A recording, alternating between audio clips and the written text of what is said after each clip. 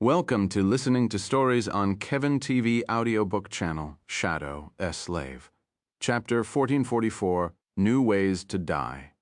Not only were the nightmare creatures on the bridge coming back to life, but the thunderous noise created by Sunny's arrows had to have attracted all kinds of abominations from the depths of the island. The enchantment surrounding Aletheia's tower might have been destroyed, but the situation was dire.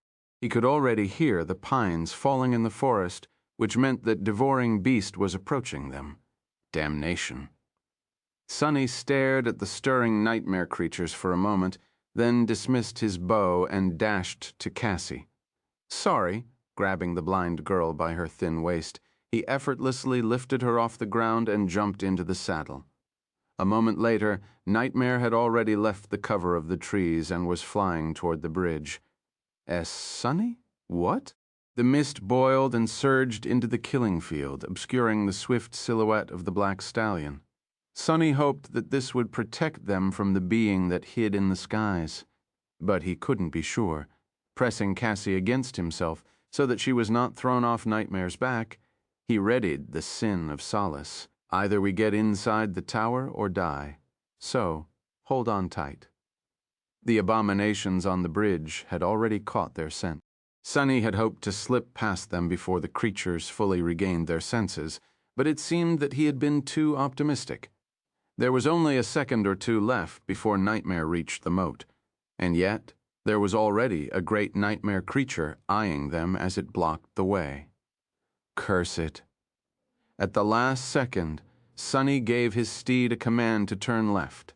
At the same time, the deep darkness surrounding them stirred and came alive, surging forward like a tide. Just when Nightmare would have plunged into the rushing water, the darkness solidified, turning into a tangible surface. A bridge built of shadow had appeared to the side of the stone bridge, and they were already crossing it. Sunny saw something fly at him from the direction of the great abomination and lashed out with the sin of solace. The impact was powerful enough to almost tear his arm off, but he did manage to deflect it. A moment later, they were past the nightmare creatures. Sunny even imagined that they could actually make it, but then something was wrong. The further Nightmare advanced across the moat, the worse Sunny felt. His body had somehow turned weak and frail. His thoughts turned cloudy. What? What is happening? Cassie's golden hair, which was flying into his face a moment before, was now white for some reason. Pressed against him, her body felt unnaturally thin and fragile. The sin of solace slid out of his grip and fell into the water. Looking down in confusion, Sunny stared at his hand. His skin had turned wrinkly and translucent, like that of an old man. It was just like a Nenki's hand when he had first seen her. His teeth felt loose in his gums, as if ready to fall out. Sunny, Cassie's faint voice was almost too quiet to hear. The other side of the moat was so close, but before they could reach it, Sunny's vision suddenly turned blurry. Then he was standing on the deck of the chain-breaker once again, turning slowly. Sunny looked at Cassie. The blind girl was standing behind him, shivering.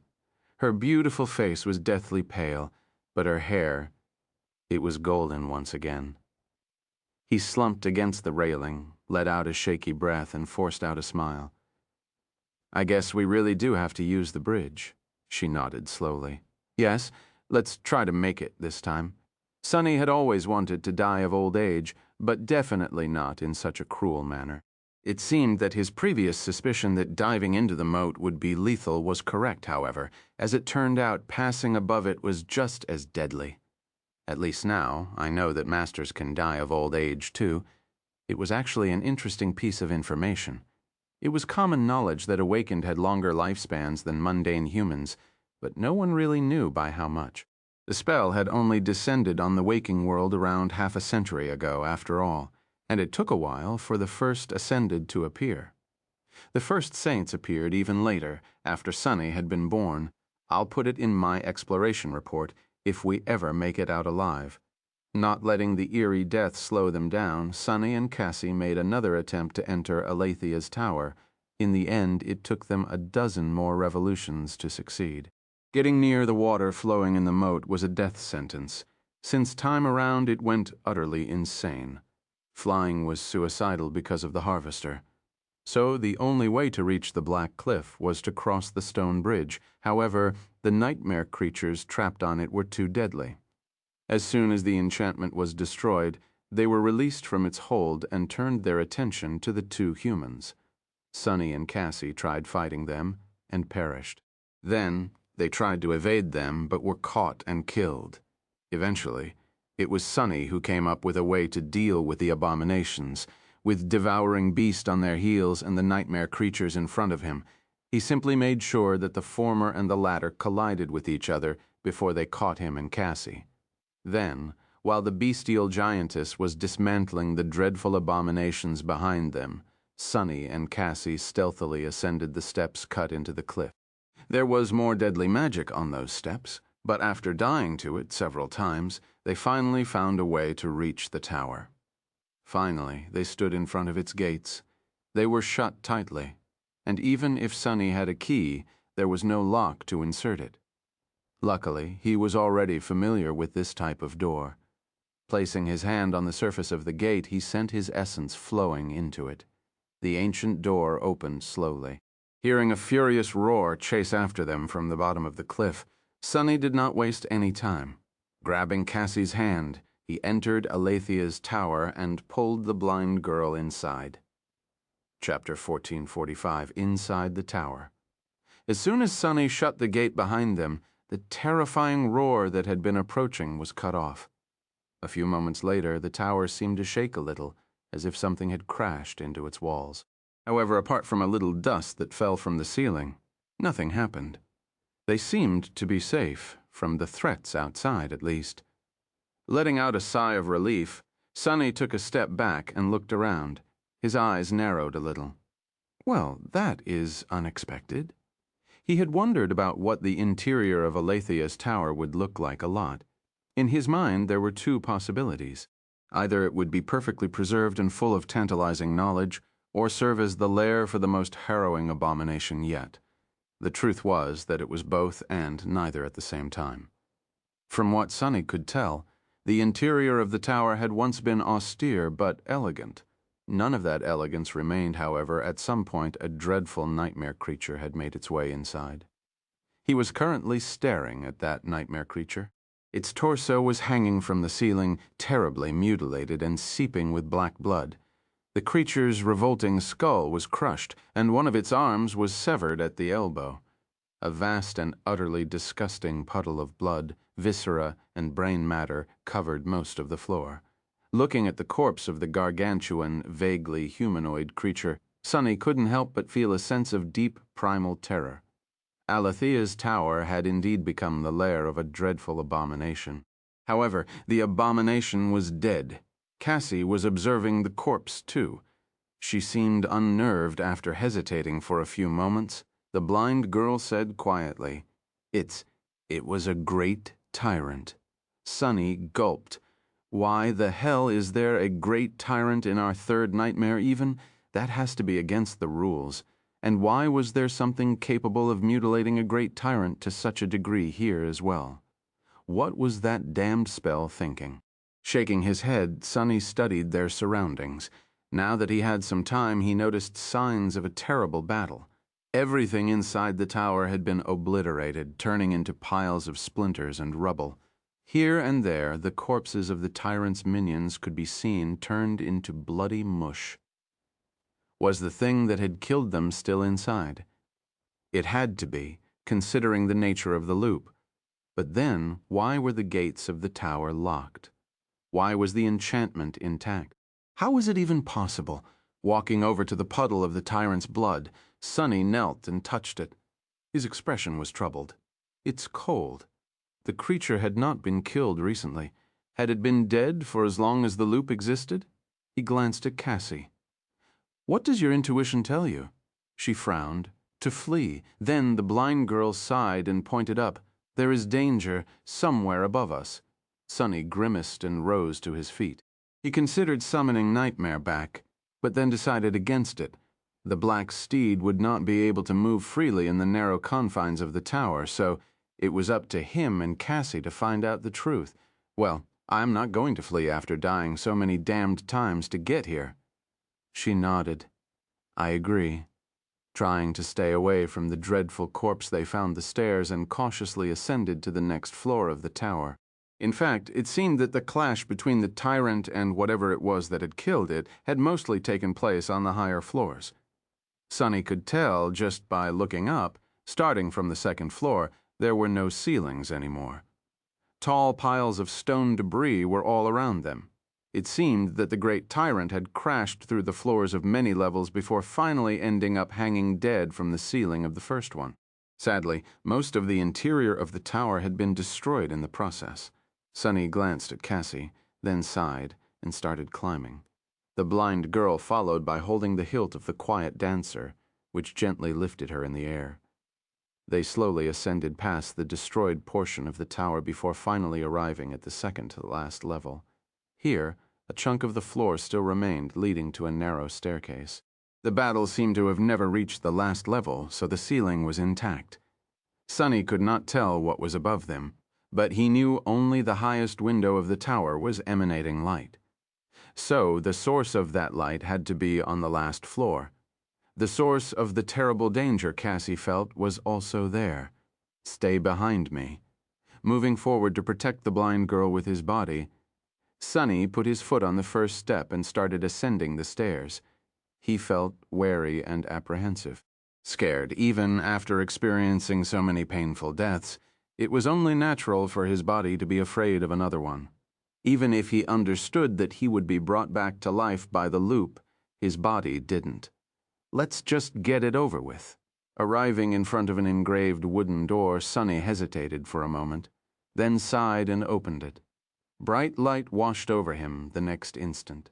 There was a faint smell of incense in the air. Taking a step forward, Sunny shielded his eyes with a hand and extended his shadow sense forward. He had expected to find a dreadful abomination waiting for the inside.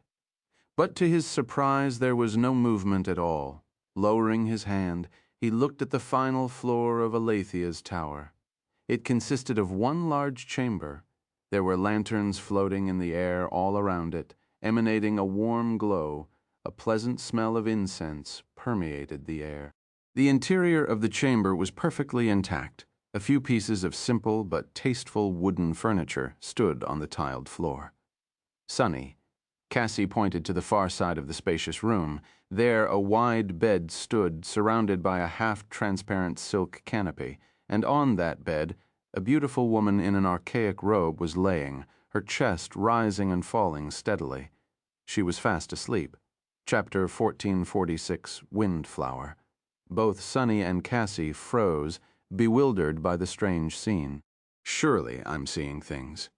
This was Windflower, a misty hell where harrowing abominations and defiled saints were imprisoned, not even knowing that they were, a place that slowly devoured the souls of great nightmare creatures until there was nothing left but empty husks, the abandoned stronghold of an ancient seeker who had left to challenge the estuary.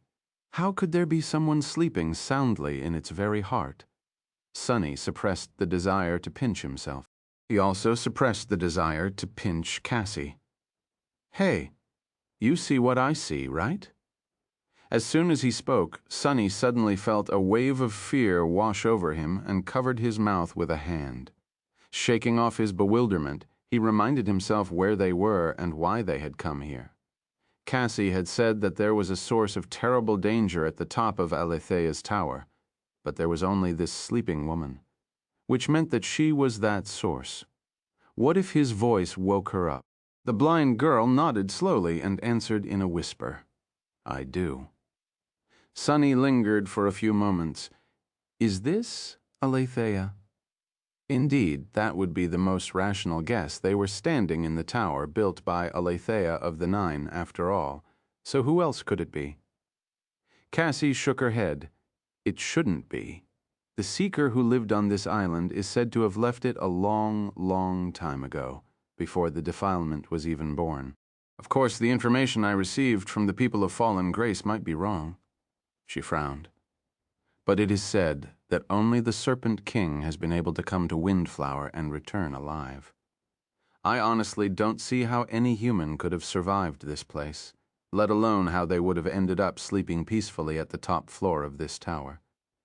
Sonny studied the figure of the sleeping woman tensely, then rubbed his face tiredly. Then who the hell is she? The blind girl remained silent for a while. Eventually, though, she answered, "Actually, I have a theory." Cassie hesitated for a moment, then said, I think she is Windflower." Sonny stared at her in confusion. "What do you mean?" "She is a personification of this island." The blind girl shook her head. "No, remember, nobody knows where the name Windflower came from. However, I noticed something strange about the guiding light. It continued pointing to the center of the island, even after we landed, right?" Sonny nodded. Cassie sighed. "I was also able to make it point to you, Neff and Effie, but not Jet. I puzzled over how it worked for a long time, and after a while I started to suspect that it's because Jet doesn't have a true name, or at least I don't know what her true name is.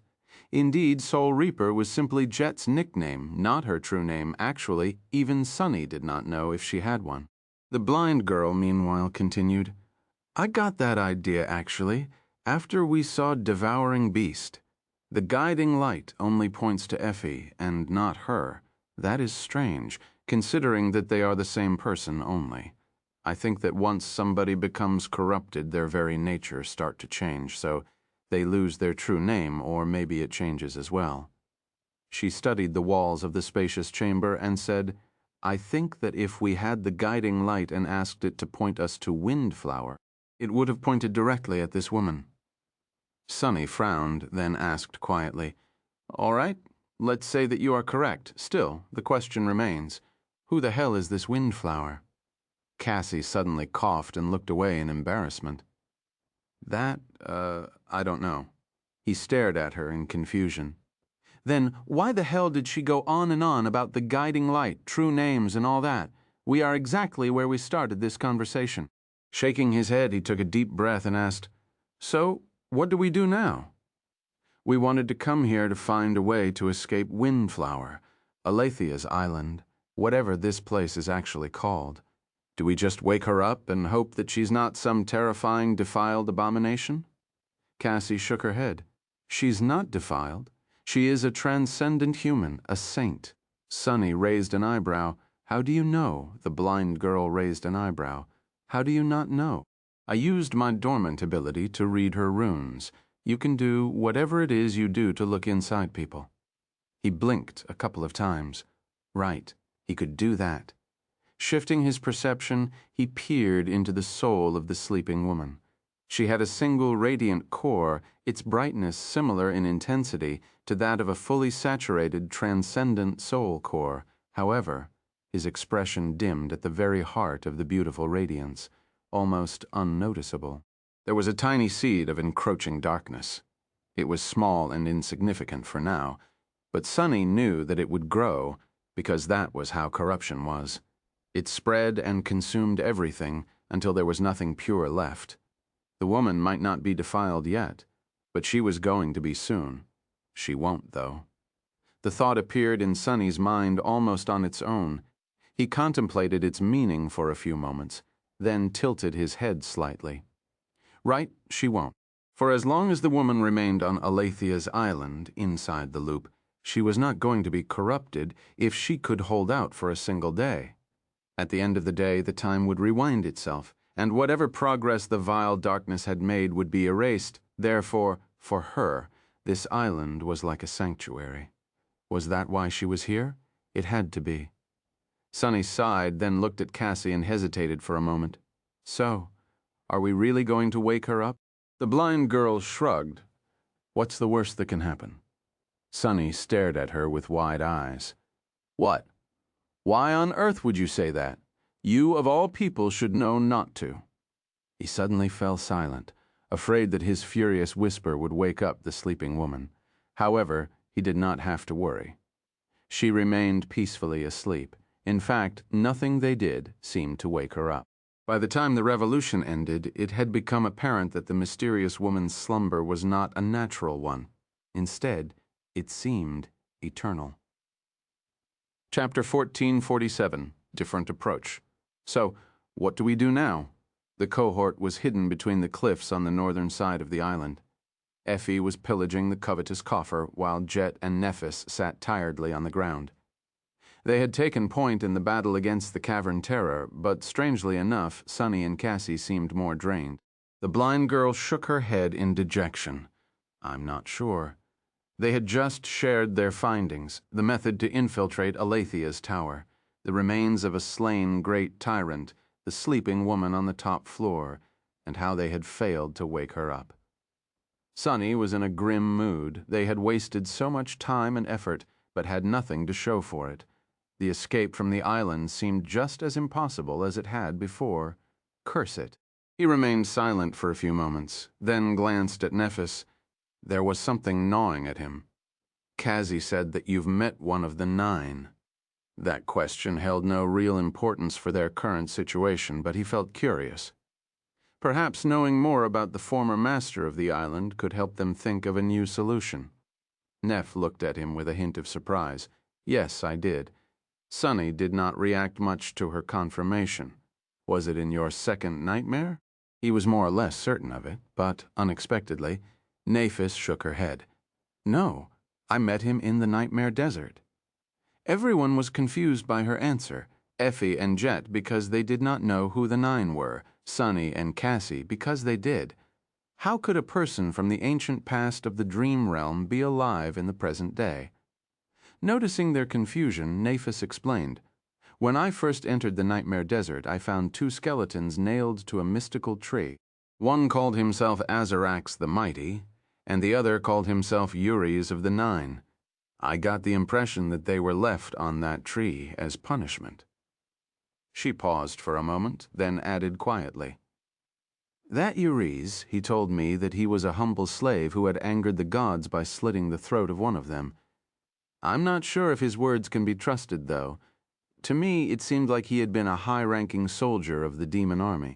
In any case, I took him off the tree and he guided me to the underworld. We parted not long before I entered the nightmare. Sunny stared at her in bewilderment. Well, that is a wild story. 2 talking skeletons nailed to a tree. Sure, the Nightmare Desert is full of old bones that refuse to stay dead. However, none of those I've seen ever spoke to me. For a moment he remembered visiting Neph's dream right after she had returned from her second nightmare. Had there not been a terrible tree there with 2 figures cruelly nailed to its trunk? And what was it about slitting a god's throat? Surely that was a play on words, right? Interesting.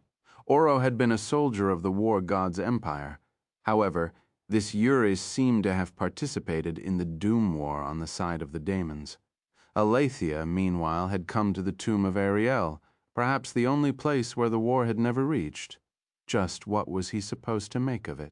If there was one unfortunate conclusion Sunny had to make, it was that knowing about Uris of the 9 did not help him at all. Aletheia's island still seemed inescapable. The tower, which had been their hope for the last dozen or so revolutions, seemed to be a dead end. Cassie let out a heavy sigh. We should probably try to wake up that woman again. If nothing helps, although I don't like it, we might want to try attacking her. Sunny raised an eyebrow. You want to kill her? The blind girl frowned, remained silent for a few moments, then said quietly, If that is what it takes, I am. He was somewhat surprised. Cassie had changed more than he had thought. The shy girl he had known on the Forgotten Shore would have never thought of killing a bystander without provocation, even if it could help her. Or rather, she would not have thought of it if given another choice. Well, why am I surprised? The past years had changed all of them. Sunny was not the same person he had been on the Forgotten Shore. He hoped that it was for the best. Cassie would not have stayed the same either. He sighed. Actually, we don't need to wake her. Everyone looked at him questioningly. After a few moments of silence, Nephis shifted slightly. Do you mean? Sunny nodded. He had visited Neph's dream once, so he could visit the sleeping woman's dreams as well. That way they would not need to wake her. It was all thanks to Nightmare and one of his abilities, Dreamwalker. It allowed the dreadful steed to travel through dreams and take his master with him. Yeah, I can get Nightmare to transport me into this woman's dreams. Perhaps she will tell me something that can help us escape the island. The others looked at him somberly. After a while, Jet asked, "Are you sure you want to visit the mind of a saint who is slowly being corrupted, Sonny?" "It might be dangerous," Effie nodded.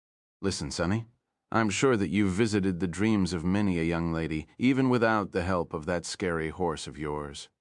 But this is different, this defilement.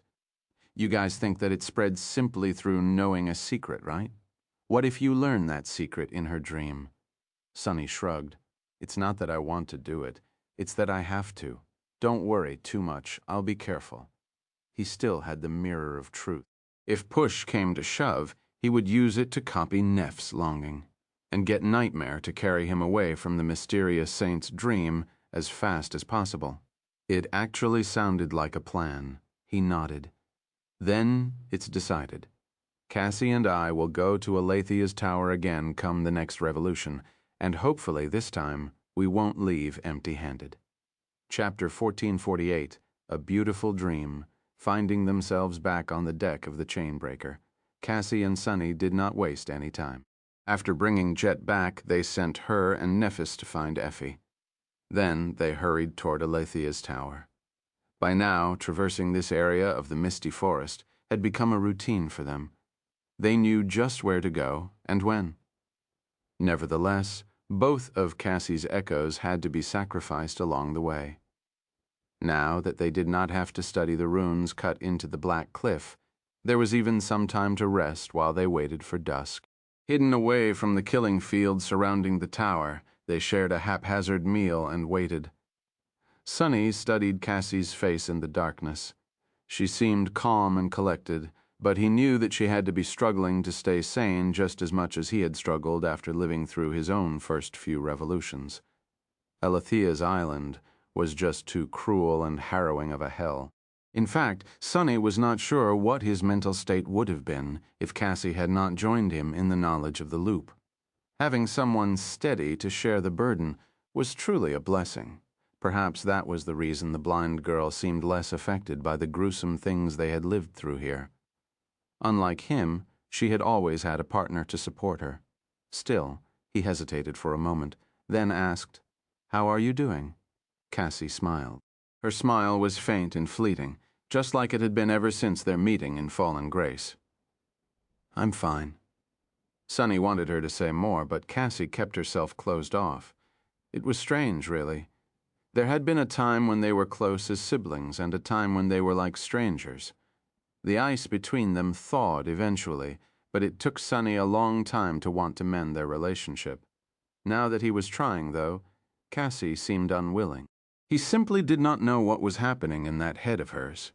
Actually, he suspected that no one knew. Even Nephis, who was the closest to the blind girl, could not tell what Cassie was thinking. Perhaps that was the curse of being a seer. Sonny sighed.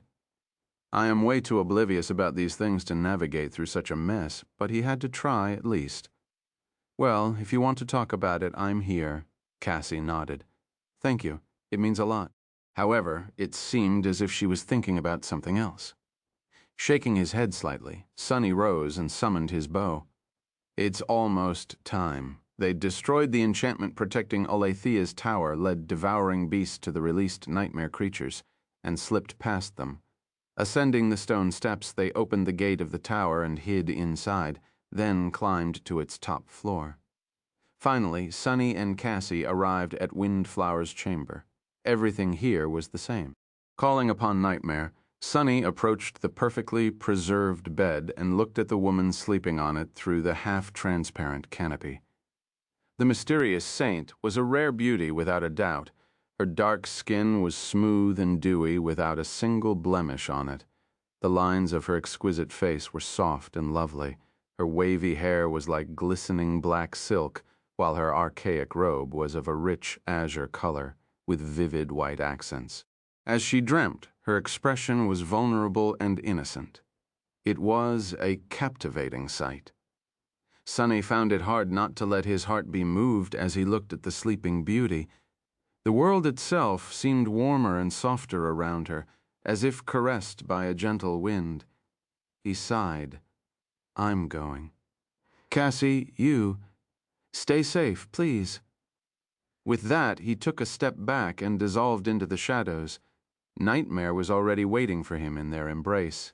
His vast form wrapped itself around Sunny, and then they were somewhere else, and yet they were exactly where they had been. Sunny was still on the top floor of Aletheia's tower. However, it looked different. The wide bed was empty.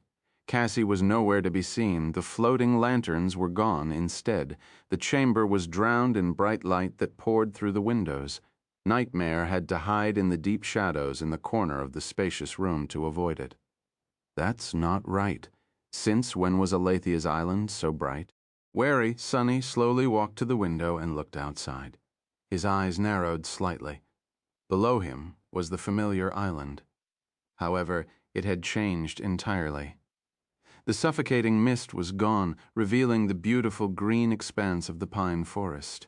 The trees bathed in warm sunlight, swaying slightly in the wind. Here and there, clear streams flowed.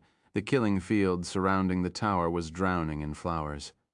The stone bridge was empty, with no nightmare creatures in sight.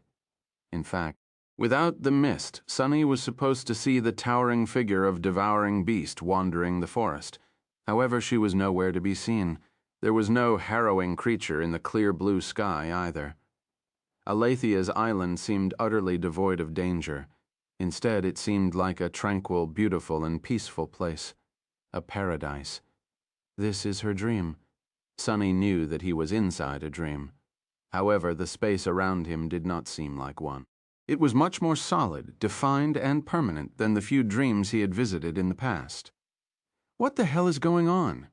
It's a wonderful day, isn't it? That voice. Sunny flinched and turned around. A woman had just entered the chamber, carrying a bouquet of fresh flowers. It was her, the beautiful sleeping saint of Aletheia's tower. She was awake, or rather, in her dream she was. Sunny took an involuntary step back.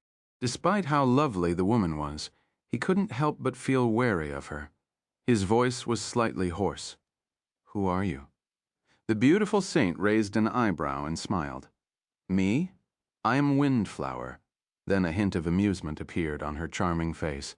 But why are you asking? And why are you here again? Chapter 1449, Left Behind. Windflower. So Cassie was right. Windflower was the true name of the mysterious saint in front of him, and after the memories of the original master of the island, Aletheia, had disappeared from the memory of the river people, they started calling this place after its current resident. In time, even that knowledge was erased by time and the collapse of the river people civilization. All that remained was a name that had lost all meaning.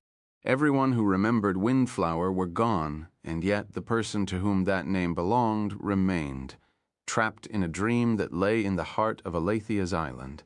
However, Sunny was caught by surprise because of something else. The beautiful saint said. He suppressed the desire to take another step back, frowned and said tensely, I'm asking because I don't know, and I am here in hope of finding a way to escape this island. But again? Why did you say that I'm here again? Windflower studied his face for a few moments, still smiling. Her gaze lingered at the crown of twilight, then shifted away. Letting out a melodious chuckle, she walked to a beautiful porcelain vase and put the bouquet of wild flowers she had been holding inside. Then she let out a sigh. I see. This is our first meeting. How exciting. Sunny was not convinced. Why would Windflower act as though she had recognized him? It could only mean one of two things. He hesitated for a moment. Are you not affected by the loop? She shrugged. My body is, but my consciousness isn't here in this dream palace. I am free to live my days in peace. Her smile dimmed a little, and a hint of darkness appeared in her beautiful azure eyes. I must admit, though, young man, you have rather poor manners. Not only have you intruded upon a lady's dream without an invitation, but you've also neglected to introduce yourself. I feel at a disadvantage. Sunny coughed. Please accept my sincere apology, Saint Windflower. I'm not exactly familiar with the etiquette of visiting people's dreams. My name is Sunless, if she is not beholden to the loop. Then she had indeed met Sunny before, which of course was impossible. This was definitely his first time entering the dream palace where Windflower's soul resided.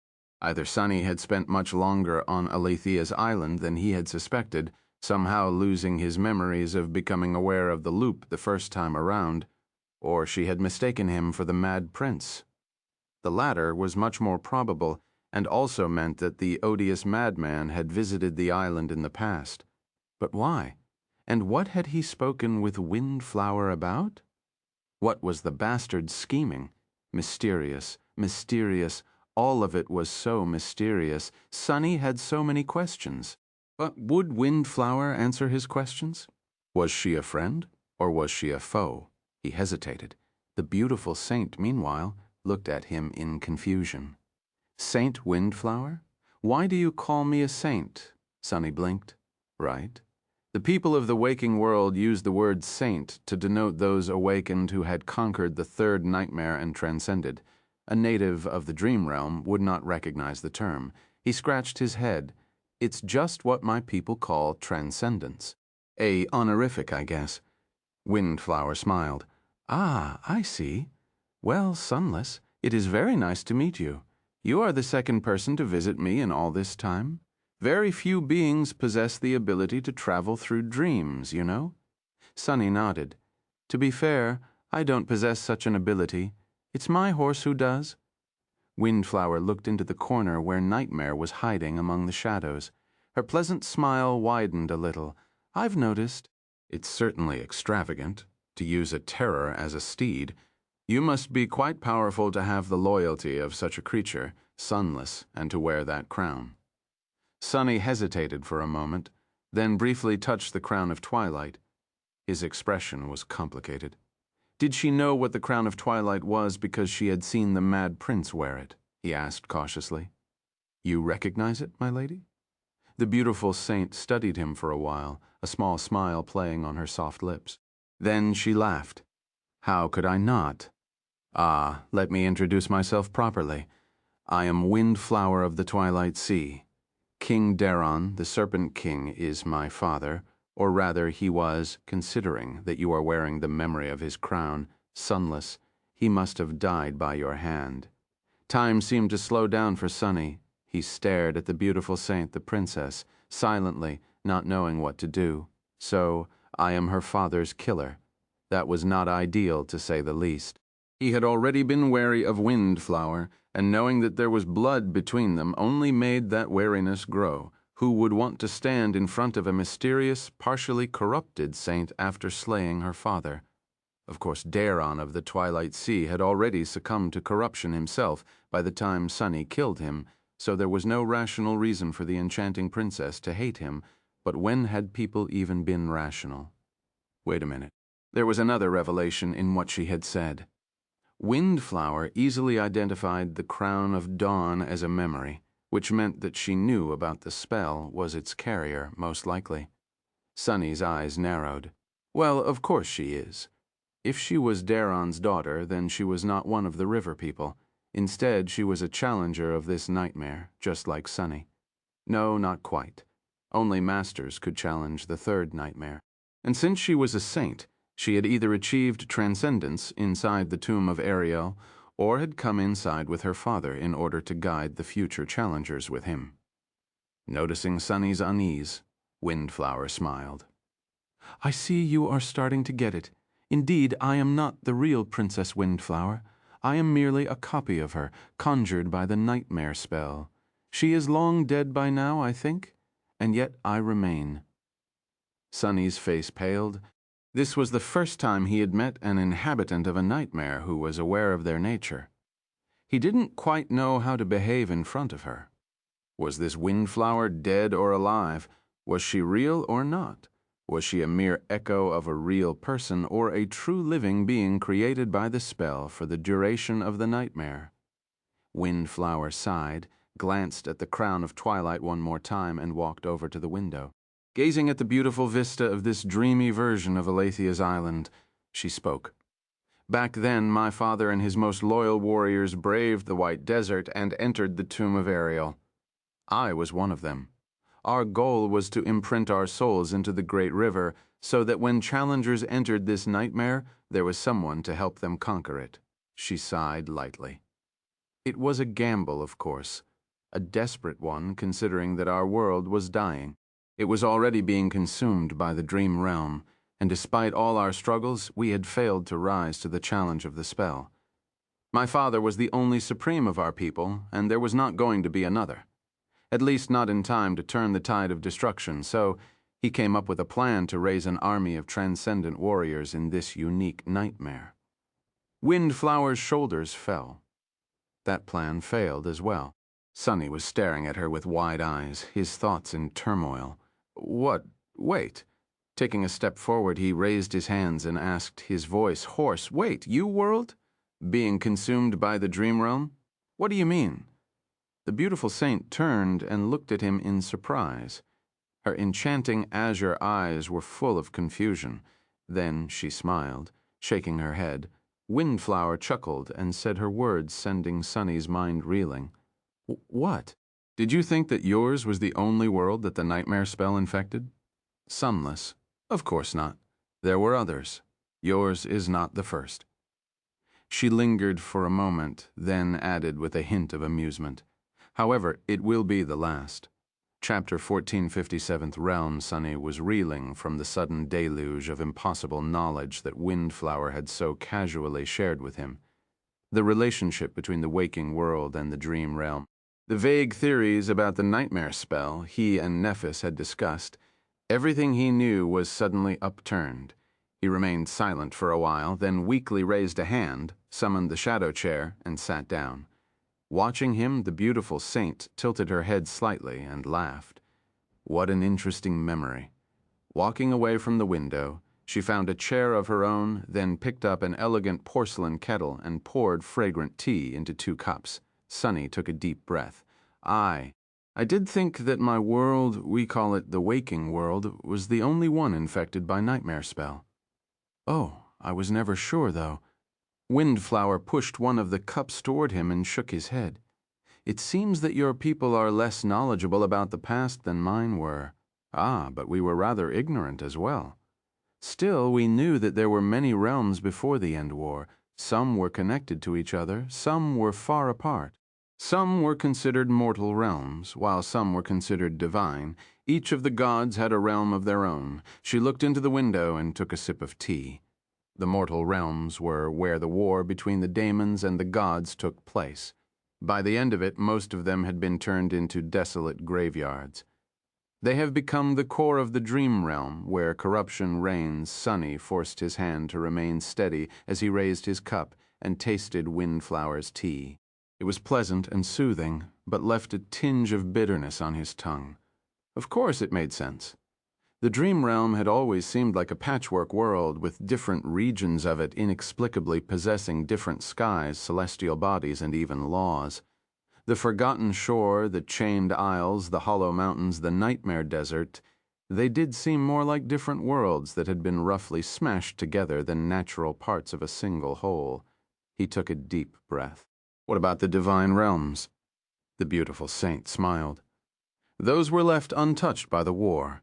Even after the gods died, their realms remained. They were isolated from the mortal ones, and each other as well, and so were left untouched by the spreading corruption, at least for a while. Naturally, there were 6 of them.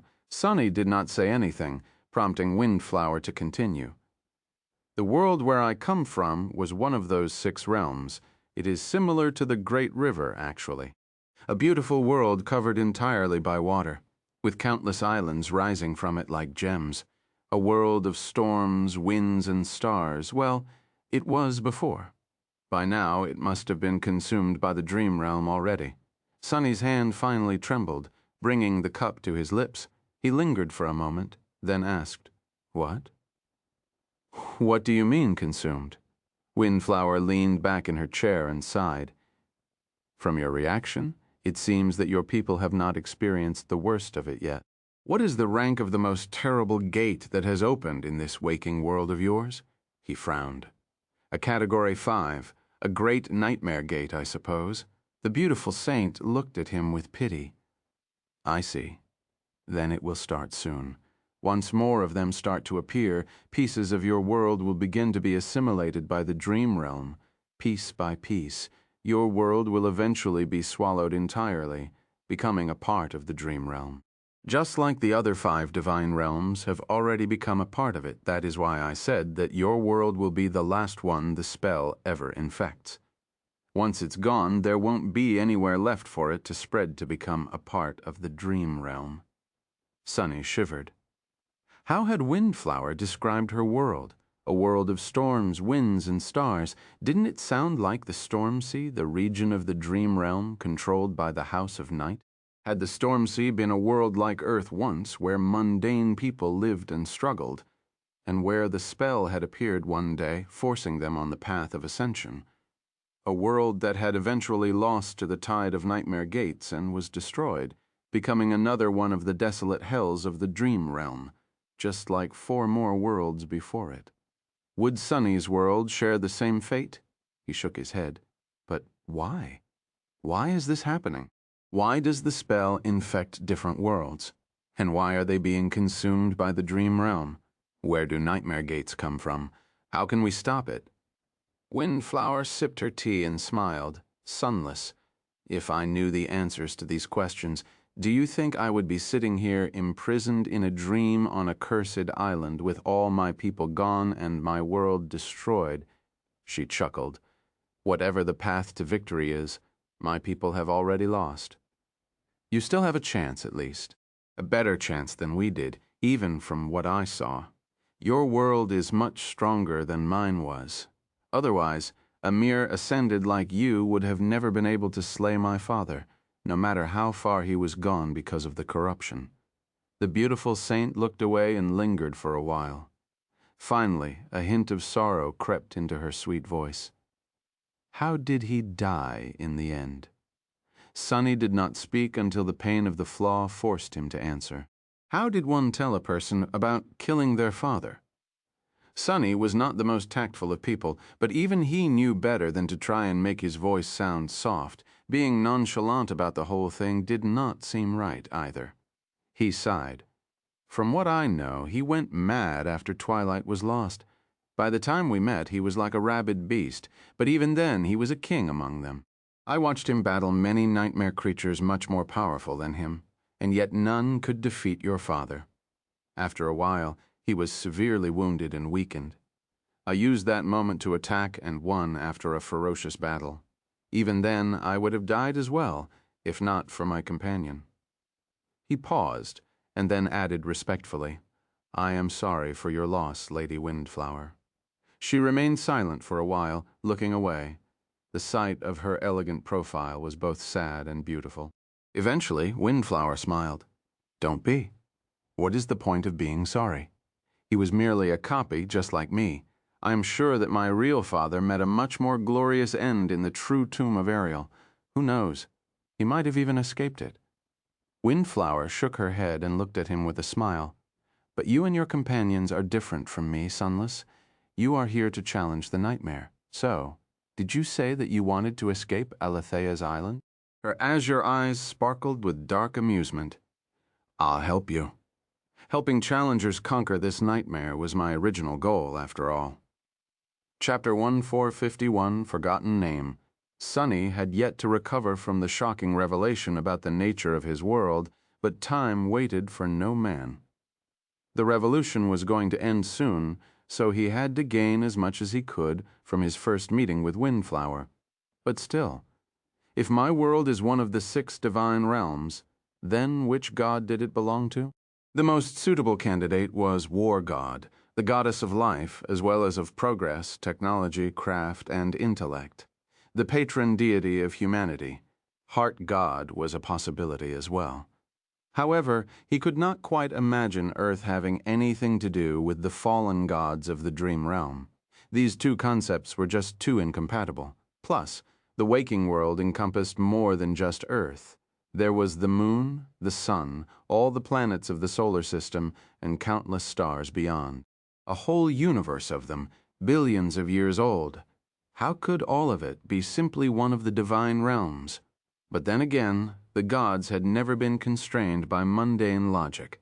They were the ones who had created the universal laws of existence. Even time itself was merely one of their weapons. Who was to say that a god could only will something into existence, not will something to have always existed? Ah, my brain hurts. Sunny's mortal mind seemed to be incapable of truly comprehending such matters. Windflower must have been the same. She certainly knew more than Sunny, but there was no telling how accurate her understanding was. In any case, for now, it did not matter. He was elated to learn such profound mysteries, but his immediate goal was not enlightenment. It was getting the hell off Aletheia's island, and Windflower was conveniently offering her help in that regard. Sunny took a deep breath. "Do you know how we can escape this horrible place?" He paused for a moment, then shook his head. "No, I should describe our situation first. There are 5 of us here, 3, including me, start the loop in the hidden bay at the southern edge of the island. Well, what I call the southern edge, anyway. The 4th member of the cohort is in the forest, not too far away from the bay. It's the 5th that is the problem. She is all the way on the northern edge of the island." His expression darkened. "There are all kinds of terrifying abominations hidden in the mist, so we can't travel freely. No matter how many times I tried, I failed to pick up the 5th member and return to our ship before the loop ends. This tower and you, Lady Windflower, are more or less my last hope." Windflower looked into the window, then let out a quiet sigh and put her cup on the table. Then she stood up. "Come with me." Before Sunny knew it, they were somewhere else.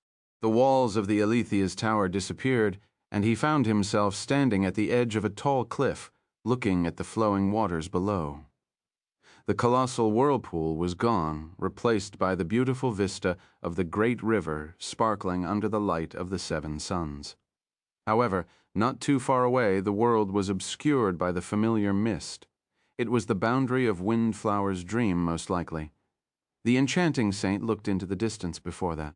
"Let me tell you how I ended up imprisoned here, Sunless." She glanced at him and smiled. "As you might have guessed already, it was my father who had brought me here and put me to sleep at the top of Aletheia's tower. There is a seed of corruption in my soul, and so remaining inside this cycle of time is the only way for me to live on." Her smile dimmed a little wind. Flower lingered for a moment, then looked at the great river once again. "Back then, we laid siege to Verge, hoping to destroy the source of the defilement and conquer this nightmare. However, even after breaching the walls of the city and fighting our way to the Citadel of Truth, we failed to defeat the first Seeker." Studying the exquisite line of her charming face, Sunny scowled. The first Seeker must be tremendously powerful then. If even a sovereign in command of a vast army of awakened had failed to put an end to the defilement, then how could their cohort ever hope to succeed? His thoughts turned dark and bitter. However, Windflower lightly shook her head. "The first Seeker has no power. That thing could not even be called a living being anymore. It's just a grotesque, sprawling mass of festering flesh contained within the Citadel, its tendrils slowly spreading across all of Verge. The problem, however, is that anyone who touches it becomes infected by corruption. That is how I became infected as well. In the end, we had no choice but to leave our fallen behind and retreat. That is how our glorious assault ended in death and misery." She looked at Sunny somberly. "So, Sunless, tell me, do you still think that you and your companions can conquer this nightmare?" He remained silent for a few moments, trying his hardest not to imagine the revolting image of the cursed city of Verge. The picture Windflower painted with just a few words was just too vivid. Eventually, Sunny nodded. "I do. One of my companions, she is immune to the corruption, in fact. I have a memory to borrow that ability of hers as well. There is probably no one in the world suited for the task better than the 2 of us." He smiled faintly and lingered for a moment, then added in a strangely dark tone, "It must be fate." Windflower did not seem too surprised by the fact that there was someone out there whose soul could not be corrupted. She watched the water flow for a while, then sighed. "It's good, then. You might really stand a chance to succeed where we failed in any case. After we retreated from Verge, my father brought me here to Aletheia's island. The only place that could delay my eventual fall into corruption. Quite ironic, don't you think?" Sunny hesitated. "I'm not sure that I know what you mean, my lady." She looked at him with surprise. "What? You don't know who Aletheia was?" He frowned, then shook his head. "I only know that she was called Aletheia of the Nine, and that she was one of the Seekers." Windflower chuckled. "Yes, you are not wrong, indeed. She was one of the Seekers. A mysterious sorceress who built this island and created the whirlpool of twisted time surrounding it for some unknown purpose. She lived here for a while, but eventually left in search of the estuary, as most Seekers did. Aletheia never returned, and her name slowly disappeared from the memory of the river people." The beautiful saint gazed at the great river with a dark expression. "Of course there is something different about Aletheia, because, unlike all the other Seekers who had traveled downstream in search of the estuary, she actually found it." Sunny eyes widened slightly. "Wait, do you mean?" Windflower nodded. "Yes. Although her original name is forgotten, everyone in the tomb of Ariel now knows her by a different one. The core of this nightmare, the source of the defilement, the first Seeker, is Aletheia of the Nine. This island is the estate that she had abandoned before leaving on her fateful journey to the estuary." Sunny shivered and instinctively turned around to look at the distant silhouette of Aletheia's tower, Windflower. Meanwhile, smiled. "So, you see, it is indeed quite ironic. The seed of corruption was planted into my soul by the first Seeker, yet my father prevented my soul from being consumed by bringing me to the first Seeker's stronghold. If that is not ironic, then I don't know what is." She turned away from the great river and laughed. "Ah. In any case, after putting me to sleep in Aletheia's tower, my father meant to return to Twilight and search for a way to destroy the first Seeker. He also meant to find a way to save me, or if not, then at least to visit me from time to time. However, he never came. Now I know that it is because Twilight was lost, and he succumbed to corruption himself." Windflower sighed. "Well, anyway, that is the past. What is important now is that my father had not only come to Aletheia's island, but also left it, and I can teach you how to leave it as well." Chapter 1452, Path to Salvation. Windflower walked along the path in the forest with Sunny following behind. Although he was certain that there was a long way to go, they arrived at the hidden bay in mere minutes. It looked different without the gloomy mist obscuring everything in sight. The white sand sparkled in the bright daylight, and the black cliffs cast deep shadows on the beach. For the first time, Sunny noticed how similar to the nightmare desert this place looked. The chain breaker was nowhere to be seen in Windflower's dream, but the line of lonesome footprints was still there, leading to the edge of the island. Sunny stared at it for a moment, then asked out of idle curiosity. "Whose footprints are these?" The charming saint smiled. "Whose else? Aletheia's?" "That is where she left the island. It happened countless years ago, of course. But because of how twisted time is here, it also just happened yesterday." He scratched the back of his head. "I see. So, the footprints belong to the first Seeker." Sunny honestly did not know what to think of that. Hiding his unease, he pointed to a particular spot on the beach. "This is where our ship crashed. Right, it's a flying ship, but currently it can only fly during dusk and dawn. As soon as I find a way to get the fifth member of our cohort back, we'll wait for the right time and fly away." His expression darkened. "Of course, there's also that thing in the sky above the island. I'll need to find a way to escape from it as well." Windflower looked at him and remained silent for a while. Then she sighed. "I'm sorry to tell you this, Sunless, but even if you get your companion back, you won't be able to escape the island." His heart skipped a beat. Staring at the beautiful saint incredulously, Sunny lingered for a few moments before opening his mouth. Eventually, though, he asked grimly, "Oh, and why is that?" Windflower shrugged. "It's just how it is. Nothing can escape Aletheia's island the way it came. The whirlpool simply does not release anything once it's caught in its maw. No one is powerful enough to defeat its current, at least no one in the tomb of Ariel. Flying won't help either. The winds will throw you down." Sunny was not amused. He stared at her some more, then sighed. "That's a bit contradictory, don't you think, my lady? You said it yourself. Your father, the Serpent King, did escape this island." She nodded. "He did. However, I never said that he was strong enough to overcome the pull of the vortex." Sunny's expression dimmed. If the monstrous sea serpent he had fought was not powerful enough to swim out of the colossal whirlpool, then who was? So how did he leave? Windflower simply pointed down. "What is that supposed to mean?" Sunny blinked a couple of times, staring at the white sand beneath her feet. Then his eyes slowly widened. "Do you mean that the only way to escape the island is to dive into the vortex?" She smiled. "Indeed. Granted, surviving what is hidden below the island is not much easier than braving the whirlpool, but your flying ship should be sturdy enough to make it through. And you have the guiding light to show you the way." He frowned. "What is hidden below the island?" Windflower lingered for a bit. "Nothing much, really, just the depths of the great river and all the horrors that dwell in them.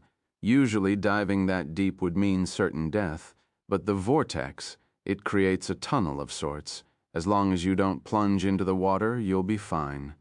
Sunny was not at all happy about how nonchalant she sounded. Falling into a mystical tunnel that led to the depths of the bottomless great river. Staying clear of the water? What about these obviously lethal things, exactly? Told her that they would be fine. He sighed. And what's on the other side of the tunnel? The beautiful saint hesitated. Should be the inner wall of the pyramid. You'll have to be careful once you reach it because there are bound to be dangers there. But the important point is that one can make their way back to the great river by following the inner wall. At least that was what my father believed, and since he did make it back to Twilight alive, he must have been correct. Sunny took a deep breath. "Should be?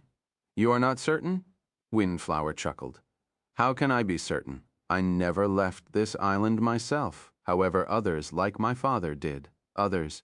So there was someone else who had come to Aletheia's island and left, not just the Serpent King. Sunny did not miss that detail. He hadn't missed the fact that Windflower mentioned the guiding light either. He had never told her about the sacred staff of the Sibyls, or that it was in their possession. So how did the beautiful saint know about it?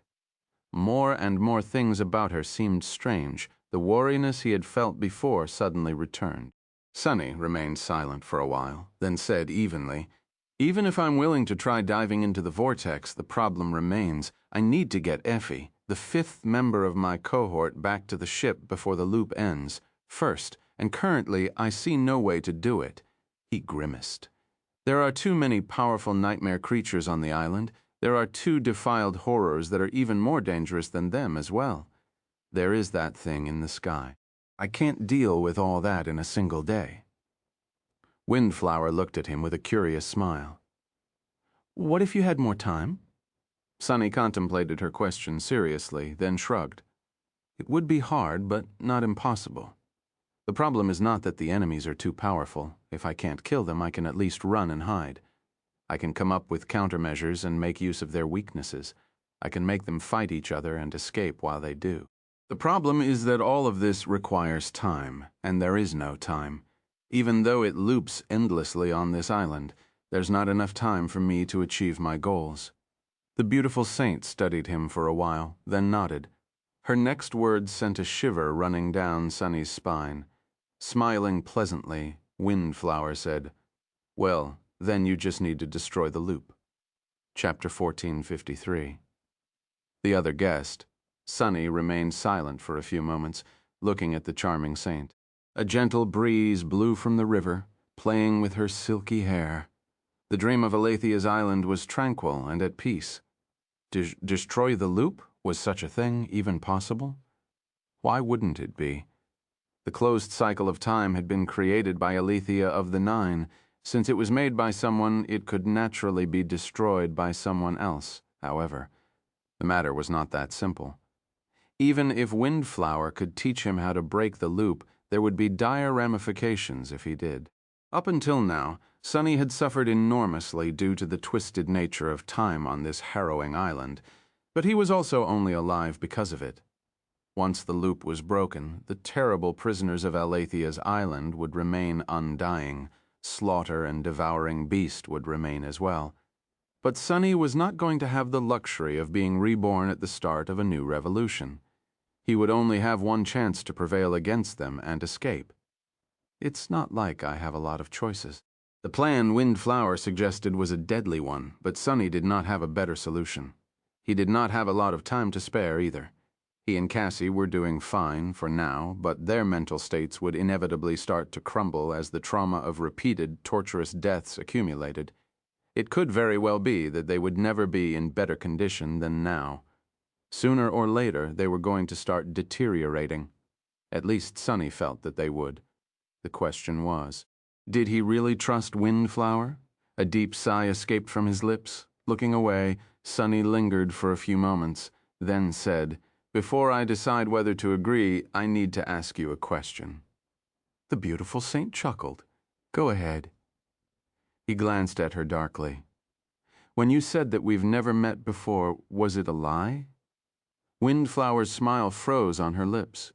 She studied him silently for a while, the veil of friendliness finally fading from her gaze to reveal something much colder, darker, and more frightening. Finally, for the first time since they met, Sunny felt that he was standing in front of King Daron's daughter. But then the frightening abyss hiding in her eyes was gone, replaced once again by benevolent sweetness. Windflower laughed. "You really are a sharp one, Sunless, just like the other one." Sunny took a deep breath. "The other one?" A deep frown appeared on his face. "The Mad Prince. He is the other visitor you mentioned, then." The beautiful saint looked at him with a nonchalant smile. A moment later, the white beach disappeared, and they were in Aletheia's tower again. Windflower sat down on her bed and shrugged. "Indeed. Oh, I must say, even inside the tomb of Ariel, you truly are the most bizarre of individuals, Sunless. You are the only being to enter my dream in all these years, and yet there were 3 visitors." Sunny slumped on the shadow chair. 3? She nodded. "You, that defiled madman, and the sullen wraith that follows him around." He stared at her incredulously. "So the Mad Prince is haunted by his own version of the sin of solace. Serves the bastard right. Both bastards, really.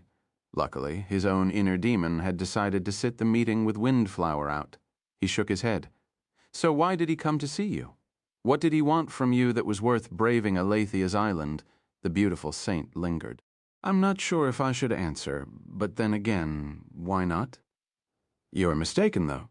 Although the Mad Prince did visit me, I was not the reason he had come to the island." Sunny simply raised an eyebrow, prompting her to continue. "The reason he came here was to lure the other 2 defiled into a trap." What? Sunny hid his shock as best he could. Previously, he had theorized that Devouring Beast and Undying Slaughter had been sent to Aletheia's island because of their flaws. And it might have been the justification true, but now it seemed that they had been left here against their will. They had been locked in a prison of time by the Mad Prince. Sunny exhaled slowly. Why would that lunatic plot against 2 other plagues? Windflower shrugged. "I really don't know." "Is it surprising, though? The defiled are different from us to begin with, and your other self, Sunless, is more insane than most." That said, he was surprisingly lucid for a nightmare creature. Sunny frowned. "In what way?" The charming saint contemplated for a while. "It's hard to describe. I've met abominations who could talk like humans before, but never one who seemed so human-like.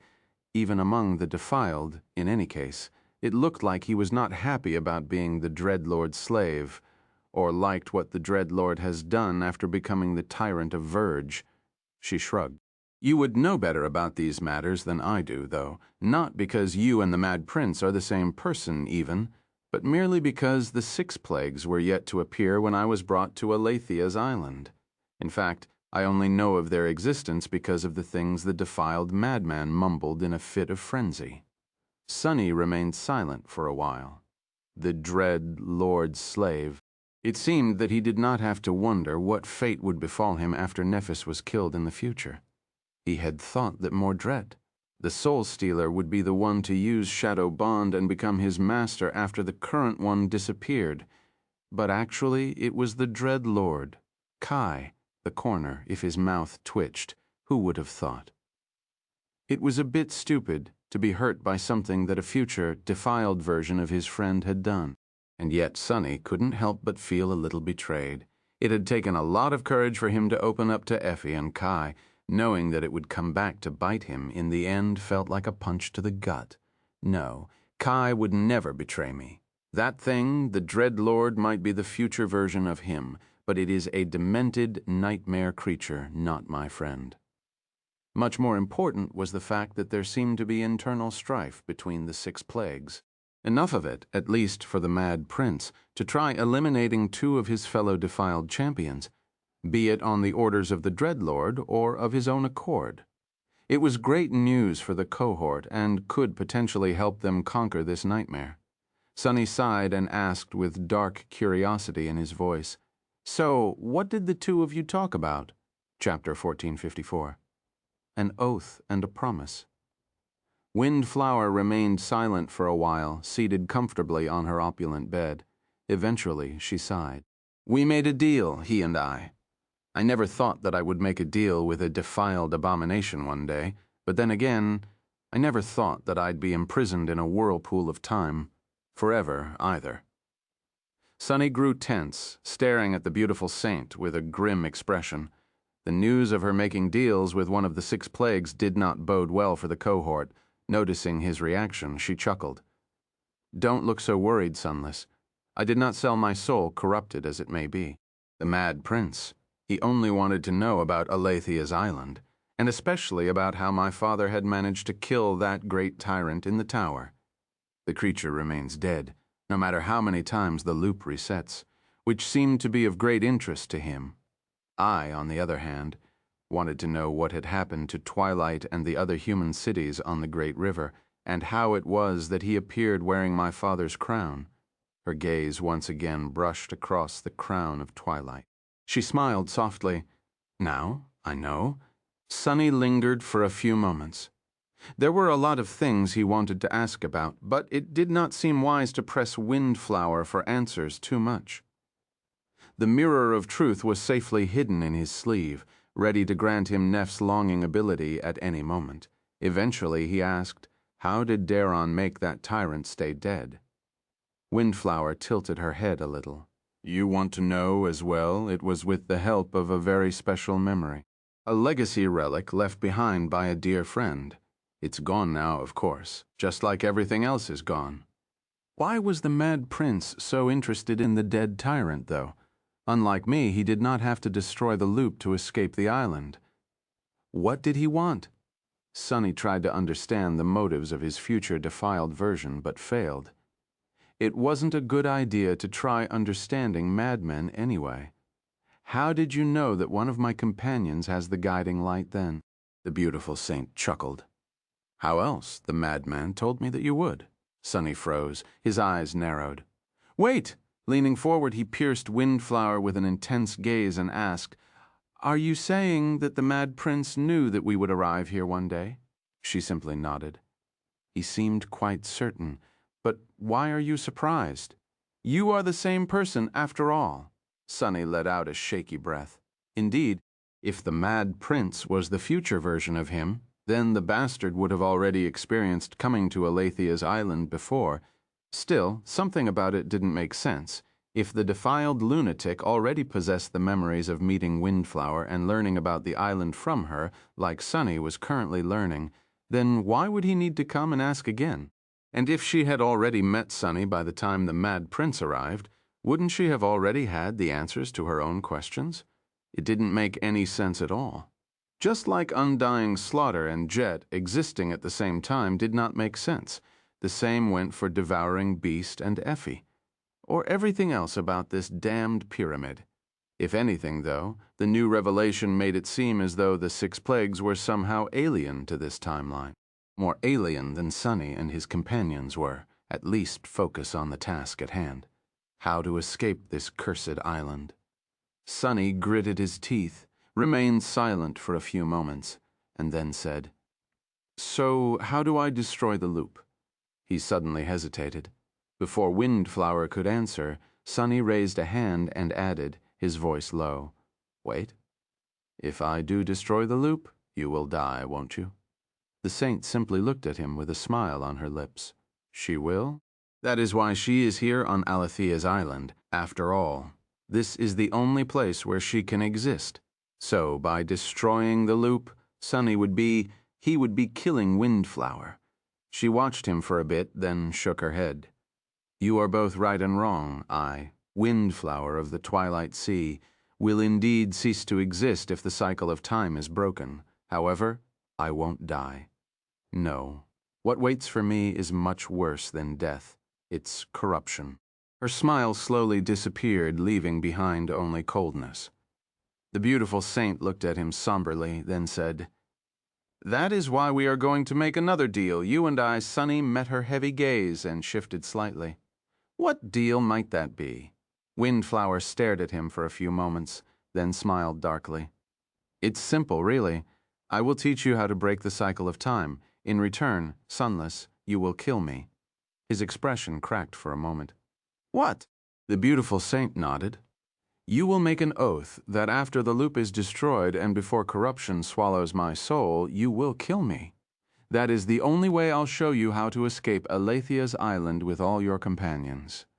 Sunny looked at her solemnly. He couldn't say that he didn't understand indeed.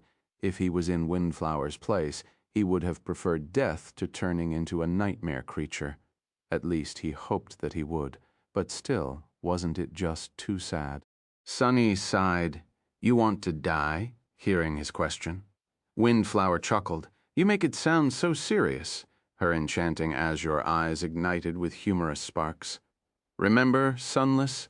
I am not even a real person. I've been conjured by the spell to play a role in this nightmare, and so there is no purpose for my existence outside the nightmare.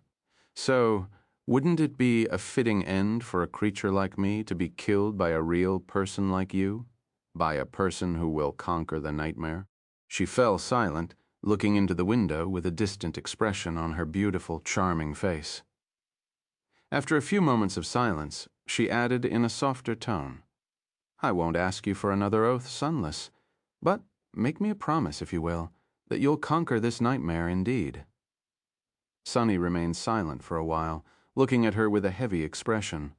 Eventually, he sighed and opened his mouth to speak. Not long after that, he was back on the deck of the Chainbreaker. Chapter 1455, Puppet Master. The white beach was shrouded in mist once again. The bright and beautiful vista of Windflower's dream was gone, replaced by the chilling gloom of reality.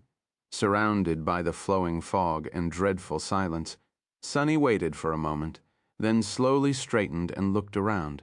His heart was beating wildly, full of crippling panic and boundless dread. These feelings were not something he wanted to feel, or had a reason to. Rather, they were simply an instinctual response caused by meeting countless harrowing ends in this misty hell. Even when Sunny was calm, his body remembered every torturous death, every heart-wrenching loss, and every pained cry.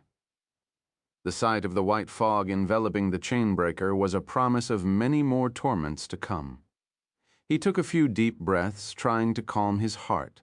It was getting harder and harder to do with each new revolution. A few moments later, Sunny let out a long sigh and turned around. Cassie was facing him with a somber expression on her pale face. She lingered for a few moments, then leaned heavily on the guiding light and asked in a quiet voice, "So, how did it go?" He looked away. "I met her. There is a lot to discuss. We should bring Jet back first." The blind girl nodded listlessly, then walked over to Nightmare, adjusted the stirrups, and climbed into the saddle.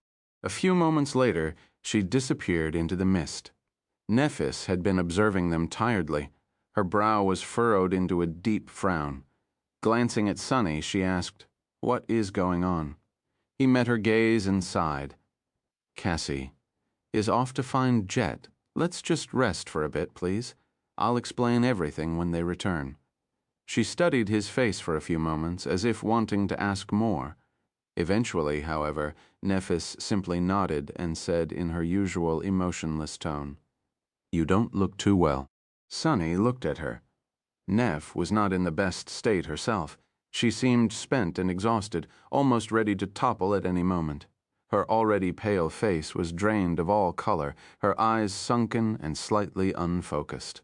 The slumped shoulders, the sickly pallor, the feverish gaze, these were the symptoms of extreme essence exhaustion. He smiled. "You look beautiful, though, with that." Sunny lowered himself to the deck and leaned against the railing. Nephis remained motionless for a few moments, flustered. Then she silently sat down near him and rested the back of her head on the ancient wood. "I'll wait until Cassie returns, then." He did not answer, staring into the mist. Sunny had a lot to think about. It had taken him a long time, many lifetimes of dread, really, to reach Aletheia's tower. However, the truths Windflower had revealed to him were all worth it. There was so much he had learned from the beautiful Forsaken Saint. The origin of the dream realm and the waking world, the true identity of the first seeker, the secrets of Aletheia's island, and so much more. Even the impossible number of challengers who had entered this nightmare had an explanation now. But most importantly, he had learned a few things about the Mad Prince. At this point, I can't deny it anymore. That defiled madman, the future version of himself, had visited Windflower in her dream. Sunny might have met a strange echo of his corrupted future in a nightmare, but the bastard had spoken to Windflower personally, which meant that the Mad Prince had the Dreamwalker ability just like Nightmare did, or something similar to it. In all the years that Daron's daughter had spent sleeping on Aletheia's island, they were her only guests. That proved that very few beings possessed power over dreams, even here in the tomb of Ariel, and that meant it was him. Sunny exhaled slowly. It was not dusk, but the Mad Prince who had sent Ananke a dream message so that she would find the children of Weaver, find Sunny and Nephis, and send them off to fallen grace. It was that madman who had massacred Weave, then used its last priestess to guide them deeper into the nightmare, past the time storm and to the derelict of the Chainbreaker. It was also him who had created the estuary key and secreted it away in Sunny's soul somehow. He could have even been the author of the demented runes Sunny had seen on the piece of flotsam drifting in the upper reaches of the great river. Why had the Mad Prince done all these things? No, before that. What else had that monster done? Suddenly Sunny was covered in cold sweat. Now that he knew that the mysterious puppeteer responsible for many of the strange things happening in this nightmare was none other than his future corrupted self. He couldn't help but perceive everything that had happened so far in a new light. What else did not make any sense? Too many things. But there was one in particular. Why wasn't Fallen Grace destroyed? Led by the 6 plagues, the Defiled had successfully destroyed Twilight and every city of the Sibyls, except for Fallen Grace. That last city, though, had strangely been spared. It was attacked by the Defiled from time to time, sure, but none of the heralds of the estuary had ever shown up to erase it from existence themselves. Their inaction seemed very strange in hindsight. Was it, perhaps, because the Mad Prince needed Sunny and Nephis to visit it one day for some reason? To come into possession of the guiding light, perhaps? Or was it because the 6 plagues simply couldn't appear anymore? The defiled madman had treacherously eliminated Undying, Slaughter, and Devouring Beast from the board, after all. Who was to say that Soul Stealer, Torment, and even the Dread Lord himself had not been dealt with in a similar fashion? Sunny had thought that the final obstacle of the 3rd nightmare would be the 6 plagues, but now he was not so sure anymore. What the hell is going on? Was the mad prince actually an ally? Remembering the visage of the horrid lunatic whose remnant once appeared in his dream, Sonny shook his head. No, that is impossible. He is a nightmare creature. But then again, Windflower had mentioned that the mad prince seemed strangely lucid for an abomination. Why would he be? Suddenly, a strange idea appeared in Sonny's mind. He froze for a moment, then lowered his gaze and glanced at Neff's sword. Was it because? The mad prince was haunted by the sin of solace. The sword wraith was supposed to slowly drive a human insane. What would its effect on a nightmare creature be then? What would madness mean to a being whose mind was inherently alien to all things human? Sonny did not know why, but he felt that he somehow stumbled on a glimpse of truth. If the wraith born from a sinister whisper of Ariel, the demon of dread, had indeed helped his future self maintain a sliver of humanity even after becoming defiled, then he still wouldn't be an ally. However, it was entirely possible that the mad prince had other goals than the plagues did. Just what is my evil twin scheming? Sonny did not know. In fact, after learning so much, he felt that he knew even less than he had before. He was sure of one thing, though. The sinister shadow of the mad prince was behind everything that had happened in the nightmare so far, and that was an indescribably chilling thought. Sonny knew himself all too well, after all. Even slightly lucid, he was a very scary enemy to have. Chapter 1456. Do what you want. Cassie and Jet soon returned to the Chainbreaker. Sonny had explained the basic information about the loop to Niphis by then, however. He kept the things Windflower had told him to himself, for the time being. Not because he was reluctant to share the knowledge, but simply because he did not want to repeat it all for the second time. Once they reached Effie, the cohort set out to the far side of the island without any delay. As they traveled, made weapons, fought abominations, and hid in the forest to wait out the more harrowing ones, Sonny couldn't help but think about Windflower and the oath he had made. Kill her. Sonny's flaw did not compel him to fulfill any oaths. It just prevented him from making an insincere one. Still, he was free to change his mind at any moment. Can I kill her? Of course he could. However, it would be an understatement to say that Sonny was reluctant to. He was not an innocent man. In fact, there was plenty of human blood on his hands. He had even enjoyed killing some of his victims, albeit very few. Mostly he did not like it one bit. The thought of killing someone like Windflower was abhorrent. He admired the charming saint from a different world a great deal. He also felt a lot of compassion for her tragic plight. And yet, bitterly, there was nothing else he could do for her. Death was the only mercy he could give Windflower. How fitting. Shadow God would have been proud. Sonny had even considered surrendering the mirror of truth to her, but there was very little chance that it would help. Yes, Windflower would be able to delay the spread of corruption by a few hours if she borrowed Neff's aspect ability, but there was almost no hope that the seed of corruption would not only be temporarily hindered, but disappear as a result. Once the mirror of truth crumbled, the seed would most likely still be there in Windflower's soul. Then only death would be able to save her.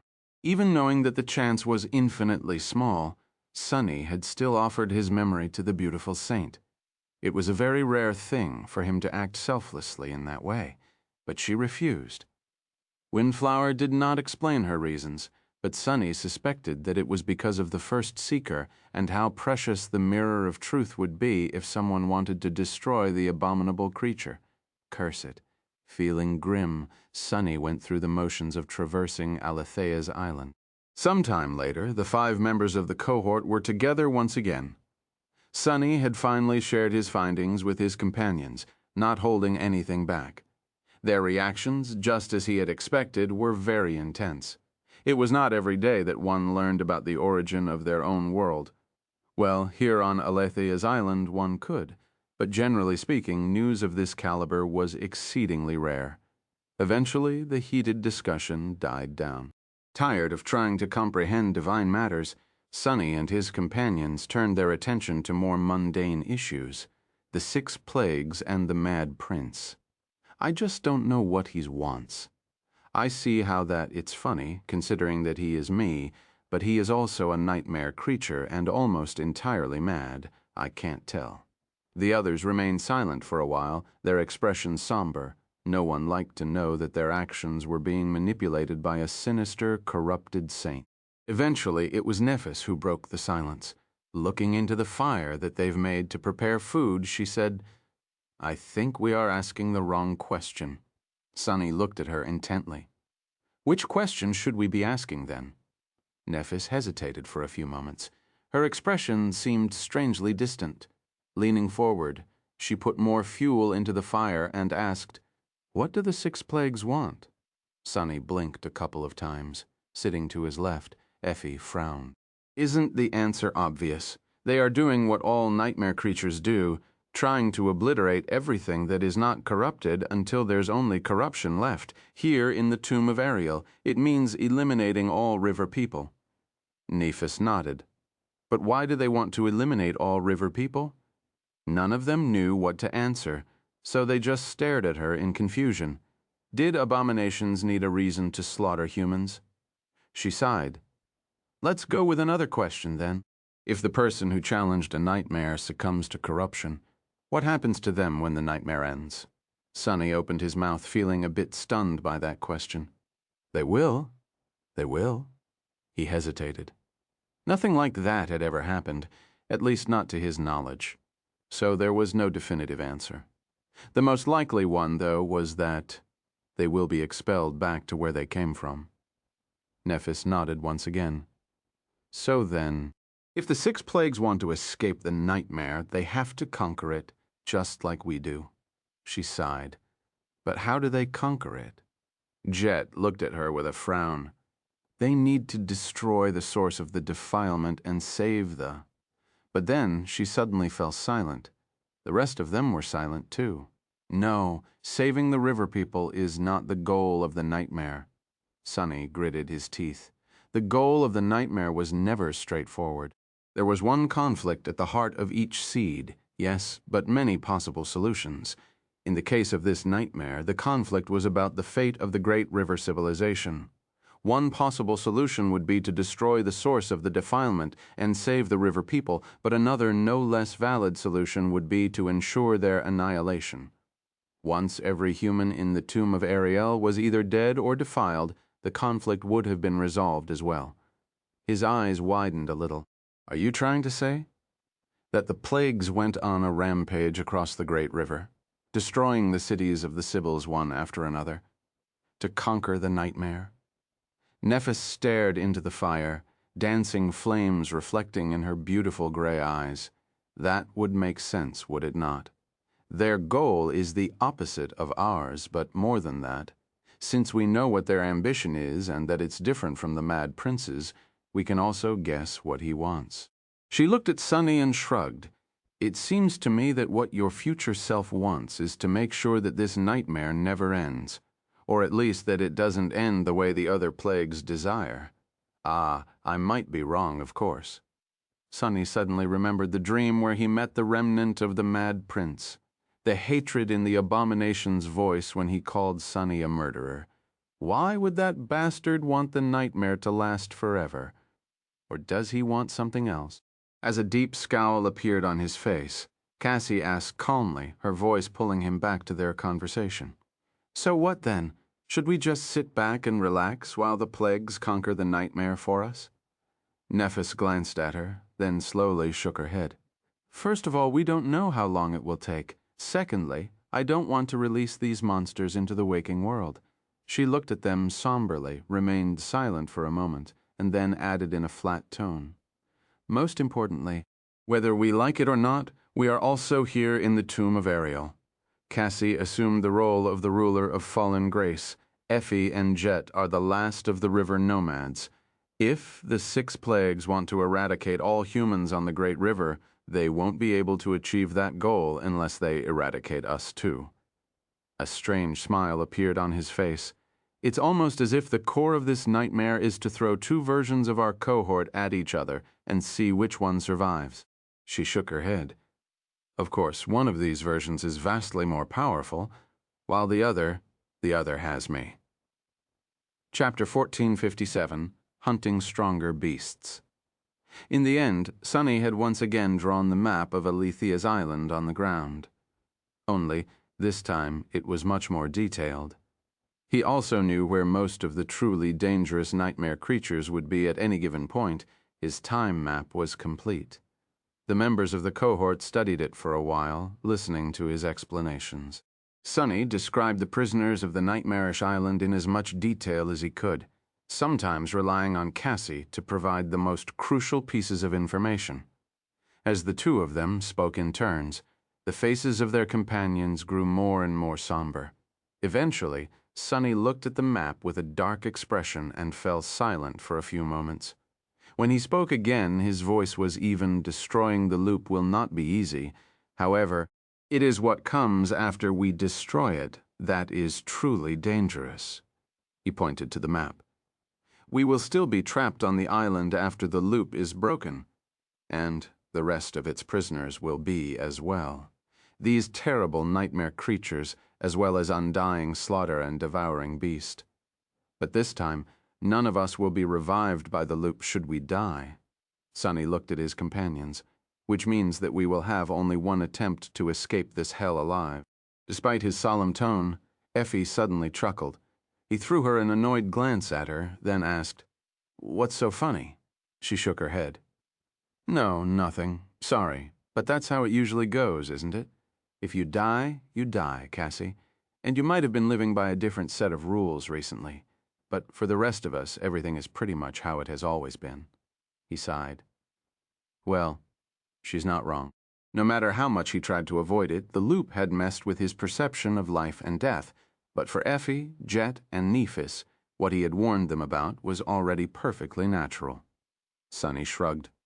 Well, good. Keep that attitude. In any case, what I meant is that there can't be any mistakes. We will have one day to destroy the loop. On that day, 3 things need to happen. As he spoke, the tip of the Sin of Solace traced a few marks on the map: the shrine, the lake, and the tower. We must retrieve the enchantment key from the shrine and find something on the bottom of the lake before entering the tower. Once inside, we will be able to achieve our goal if we do it before the day ends. His voice grew somber. We will still be stuck in the middle of the island, and we won't know where the nightmare creatures are anymore. Once the loop is broken, most of the knowledge Cassie and I have so painstakingly gathered will become worthless. Returning to the Chainbreaker will be just as dangerous as our first exploration of Aletheia's island. Sunny grimaced. Just for your information, we all died during that first exploration.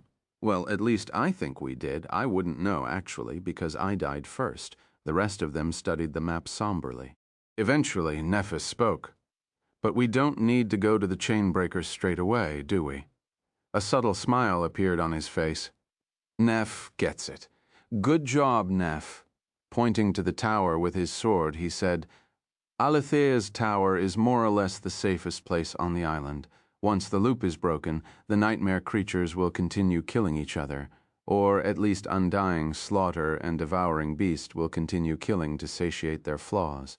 So, the smartest thing we can do is lock ourselves in the tower and wait for them to massacre all the abominations that would have swallowed us on the way back to the beach. Otherwise, finally, Sunny grinned. And then, just before the dust settles, we can slip away, board the Chainbreaker, and escape.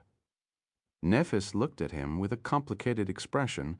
After a few moments of silence, she said, Or we don't escape. For a moment, there was dead silence. Sunny looked at her impassively. What do you mean, of course? He knew exactly what she meant. He had considered this course of action himself, despite how risky it was. It was just that. Sunny was not sure if he should mention anything. Nephis shrugged. 2 of the 6 plagues are right here on the island. Why don't we kill them before we leave? Jet smiled darkly. I would love nothing more than to get rid of Undying Slaughter. But, Nephis, you haven't seen that thing. You haven't fought her. Do you know how lethal she is? How are we supposed to kill older, scarier, more powerful versions of ourselves? Unexpectedly, it was Effie, not Neph, who answered, Looking up from where she sat on the ground, the huntress said, "That's the thing, though. They are us, so we know their weaknesses. We can exploit those weaknesses. That is how you hunt a stronger beast," she smiled. "We know their flaws, don't we? I mean that we should wait for them to grow weak from hunger, then finish the wretches off to make sure that they don't get a chance to escape." Listening to her, Nephis nodded. Effie looked away, her smile dimming. After a moment of silence, she added quietly, "I might not be the most useful member of the cohort currently, but I think we should try." Nephis seemed to share her opinion. Undying, Slaughter, and Devouring Beast might die on this island anyway. But they might also escape the same way we are planning to escape, or through some other means. There won't be a better opportunity for us to strike down 2 of the plagues. So I think we should try as well. Cassie remained silent, while Sunny shrugged. "I don't know. I think I'd rather just leave them behind and run the hell away." All attention concentrated on Jet. She did not speak for a while, then asked with a faint grin, "Aren't you all forgetting something? Effie and I have the same flaws as those 2 monsters. If they starve, we'll starve too." Sunny hesitated for a few moments, then let out a resentful sigh. "That can be solved, not a problem." Soul Reaper glanced at him briefly, then shrugged. "Well then, I vote we kill ourselves too." She blinked a couple of times. "I mean, kill our future selves. You guys get what I mean, right?" Sunny let out a stifled chuckle and nodded. "Yes, we get it. Let's kill some plagues, why don't we?" They spent the rest of the revolution discussing the plan in great detail. Once it was over, a new revolution started, just like it always did. But this one, hopefully, was going to be their last. Chapter 1458, One Last Time. Sunny waited for a moment, then slowly straightened and looked around. The white mist of Aletheia's island surrounded the chain breaker. The last time. This is the last time. He turned around and nodded at Cassie. Without wasting a single moment, she climbed into Nightmare's saddle and disappeared into the fog. Sunny, meanwhile, faced Nephis and asked, "Are you all right?" She was looking in the direction where Cassie had gone to with a frown on her tired face. Hearing his question, Nephis turned. "I'm fine. I can still fight." He smiled. "That's what I wanted to hear before you ask where Cassie had gone. Let me explain a few things." Taking a step closer, Sunny placed his hand on Neff's shoulders and leaned forward a little. Her alabaster face had suddenly turned even more motionless than it usually was. "First of all, this is not the first time we are having this conversation. You just don't remember all the previous ones. The vortex surrounding this island you see is not a mundane vortex. It is a whirlpool of time, and so, time moves in a circle on this island. The same day repeats itself endlessly, and we have lived it dozens of times already." Neff's eyes widened slightly. A different person would have been stunned into silence by such a bizarre proclamation, but not her. Only a few moments later, she asked evenly, "How come you remember, and I don't?" Then Sunny pointed to her sword. "It's because of the sin of solace. It remembers, and so I've come to remember as well. After a while, Cassie did too, which is both a blessing and a curse. Neff, believe it or not, we have severely underestimated how dreadful of a hell this island is. We've already died countless times, each death more terrible than the last. Cassie, you, me, each of us was killed over and over again." Nephis studied his face with a hint of indignation on her pale face. Before she could retort, though, Sunny grinned. "However, that is in the past. This time, we have a plan, one that will allow us to break the loop, save Jet and Effie, and escape this hellish place once and for all. You just need to trust me, well, and fight like your life depends on it. Can you do that?" She remained silent for a moment, then nodded slowly. "Sure, but as you can tell, my essence is utterly exhausted. I'm not exactly in the best shape," he smiled. "That's all right. Don't worry, you still look beautiful." Seeing her face turn entirely motionless again, Sunny grinned and added, Oh, right. By the way, did I mention that Effie is pregnant? Finally, Neff's stoic expression cracked. A moment later, her rattled voice resounded in the fog. What? This time, they did not wait for Cassie and Jet before leaving the chain breaker. Mere minutes after the blind girl rode Nightmare into the mist, Sunny and Nephis jumped down to the beach and set out east, in the direction of the bone orchard. As Sunny walked, a vague figure appeared from the fog, almost scaring him. The Sin of Solace looked bored. You still haven't given up? How pitiful. Or wait, did you really convince yourself that you would succeed this time? What a fool. You'll just die again. Your friends will die again. It's hopeless. There is no escape. Not even sparing the wraith a glance, Sunny walked past it. The apparition laughed and shouted at his back, or better yet, you might actually destroy the loop, only to watch your friends die anyway. Forever this time. Wouldn't that be a perfect ending for this tired farce? What a bastard. Go die in a ditch. Shaking his head, Sunny continued walking. With Saint moving in the vanguard and Fiend guarding the rear of their small formation, they made swift progress. As they walked, Sunny explained a lot of things to Nephis. And so that is what we must achieve today. She remained silent for a while, thinking. Eventually, Nephis sighed. I see. He had poured a lot of information on her, most of it utterly stunning, from the nature of Aletheia's island to the truth about the divine realms, from the role that the Mad Prince had played in their journey to the true motives of the 6 plagues. It had to be a lot to take in. Sunny wasn't surprised that Neff was keeping quiet. What was she thinking about? After a few minutes spent in silence, Nephis finally looked at him and said, her voice even, "It must have been hard on you." Sunny raised an eyebrow, then smiled faintly.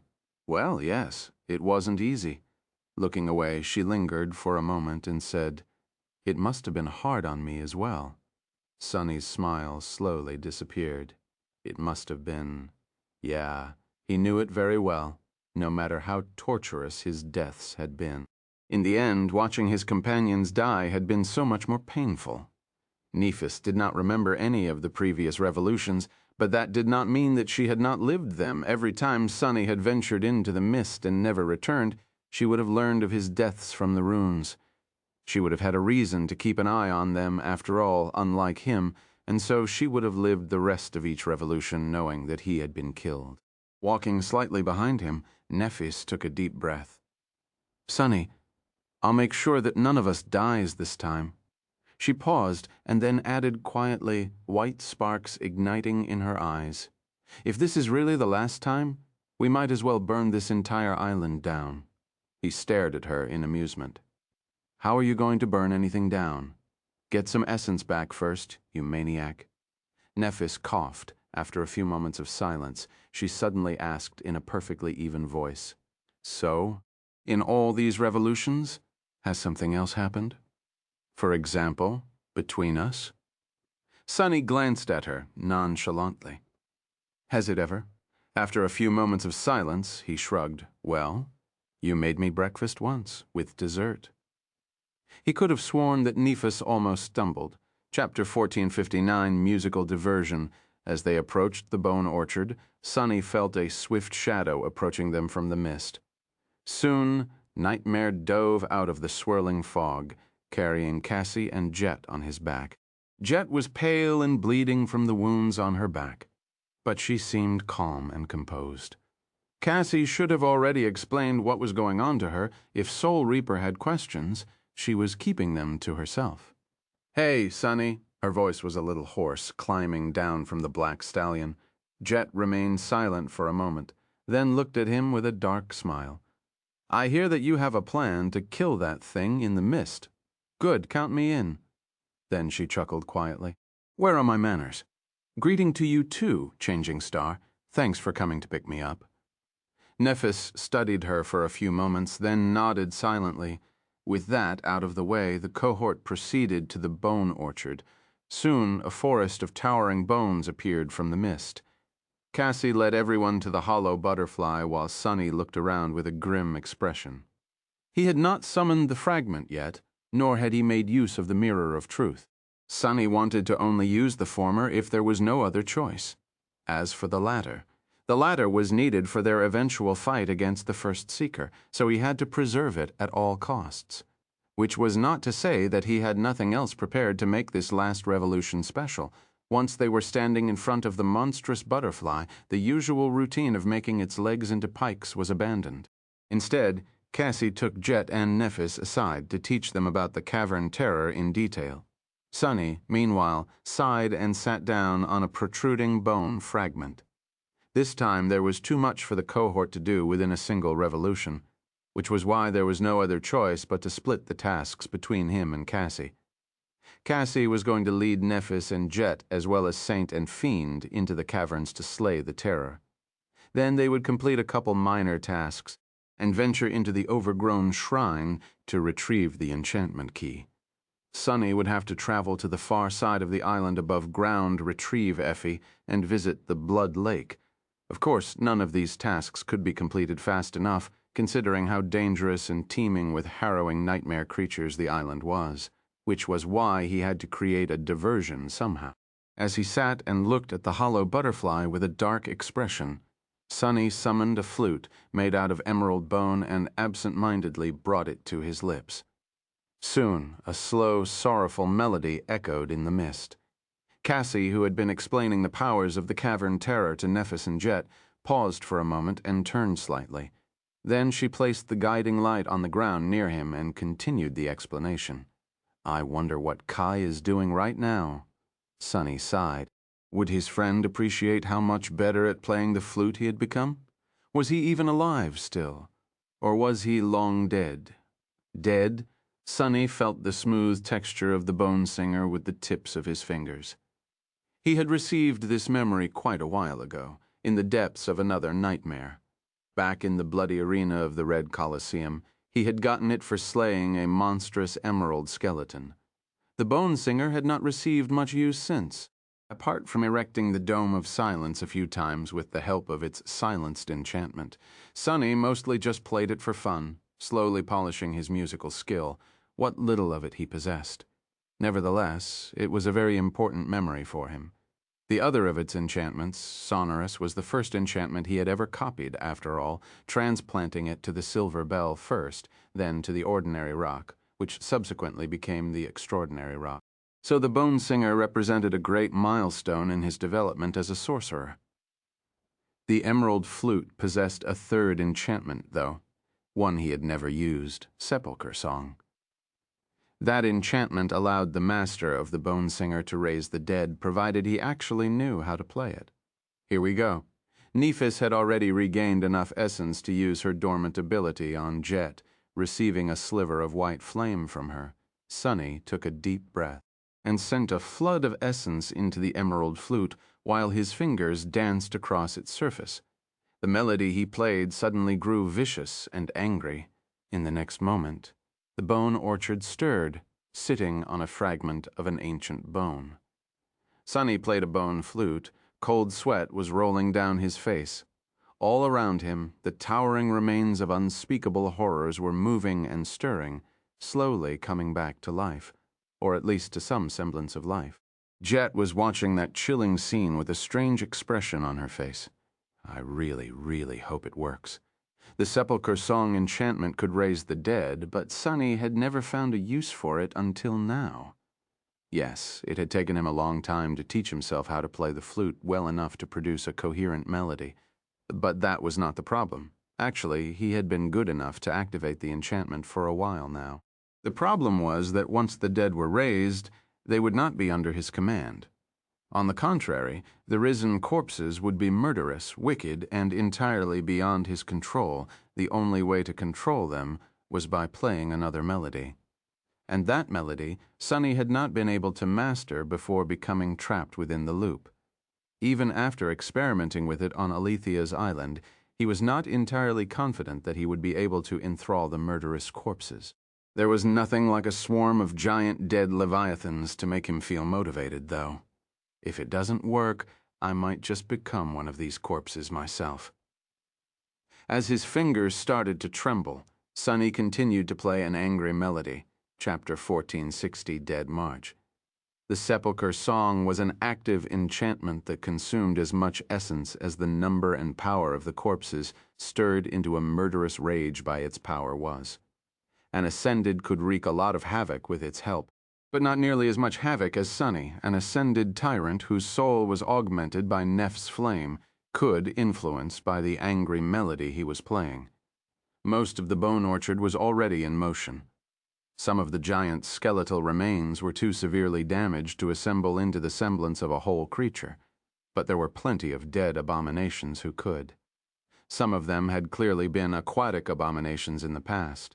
Nevertheless, they slithered and crawled forward in the throes of bloodlust. Some of them seemed to have been able to walk on land. Those were moving much faster to kill something, as quickly and as cruelly as possible. Slowly towering figures rose from the ground in a cacophony of groaning bones. The terrifying bloodlust and murderous rage emanated by them were almost palpable. Crap, crap, crap. Both of Sunny's hands were busy with the flute, and he obviously could not speak. Aloud, that was. Go now. Sending the mental message with the help of the Shroud of Dusk, Sunny glanced at the dark entrance to the caverns that had been revealed when the dead creature obscuring it moved closer to him. Sparing him one last glance, his companions rushed away and dove into the welcoming darkness. Nephis lingered on the edge for a few moments, then gritted her teeth and jumped down. Saint and Fiend followed right behind her, leaving Sunny and Nightmare alone with the army of risen abominations. The towering corpses, meanwhile, were staggering toward them with a clear intent to rip the flute player and his steed apart. Now, for the next part. Sunny slowly rose, or rather, was pushed off when the piece of bone he had been sitting on suddenly flew up. Somehow managing to keep the melody, he regained his balance and continued to play the bone singer while awkwardly jumping into the saddle, judging that every skeleton he could have brought back to life had already risen. Sunny stopped for a moment and took a deep breath. Then, as Nightmare cautiously backed away, he started to play a different melody.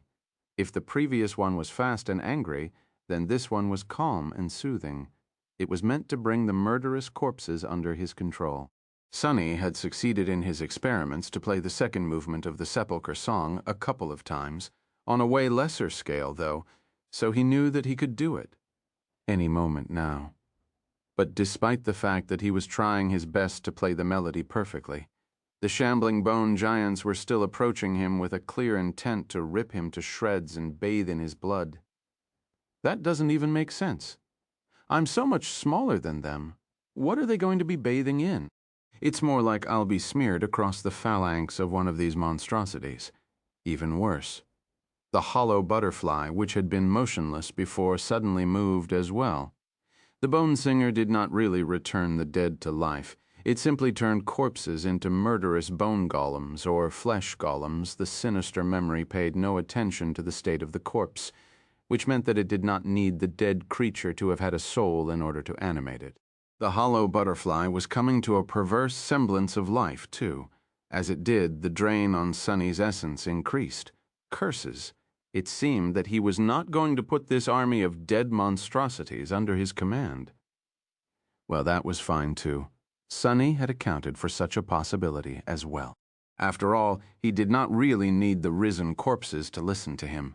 He just needed them to create as much havoc as possible on Aletheia's island, temporarily stealing the attention of all the nightmare creatures imprisoned on it. Now that the dead giants of the bone orchard had been brought back to life, they would remain so until Sunny's essence ran out, or until they were completely destroyed. There was plenty of time for them to clash with the prisoners of the island. That way he would be able to reach Effie and travel to the Blood Lake much faster. Cassie and her team would be able to reach the overgrown shrine without meeting much danger, too. Plan B, then, giving up on soothing the murderous corpses with a pleasant melody. Sunny lowered the bone singer and commanded Nightmare to run as fast as the black stallion could. A moment later, the two of them were already flying between the staggering skeletons, heading for the forest. An army of dead giants pursued. Even the hollow butterfly took to the sky, one flap of its mighty wings sending a hurricane gale across the bone orchard, or rather the former bone orchard, left without the great monster's care. Its eggs were cracking and bursting open, the corpses of revolting maggots crawling out of them while burning with bloodlust. Great, go fight the harvester, you ugly bug. Gods, I hate butterflies. Sunny dove under the protection of the ancient pines, only to hear them snap and shatter a few moments later. The dead leviathans he had risen might not have been as enormous as Devouring Beast, but they were giant and powerful enough to bulldoze through the misty forest. Now, he only hoped that they would be sturdy and powerful enough to last a while against the harrowing prisoners of Aletheia's island, and that his essence would last long enough. Faster. Gritting his teeth, Sunny flew through the mist. Effie was waiting for him on the other side of the island. Chapter 1461 Encore. Pursued by an army of dead giants, Sunny and Nightmare flew through the mist. The shambling corpses were tearing through the forest like an avalanche, uprooting countless ancient pines and turning them into splinters. The thunderous clamor of it all spread far and wide, making it seem as if the entire island was falling apart. If that would not attract the attention of the nightmare creature hiding in the fog, Sunny did not know what would. Almost there. He was not just running blindly. Instead, Sunny was leading his skeletal followers along the southern edge of the island, aiming to pull them to Undying Slaughter's hunting grounds, or even further west. The map of the island was shimmering in his mind, with various nightmare creatures moving across it according to where they were supposed to be at the moment. It would be good to attract as many abominations as possible. The chain reaction of them abandoning the usual routes and habits was going to clear the northern part of the island, where all of the cohort's goals were, to a large degree. But Sunny was going to be happy as long as the harrowing mist wraith got implicated by the appearance of the undead stampede. These ancient skeletons he had risen were not truly alive, and thus possessed neither souls nor soul essence. They were the worst possible enemy Undying Slaughter could meet, considering that she would not be able to replenish whatever essence she spent to destroy the murderous corpses. It was a bit ironic, really, above us. His heart skipped a beat. The dead giants had obliterated a large swath of the misty forest already, which meant that nothing hid them from the merciless gaze of the sky anymore. As Sunny watched, unnerved, long tendrils descended from somewhere high above, stretching toward the rampaging bone golems before the harvester could catch them. However, a vast shadow suddenly passed over the mass of dead giants. A moment later, the corpse of the hollow butterfly ascended into the sky, disappearing in the direction where the tendrils had come from. Sunny grinned darkly. Godspeed. The creatures he had brought back to life were powerful, but of course not nearly as powerful as when they had been alive. The corpse of the monstrous butterfly did not possess the terrifying might of the original great monster. That said, it did possess the supreme body of a great monster. In some senses, it was even more durable than a living dark butterfly would have been.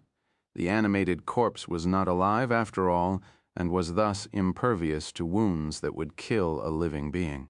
Sunny had no hope that the harvester would be defeated, but it definitely would be preoccupied for a while. Now, what he had to worry about was his own survival. Nightmare was fast, and the staggering skeletons were not the most agile of creatures. And yet they were gaining on the galloping steed due to their sheer size. Sunny could dive into the shadows and escape at any moment, but that would defeat the purpose of leading the dead giants on a chase across the island.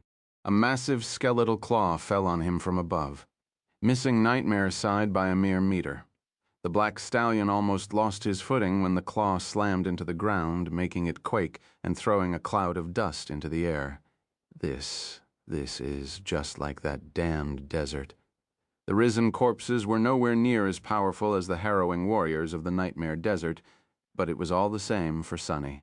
It did not matter if the thing that killed him was 3 times more powerful than him or 300 times more powerful. He would end up dead either way.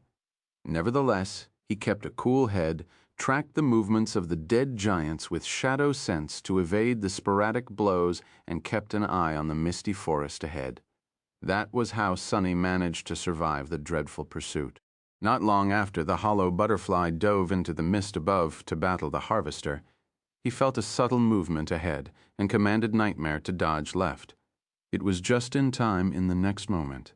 The familiar decaying shape of a giant leopard lunged forward from the fog, missing Sunny and colliding with one of the pursuing corpses.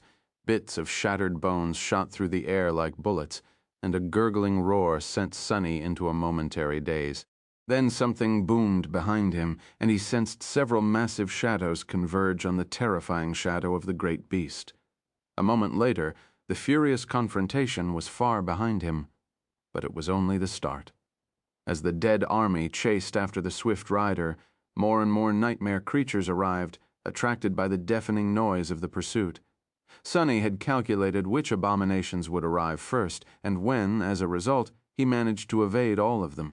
He saw the black octopus-like creature envelop the horrid skeleton of a crawling leviathan with its tentacles, the black acidic slime secreted by them biting into the ancient bones.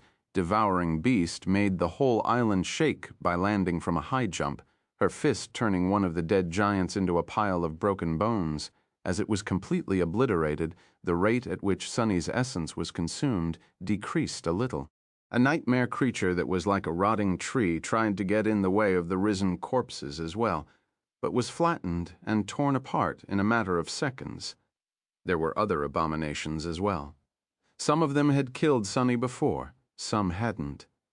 Now all of them became entangled with the murderous dead, as if receiving divine retribution for all the deaths they had visited upon him. Undying slaughter was among them as well. I'd say it's a success. By the time the abandoned port of Aletheia's island appeared from the mist, Sunny was only followed by a few most persistent corpses. The rest had been left in the dust, fighting the various horrors of this cursed place. Throwing one last glance at the murderous dead giants, Sunny smiled and dissolved into the shadows. His job here was done. Now he had to rush to the other side of the island to find Effie. Really now, gliding through the darkness, Sunny sighed. Was there a need for such a reaction? Surely my musical talent is not that terrible. Chapter 1462. Smooth Ride. Eventually, Sunny reached the far side of the island. Diving out of the shadows, he staggered a little and sighed. His reserves of essence were mostly empty. Luckily, the speed with which he was losing essence was not that great by now, which meant that many of the risen corpses had already been destroyed by the prisoners of Aletheia's island. His journey across the misty forest had been much more swift and uneventful than it would have been otherwise, though, so it was well worth it. Come dusk, his essence would be replenished. That said, he was going to have to be very careful after reaching the Blood Lake. Sunny shook his head and headed forward, with Nightmare following him in the shadows. His steps were fast and silent. He crested a tall hill and jumped over a rock outcropping, then raised a hand without ever slowing down. Catching a lightning-fast spear, Sunny grunted and slid back a few steps. Then he walked over to Effie and nonchalantly put the spear into her hand. Here, you dropped this. The huntress stared at him in bewilderment. Doofus. He let out a mental sigh. Here we go again. Sunny patted her on the shoulder and smiled. Who else would it be? Yes, it's me, before you ask. This is not the first time we're having this conversation. Actually, time moves in a circle on this island. He gave her a short explanation, going over the strange nature of Aletheia's island and their plan. So in conclusion, don't feel too disappointed, I promise. I was utterly flabbergasted and thoroughly teased by you the first 10 times around Nephis, too. Anyway, Uncle Sunny is here now. You can relax. Sunny stared at her for a moment and then added stiffly, As for that guy, whatever his name is, not going to lie, I was going to give him a proper beating at first. But then I remembered that I already gave him a good slap once.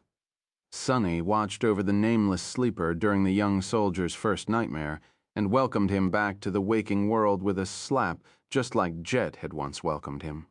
He sighed dejectedly.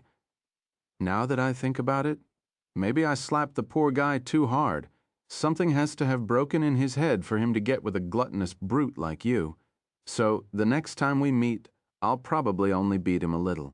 Effie smiled and supported her protruding belly with both hands. Keep talking, Uncle Sunny, if you want something to break in your head, too. Sonny chuckled.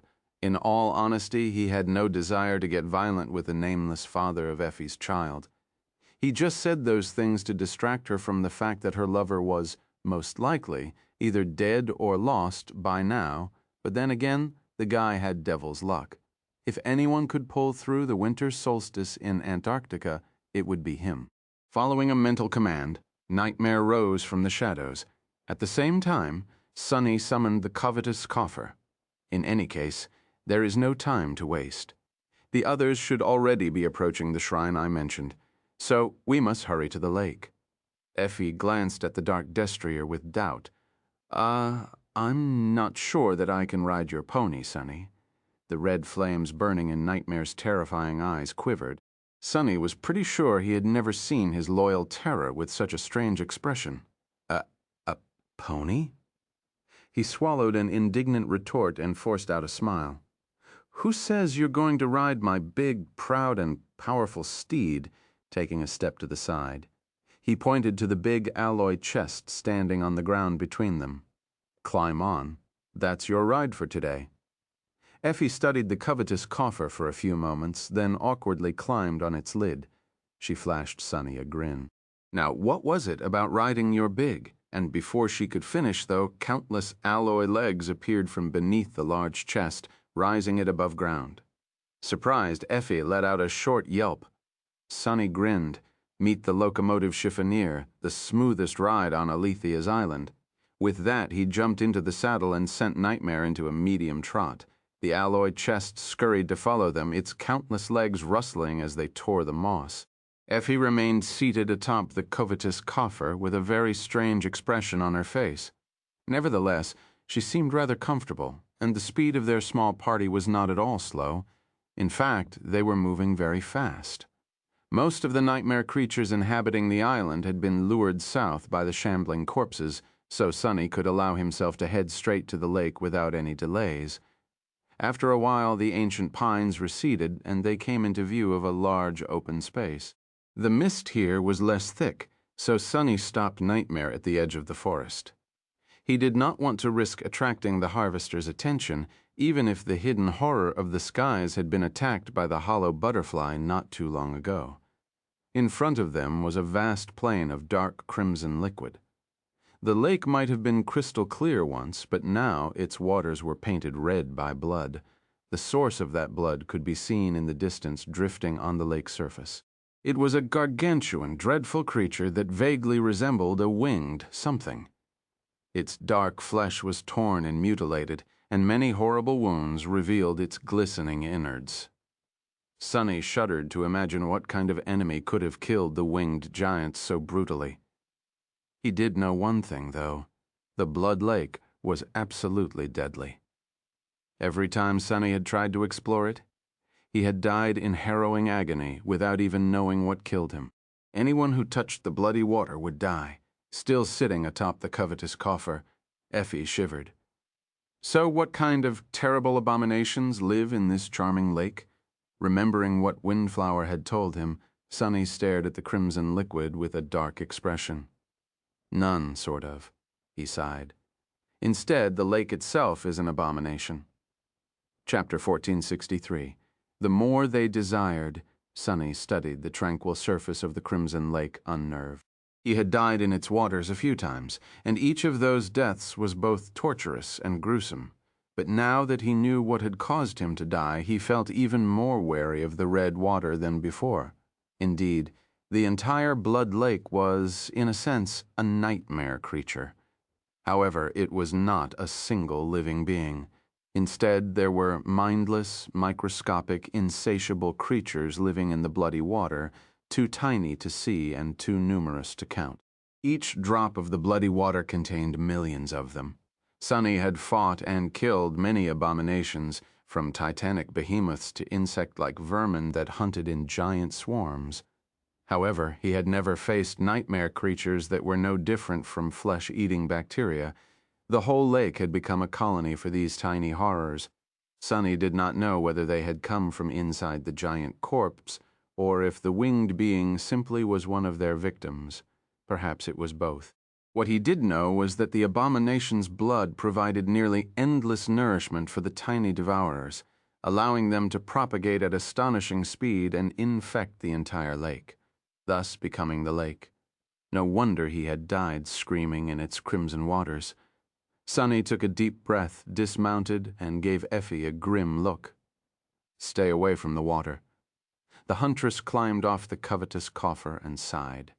Yeah, I gathered that much, but, Sonny, how are you going to kill a lake, short of somehow evaporating the entire thing? I don't see a way. He hesitated.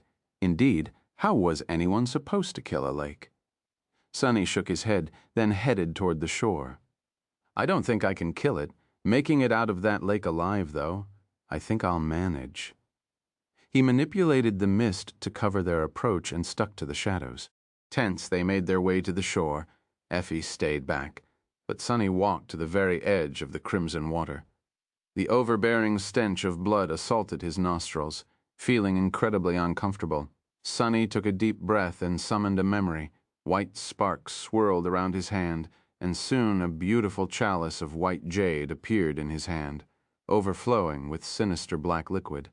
The bitter cusp, a cup of poison that the Jade Queen had once served her rapacious guests. Despite the fact that Sonny had started his awakened career as a poisoner, he did not use this memory often. The last time he had, it was to coat the arrows and bullets of the 1st Evacuation Army soldiers with the black venom. It helped them a lot during the mad dash to Falcon Scott. But who knew it would come in handy today? Sending all 5 of his shadows to wrap themselves around the bitter cusp, Sonny tilted it and watched as a stream of black liquid fell into the crimson water. The poison flowed and flowed. The mistress of the palace herself presented them with a cup of the sweetest nectar. No matter how much of the sweet nectar they drank, the cup remained full. The more of it they consumed, the more of it they desired. The words of the description of the sinister memory surfaced in his mind.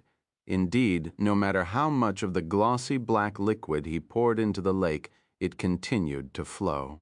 There was no doubt that more of it had flowed out of the bitter cusp than the jade chalice was supposed to contain.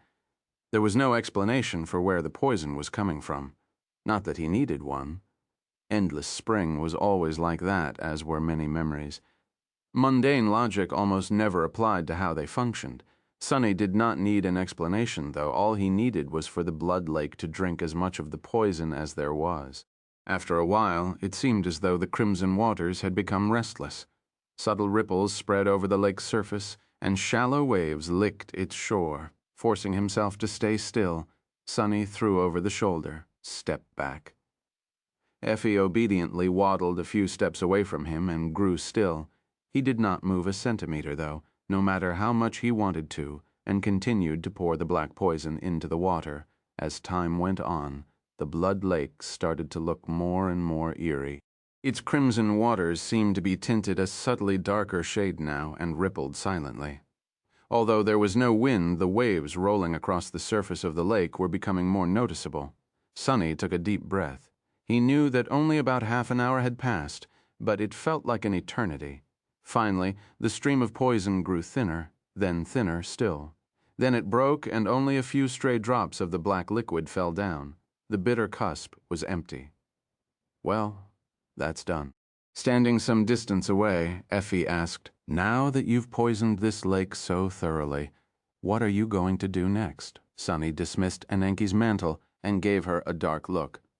After a few moments of silence, he said, "What do you think now?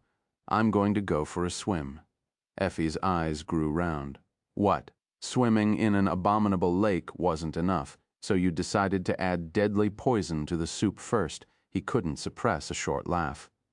Well, I am immune to most poisons. It's going to sting a bit for sure, but with some luck, it will be all right. He sighed, then dismissed the bitter cusp and called the 5 shadows back, evaluating how much essence he had left. Sonny then opened the gate of the shadow lantern and manifested the shadow spawn shell around his body. Summoning the mantle to cover it with a layer of onyx armor, he reinforced that armor with 5 layers of augmentation and then gave Effie a wink. She seemed to pale a little at the sight. "I'm off. There's some food in the coffer. I told it not to bite your hands off, so feel free to explore." With that, Sonny cursed inwardly and dove into the hungry man-eating lake. Chapter 1464, Sunny Submarine. Wrapped in the protective shell of shadows and the onyx carapace of the mantle, Sonny breathed with the help of the essence pearl and fell into the murky depths. He had swum away from the shore and then manipulated his weight to plunge down like a rock. The water pressing down on him was crimson and dark. It was also poisoned and teeming with myriads of invisible gluttonous horrors. Ah, he didn't like it at all. The poison of the bitter cusp had spread far by now, and it should have killed numerous microscopic creatures that permeated the bloody water. The rest should have been weakened as well. But was it enough to save him? Sonny was going to find out soon. I haven't received any fragments either. What a scam. His shadow shell was like a diving suit, with no gaps or seams that could allow the terrifying tiny creatures to reach his flesh. The mantle covering the shell was like a layer of armor, reinforced 5 times over by his shadows. In a sense, Sonny was like a miniature submarine. His task, accordingly, was to explore the bottom of the lake without being crushed and swallowed by its depths. However, he could already feel myriads of tiny teeth, or whatever it was that the invisible horrors had instead of teeth, gnawing at his black carapace. The mantle was holding, at least for now, but the shell was sustaining damage. It was as if its outer surface was slowly dissolving and being washed away by the crimson water. That's pretty bad. Feeling the lake starting to devour and digest his shell, Sonny felt cold horror wash over him. However, he managed to maintain his composure. In fact, the situation was better than he had expected. Sure, his improvised diving suit was being devoured, but at a much slower rate than usual. The poison of the bitter cusp was doing its job. As long as the mantle held and the exposed surface of the shadow shell was limited, he could repair it faster than the lake was destroying it. Even if his onyx armor started to crack and disintegrate, he would be able to keep up with the relentless attrition for a while. Summoning more shadows from the lantern, Sonny went about mending the dissolving form of the shadow spawn. At the same time, his feet touched the bottom of the lake. Pushing himself through the water, he walked forward, surrounded by the crimson gloom and an incalculable amount of abominable microscopic killers. He advanced deeper into the blood lake. Its bottom was strangely smooth and regular, hinting at its artificial origin. Well, the whole island was artificial, so Sonny should not have been surprised that this lake, too, had been created by Aletheia of the Nine, instead of appearing naturally. He was starting to feel nervous. Windflower had described what he had to find and what he needed to do, but she did not know the precise location of their goal, so Sonny had to search for it himself. Depending on his luck, the search could take a relatively small amount of time, or last very long. The former was fine, but the latter meant certain death. He did not have a lot of essence left to maintain the shadow shell, after all. Damn it! The deeper into the lake Sonny walked, the harder it became to advance. The rock surface under his feet was still smooth, angled down at a shallow angle, but there were more and more obstacles in his path. These obstacles were the remains of numerous nightmare creatures. Sonny had thought that the Bone Orchard was the only monster graveyard on the island, but he was wrong. It seemed that the Blood Lake was the place that Aletheia had used to dispose of the carcasses of the most abominations she slew. He couldn't help but notice that the towering remains he had to either climb over or walk around had all belonged to nightmare creatures that were not made of flesh and bone. Instead, these had been abominations whose monstrous bodies had been composed of steel, stone, clay, glass, and all kinds of different materials. What a treasury! Sensing his shell starting to crumble faster and faster, vivid signs of corrosion appearing on the onyx plates of the mantle, Sonny tried to distract himself from fear by thinking how great it would have been to feed all these dead nightmare creatures to Fiend.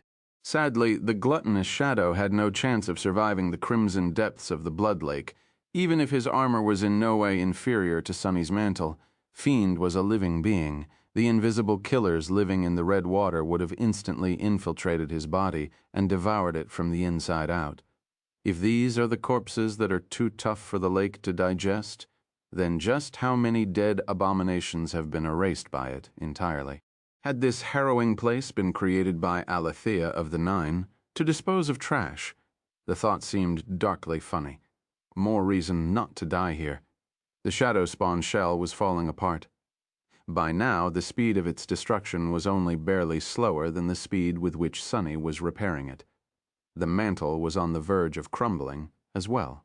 When it did, the shell would start to dissolve much faster. In the end, Sunny would be devoured by the lake. Where the hell is it? Where is it? He forced his way through the crimson murk, trying not to panic. The bottom of the lake was almost flat now, showing that he was close to its center. That was the place where what he sought was most likely located. Sunny was almost ready to drown in despair when he finally saw it. In front of him, something rose above the rock surface of the lake's bottom. It was a large circle of dark steel, a dozen meters in diameter. There were no runes engraved into the ancient metal, and there was nothing laying on its surface.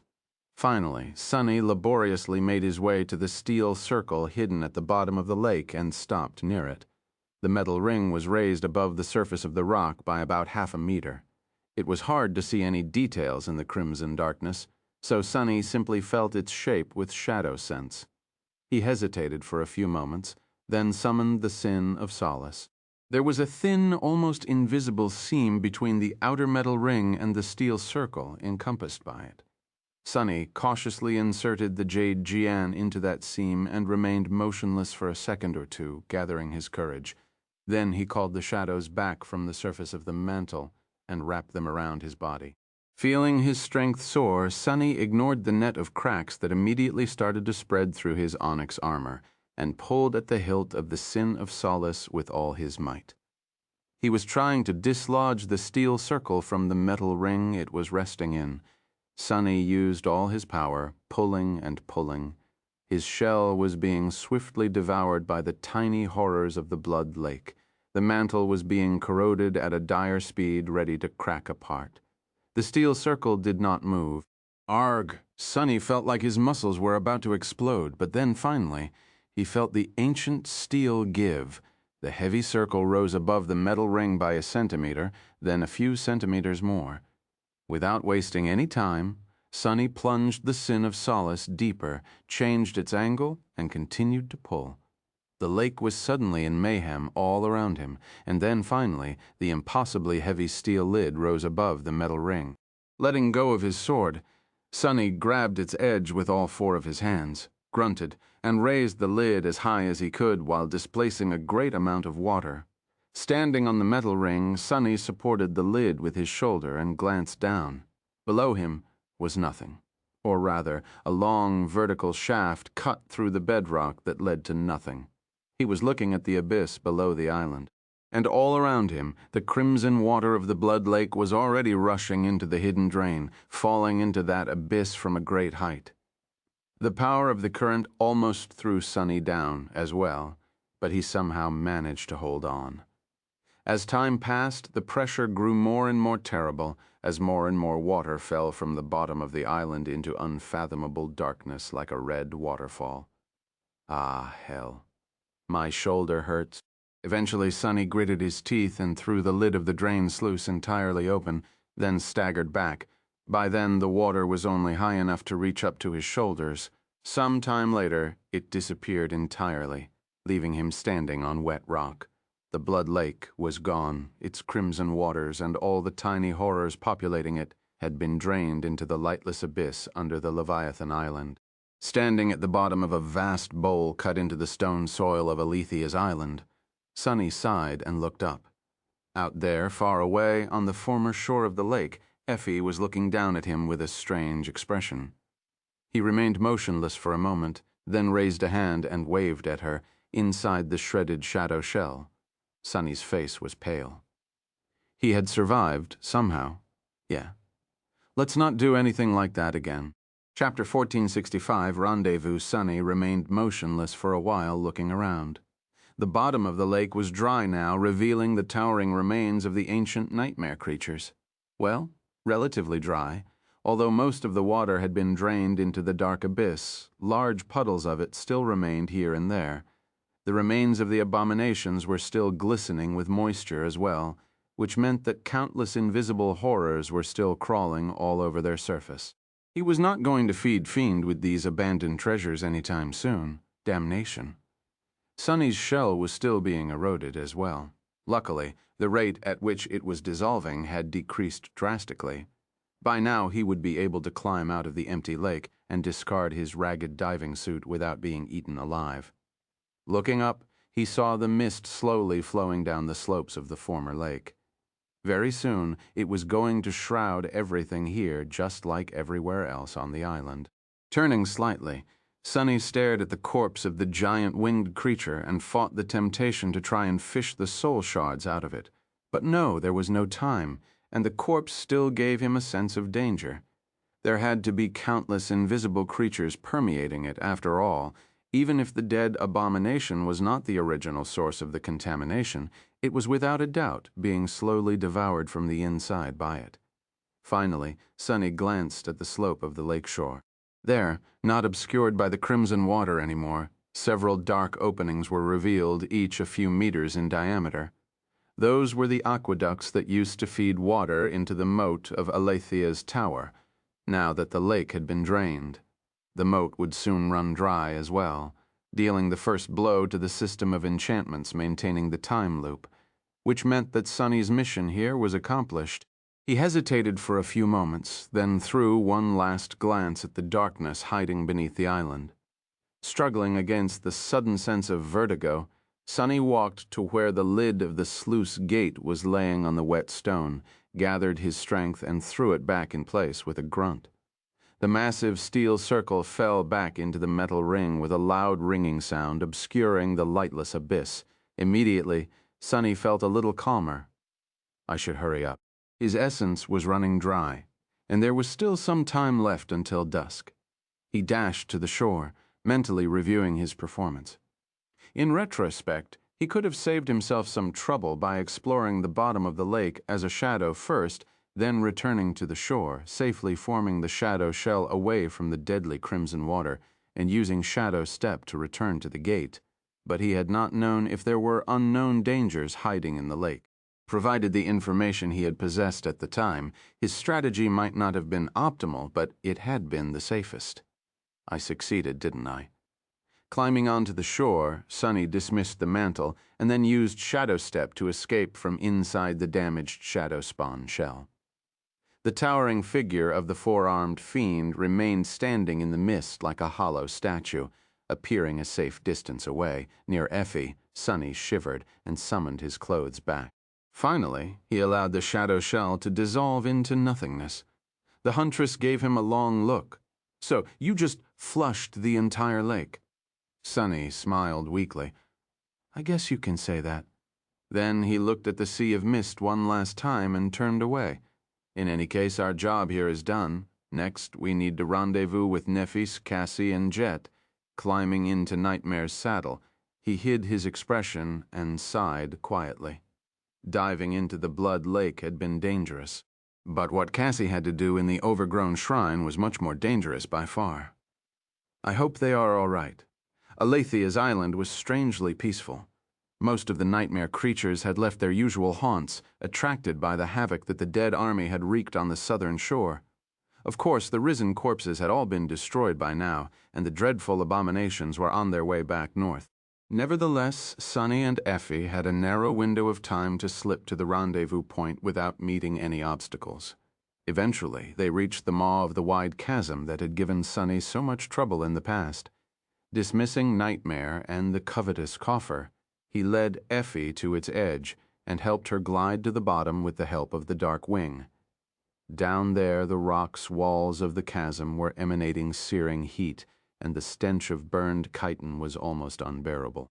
The charred corpses of the revolting millipedes crunched under their feet like autumn leaves and crumbled into ash. Despite the fact that Sunny was used to this scene, he still felt nauseated. Effie looked sickened as well. Covering her nose, she asked, "What the hell happened here?" Sunny forced out a smile. Nephis happened. The huntress stared at him for a moment, then coughed, understanding. The two of them made their way into the deeper part of the canyon, trying not to look around. Soon they saw a dim light ahead. Sonny tensed when he recognized the soft radiance of the guiding light, but then let out a sigh of relief. 5 figures were there in the shadow of a large rock outcropping. 1 was standing, 1 was sprawled on the ground, and 3 were sitting tiredly, their backs leaning against the rocks. Saint was the one standing. Her onyx armor seemed strangely brittle and dull, but there were not many cracks on it, as well as very little ruby dust smeared across its surface. Fiend was the one sprawled on the ground. The infernal flames burning in his eyes were much dimmer than usual, but there was no damage on his black-silver armor. In any case, he was alive. Nephis, Cassie, and Jet were in one piece, too. They seemed pale and strangely listless, but there were no terrible wounds on their bodies, nor was there much blood on their clothes. They had pulled through Chapter 1466, Hidden Chamber. Sonny and Effie approached them quietly.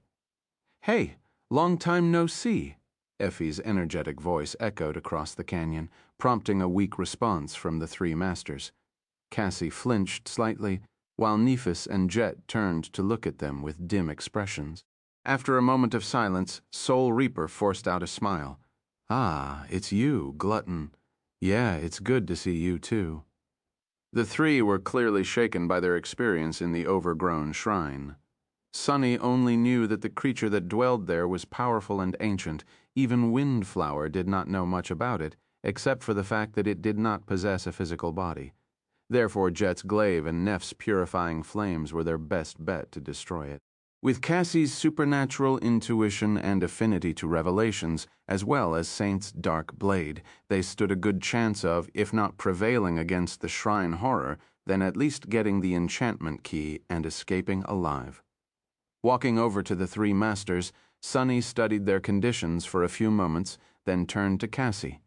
"Did you get it?" She nodded slowly and raised a hand. On it lay a strange gemstone engraved with countless runes. Unlike the soul crystal of the guiding light, this gemstone seemed to absorb light, not produce it, the enchantment key. Sonny let out a long sigh. "Good, then, fascinated," he asked in a curious tone. "What was the creature inside the shrine like?" Cassie shivered slightly and lowered her head. "I don't really want to talk about that thing right now." Judging by the heavy expressions of Neph's and Jet's faces, they felt the same. Sonny raised an eyebrow. Just how bad was it? Nephis was so out of it that she had not even reacted to Effie's protruding belly. Nevertheless, he did not press the topic. The 3 of them had experienced all kinds of terrible things and faced all sorts of harrowing creatures. If they were that shaken by what had happened in the overgrown shrine, it must have been pretty bad. If so, he should be satisfied by the fact that they had made it out alive. Cassie's 2 echoes were nowhere to be seen, though. Hopefully they were just damaged and not destroyed. "All right, then, let's go. We should hurry." They lingered for a while, then rose silently. Soon the cohort traversed the deep chasm and entered the caverns. The terror that had created them was already dead. Cassie's group had slayed it on the way to the shrine. Sonny navigated the system of caves, following his memory. After a long time, they stopped near the wall of a cave that did not seem different from all the other ones they had passed. However, this one was special. Sonny remained motionless for a few moments, then looked up with apprehension. Eventually, he took a step to the side and sent his shadows to augment Saint. "If you will." The graceful knight spared him an indifferent gaze, then walked forward and delivered a devastating blow to the wall of the cave. A net of cracks spread from the point where her gauntlet had struck the weathered rock. Saint did not stop there, though. Without wasting any time, she bombarded the wall of the cave with crushing blows, each sending a thunderous boom traveling through the caverns. Sonny covered his ears and winced. By his side, the other members of the cohort did the same. Only Fiend just stood there and stared, dim flames burning in his eyes. Eventually, the wall collapsed, revealing an empty space beyond. White mist streamed into the cave through the opening, as well as a few thin streams of water. Sunny gently pulled Nephis away from them. "Follow me." The open space beyond the broken cave wall was the chasm of the tower's moat. Now that the water was gone, it was empty. The deadly field of twisted time had disappeared as well. In other words, they did not have to cross the enchanted bridge anymore. Instead, they could cross the moat wherever they wished. There was also no need to traverse the central area of the island, which teemed with harrowing nightmare creatures by now. Instead of risking their lives in the misty forest, the cohort had come to the black cliff from below. They exited the caverns through the breach made by Saint, descended to the bottom of the moat, and made their way to its other side. Then they scaled its vertical wall and climbed out of the chasm near the stone steps leading to the gate of the tower. The wide bridge was now behind them, the terrifying abominations frozen on it still standing motionless. The runes carved into the sides of the cliff were still intact. The cohort ascended the stone steps without looking back. Sunny opened the gate of Aletheia's tower and let everyone inside, then closed it behind them. Turning around, he saw that Nephis, Jet, and Effie had frozen, looking at the corpse of the great tyrant with complicated expressions. He could understand how they felt. He had been quite the same the first time he saw the dreadful corpse, after all. Sunny sighed. "It's dead. Don't worry." He told them not to worry, but was feeling agitated himself. Sunny was almost surprised that they had made it so far. The bone orchard, the caverns, the blood lake, the overgrown shrine, all of these steps could have ended in their deaths, and yet, somehow, the plan he and Cassie had concocted went without a hitch. All the deaths they had experienced on this nightmarish island had not been for nothing, it seemed. Now all that was left was to gain access to the secret chamber of the tower and destroy the loop. Glancing at Cassie, he nodded and walked to the center of the hall. She followed, holding the enchantment key in her small fist. When the two of them found themselves directly below the corpse of the great tyrant hanging from the ceiling, there was a strange sound, and the stones beneath their feet suddenly moved. That had never happened before, because they had never had the runic gemstone with them. As the other members of the cohort approached, the floor of the tower rearranged itself, revealing a narrow staircase. Without saying anything, they descended into the basement of Aletheia's tower. There, a small spherical chamber was carved into the rock. Its walls were covered with sheets of polished metal, its surface etched with countless runes at the center of the chamber. Sunny's eyes widened a little. A large, jagged piece of black rock was hovering in the air, radiating a sense of cold. It did not look special in any way, except for the fact that it was very similar to the estuary key. In fact, he would not be surprised if his little chunk of black stone and this larger one had come from the same source. What the hell? While Sunny was standing still, his thoughts in turmoil, Cassie silently approached the hovering boulder and walked around it. Eventually, she stooped, noticing a socket on the weathered black surface. The socket perfectly fit the size of the runic gemstone she was holding in her hand. The blind girl lingered, then turned to face them. I'm going to insert the key now." The members of the cohort nodded solemnly. Cassie hesitated for a bit more, then gently pushed the gemstone into the socket. Nothing happened for a few moments. Then the levitating piece of black rock trembled slightly and fell to the floor of the chamber. It collided with the metal sheet and rolled a few times, raising a loud clangor. When the echoes of the collision subsided, the cohort was left in dead silence. Sunny took a deep breath. He could feel it. Something had just changed about Aletheia's island. A vague feeling that had been pressing down on his mind for so long that he had grown used to it was gone. They actually did it. They broke the cycle of twisted time that had reigned this place for centuries. The loop was gone. Chapter 1467, just like that. The members of the cohort remained silent for a few long moments, staring at the chunk of black rock with complicated expressions. Perhaps for most of them, what had just happened in the small spherical chamber did not hold a lot of meaning, but for Sunny and Cassie, it did, especially for him. Letting out a shaky breath, Sunny suddenly felt like his legs were about to give out. Taking a step back, he swayed slightly, and lowered himself to the first step of the narrow stairs. His eyes were still glued to the fallen black stone, but his gaze had become distant. Cassie leaned on the guiding light, her face motionless. Nifis, Jet, and Effie watched them silently. After a while, the huntress finally spoke. "So, it's done? Just like that?" Sunny looked up at her, struggling to answer. "Just like that?" She made it sound as if it had been easy. Well, of course, she had just learned about the existence of the loop this morning, and it was gone before dusk for him, however. The memories of the countless harrowing deaths he had experienced and witnessed on Aletheia's island flooded Sunny's mind. That first time being cruelly executed by undying slaughter, the hopeless despair of watching Devouring Beast's giant hand descend from the mist, and so much more. All of it was behind him now, but not gone. Sunny wished he could have forgotten all this torment, like he had forgotten most of the nightmares about the Kingdom of Hope, but he couldn't. These memories were going to haunt him forever. They can stand in line and wait their turn. There was a vast museum of heartbreak and horror in his memory already. What could a few more nightmares do? He sighed, then nodded. Yes, the loop is destroyed. I can feel it. Effie lingered for a moment. Good then. What's the plan now?" Just as she said these words, Sunny felt something move in his soul, and a flood of essence poured into his cores. Somewhere outside the island, the 7 suns were plunging into the great river.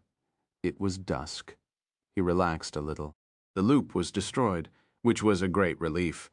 However, it also meant that the future was once again unknown and unpredictable. Sunny felt much calmer now that his reserves of essence were swiftly replenishing. Cassie kept quiet, so he answered Effie's question himself. "It's like I told you before. We will hide in this tower and wait out the immediate aftermath of our actions. In the next few days, Aletheia's island is going to be a battlefield. Undying, Slaughter, and Devouring Beast are going to go on a rampage." He paused for a moment, then shook his head. Or rather, their rampage will continue uninterrupted. They will either eradicate most of the nightmare creatures on the island, or be eradicated by them. In any case, we must ensure that these defiled versions of you and Jet never return to the great river. Sunny had fought both the mist wraith and the bestial giantess many times. He died when he fought alone. He watched his companions die before being killed himself when fighting side by side with his allies. The plagues were simply too dreadful to be defeated by them. But that was inside the loop. Now that the loop was broken, the flaws of the defiled saints could finally be exploited. Devouring Beast's hunger and Undying Slaughter's need to kill would become their undoing. In theory, in practice, it was not going to be easy to exploit these flaws. Devouring Beast, especially, was going to have plenty of things to eat. Undying Slaughter was going to have plenty of things to kill as well, but she could potentially expend a lot of essence in the process. But this was a problem for another day. For now, Sunny wanted to rest.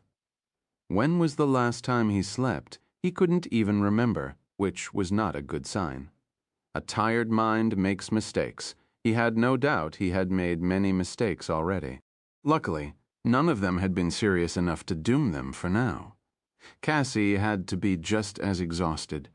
All in all, the two of them had done remarkably well.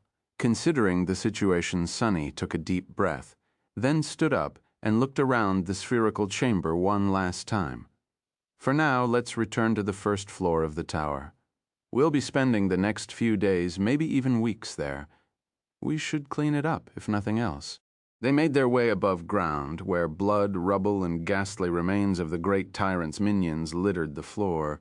The tyrant itself was still hanging from the broken ceiling, the terrible wounds dealt to it by the Serpent King in the distant past, still as fresh as if they had been delivered a few hours ago. Effie stared at the terrible corpse with apprehension. What is that thing, though? Sunny glanced at her, then forced out a smile. What else? That's your food for the foreseeable future. The huntress visibly paled. Huh. Wait, you're not serious, are you? He shrugged helplessly. Why wouldn't I be serious? Weren't you jealous that Nephis and I feasted on the meat of a great monster? Well, here's an actual great tyrant. No need to thank me. Effie was so stunned that she actually stammered, but, wait, when was I ever jealous? Jet patted her on the shoulder and grinned. Bon appetit. With that, the 5 of them went about cleaning the first floor of Aletheia's tower. Sonny positioned several of his shadows to keep watch, knowing that this place was not as safe as it had been before. It was still impossible to cross the bridge, but the twisted currents of time that had been protecting the moat were gone now. In theory, any nightmare creature could reach the tower with some effort. Getting inside was an entirely different matter, but it was better to be safe than sorry. They cleared the rubble, incinerated the remains of the tyrant's minions, and washed the blood off the stone floor.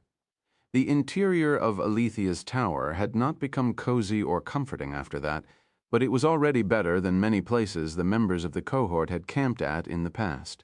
Jet and Effie, who had not spent a night on solid ground since entering the nightmare, were especially appreciative of this stone shelter. For once, things were looking up for the cohort. Chapter 1468. An extravagant meal. It was already deep into the night by the time the hall was clean enough for them to make camp in one of its less damaged corners. Everyone was bone-tired and ready to topple over. Sonny and Cassie had been suffering in the loop for a long time, while for Effie and Jet, this terrible day had come straight after surviving the evisceration of their tribe and being chased by the drowned for an entire week. Nephis, meanwhile, was mentally and physically drained because of how much she had used her aspect today. Sonny left his companions in the corner of the hall designated as their camp and walked over to the corpse of the great tyrant while they were making a fire. He manifested a raised platform from the shadows and went about extracting the 5 supreme soul shards from the horrid corpse. Luck was on his side. King Daron had neglected to collect them after slaying the creature.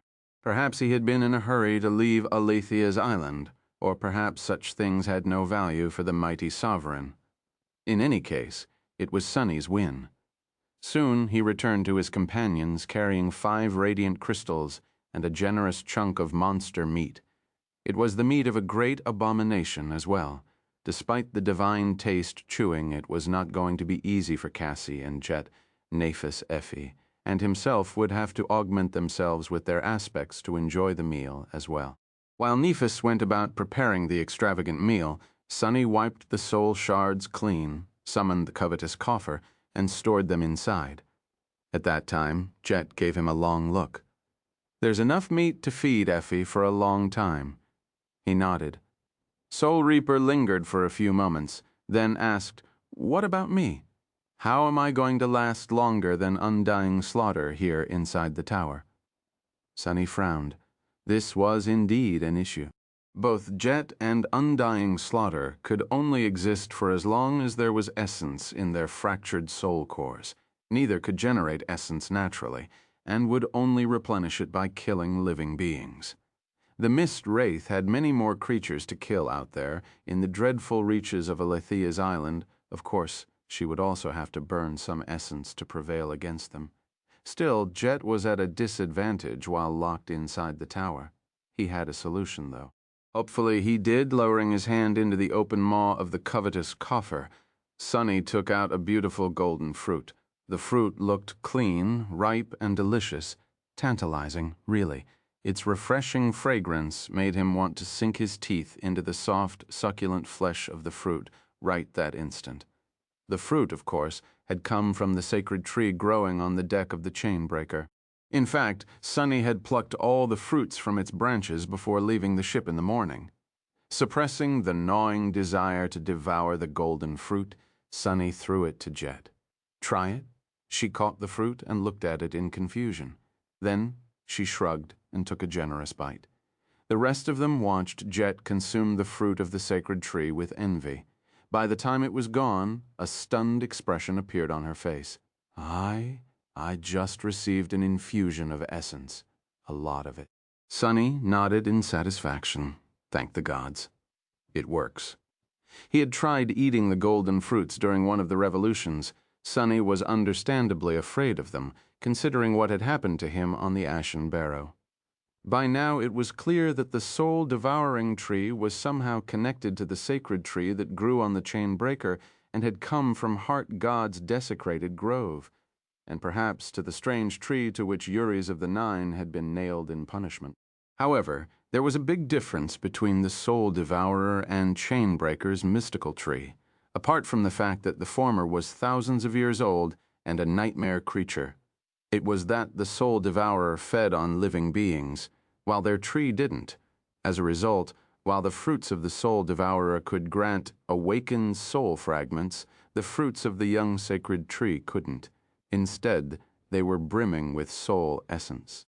Sunny had used them a few times to help Nephis recover from essence exhaustion faster, but in the grand scheme of things, it was of not much use, especially because they had no visible effect on him due to the fact that his soul required shadow essence instead of soul essence. It was also why Sunny was not sure that the golden fruits would have any effect on Jet, considering how unique her soul was, even when compared to his. Luckily, everything seemed to work fine. Otherwise, he would have had to take Jet outside the tower to hunt in the next few days, risking both their lives. Sunny let out a sigh of relief. There were a good dozen fruits inside the coffer, some of them riper than the others. They would last Jet a good deal of time. A pale smile appeared on his face. Good, that's good. I have a bunch of these with me, so don't worry about getting enough essence for now. Jet threw a long look at the covetous coffer, then nodded. Soon their late supper was ready. Effie and the rest of them consumed the sublime meat of the great tyrant as they struggled to stay awake. Then, just before dawn, they finally allowed themselves to succumb to exhaustion and went to sleep on the cold stone floor. Everyone except for Sunny, that was. He lingered for a while, sitting silently on a piece of rubble. His gaze was hollow and grim. Soon, Sunny felt the enchantment of the crown of twilight come to life once again, replenishing his essence once more. It was dawn, which meant that now there was absolutely no doubt that the loop had indeed been destroyed. He had already known it, of course, but still waited for the former termination point to arrive, just to be sure. The dawn came and went, but Sunny was still sitting on the piece of rubble inside Aletheia's tower. He was not sent back to the deck of the chainbreaker. Motionless as a statue, Sunny let out a long sigh. Then he slowly looked up. There, far above, Windflower was waiting for him. Now that the loop was no more, it was time for him to fulfill his oath. With a heavy heart, Sunny looked at his sleeping companions, then stood up. The deep shadows drowning the great hall of Aletheia's tower stirred and moved restless as he walked away from their little camp. Chapter 1469. Something to remember, so much had happened since the last time Sunny had seen Windflower, but the spacious chamber at the top of Aletheia's tower was still the same. Dozens of lanterns floated in the air, shining with a warm orange light. The world outside the window was dim and dark. The silken canopy of the wooden bed was half transparent, revealing the delicate shape of the beautiful sleeping saint. Sunny ascended the stairs and remained motionless for a while, looking at the vague silhouette with a heavy expression. Then he sighed and shifted his perception, peering into Windflower's soul. There the seed of the repulsive darkness had already grown larger. So fast. Corruption was spreading so fast. Its seed had been like a tiny speck before, but now it was already like a pearl. If Sunny did not act soon, the darkness would spread and consume Windflower's soul entirely. There was no time to waste, and yet he could not simply kill her. At least not without talking to the beautiful saint one last time. Dissolving into the shadows, he allowed Nightmare to bring him to her dream. Soon, Sunny found himself standing on a tall cliff overlooking the vast expanse of the great river. The 7 suns were slowly rising from the flowing water. The tranquil expanse of Aletheia's island was shrouded in the dim twilight of the early dawn. Windflower was standing at the edge of the cliff with her back to him, gazing at the water. A cool breeze was playing with her wavy hair, and her azure robe looked like the midnight sky in the dimness of dawn, sensing his approach. She shifted slightly and let out a quiet sigh. "So you have succeeded." Sunny froze for a moment, then nodded. "Yes. The loop is gone. We destroyed it. She turned around and looked at him, then a soft smile illuminated her enchanting face. How marvelous! And on your first try, no less. He walked over to stand beside her on the edge of the cliff, looking at the dreamlike expanse of the great river. Sunny said darkly, "First try it might have been, but I spent an eternity preparing for it, months of torment, countless deaths, all for this single moment. I wouldn't call it marvelous." Windflower studied his face silently, then looked away and sighed. Countless deaths, huh? Dying once does not sound so terrible in comparison.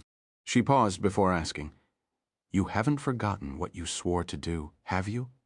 Sunny gritted his teeth. "I remember." The beautiful saint fell quiet. A few moments passed before she spoke again, her voice losing some of its usual lightness. "After it's done, burn my body.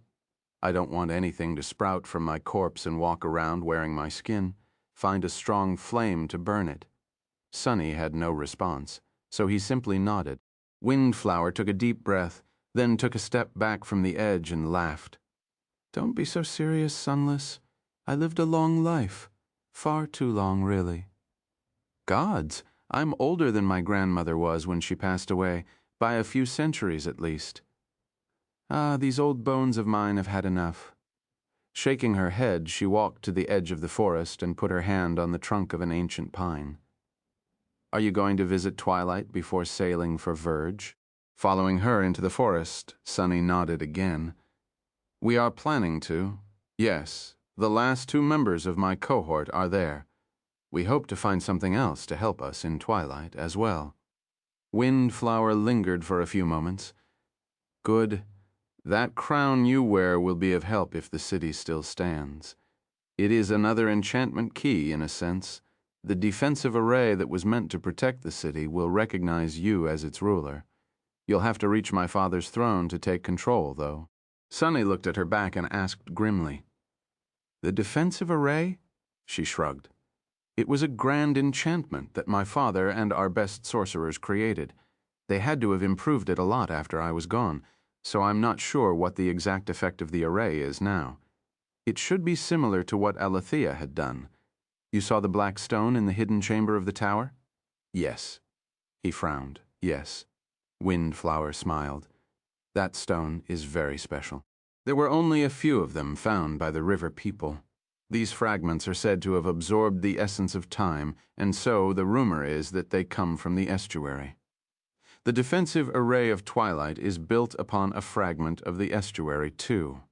Sunny shivered, not knowing if it was wise to deal directly with anything that had come from the estuary. Wasn't that where the defilement had come from? Then he frowned, thinking about the estuary key that rested peacefully within his soul. It looked very similar to the black stone of Aletheia's tower. Where had the mad prince procured a piece of the estuary? Had the vile madman actually been to that harrowing place? The 2 of them entered a small clearing. Green moss covered the ground there, with shallow puddles of water glowing softly in the gentle light of dawn. Windflower slowed her steps and hesitated for a few moments, then crouched and outstretched her hand. In front of her, a beautiful azure flower was growing from a shallow pond. Its lotus-like petals glistened with drops of dew, and its subtle fragrance was pure and intoxicating. She touched its stalk gently, then broke the blossom off and stood up. Turning around, the charming saint smiled and presented the lotus flower to Sunny. "Here, take it." He hesitated for a moment, then accepted the azure blossom and looked at it in confusion. They were in a dream, so he could not take anything with him back to Aletheia's tower. "What is it for?" Windflower laughed. "Just something to remember me by." "What? Has no one ever given your flowers, Sunless?" Sunny silently shook his head, prompting her to smile. "Well then, I'll be the first. That way you definitely won't forget." With that, Windflower looked at him with bright sparks dancing in her eyes. Then, however, the smile slowly disappeared from her lips. The beautiful saint sighed. "You should go now. I don't think I can hold on for much longer." Sunny held the azure blossom, staring at her silently. Windflower looked away and lingered for a while. Then she said quietly, "If by chance you ever meet the real me out there in the dream realm, tell her. Tell her that I did my best. Tell her that we all did." He lowered his head and nodded slowly. "I promise." It was a heavy promise to make. Of course, the original Windflower had almost certainly been dead for countless years, and yet by promising to pass along this message in case she was somehow still alive, Sunny was also promising to return to the dream realm, which meant that he was promising to conquer this nightmare as well. Windflower smiled, then turned away and looked up at the rays of sunshine falling through the crowns of the ancient pines. "Farewell, Sunless. Go, you don't have much time left." What else was there to say? He remained motionless for a few moments, then gritted his teeth, closed his eyes, and breathed in the fragrance of the azure blossom. Darkness embraced him softly.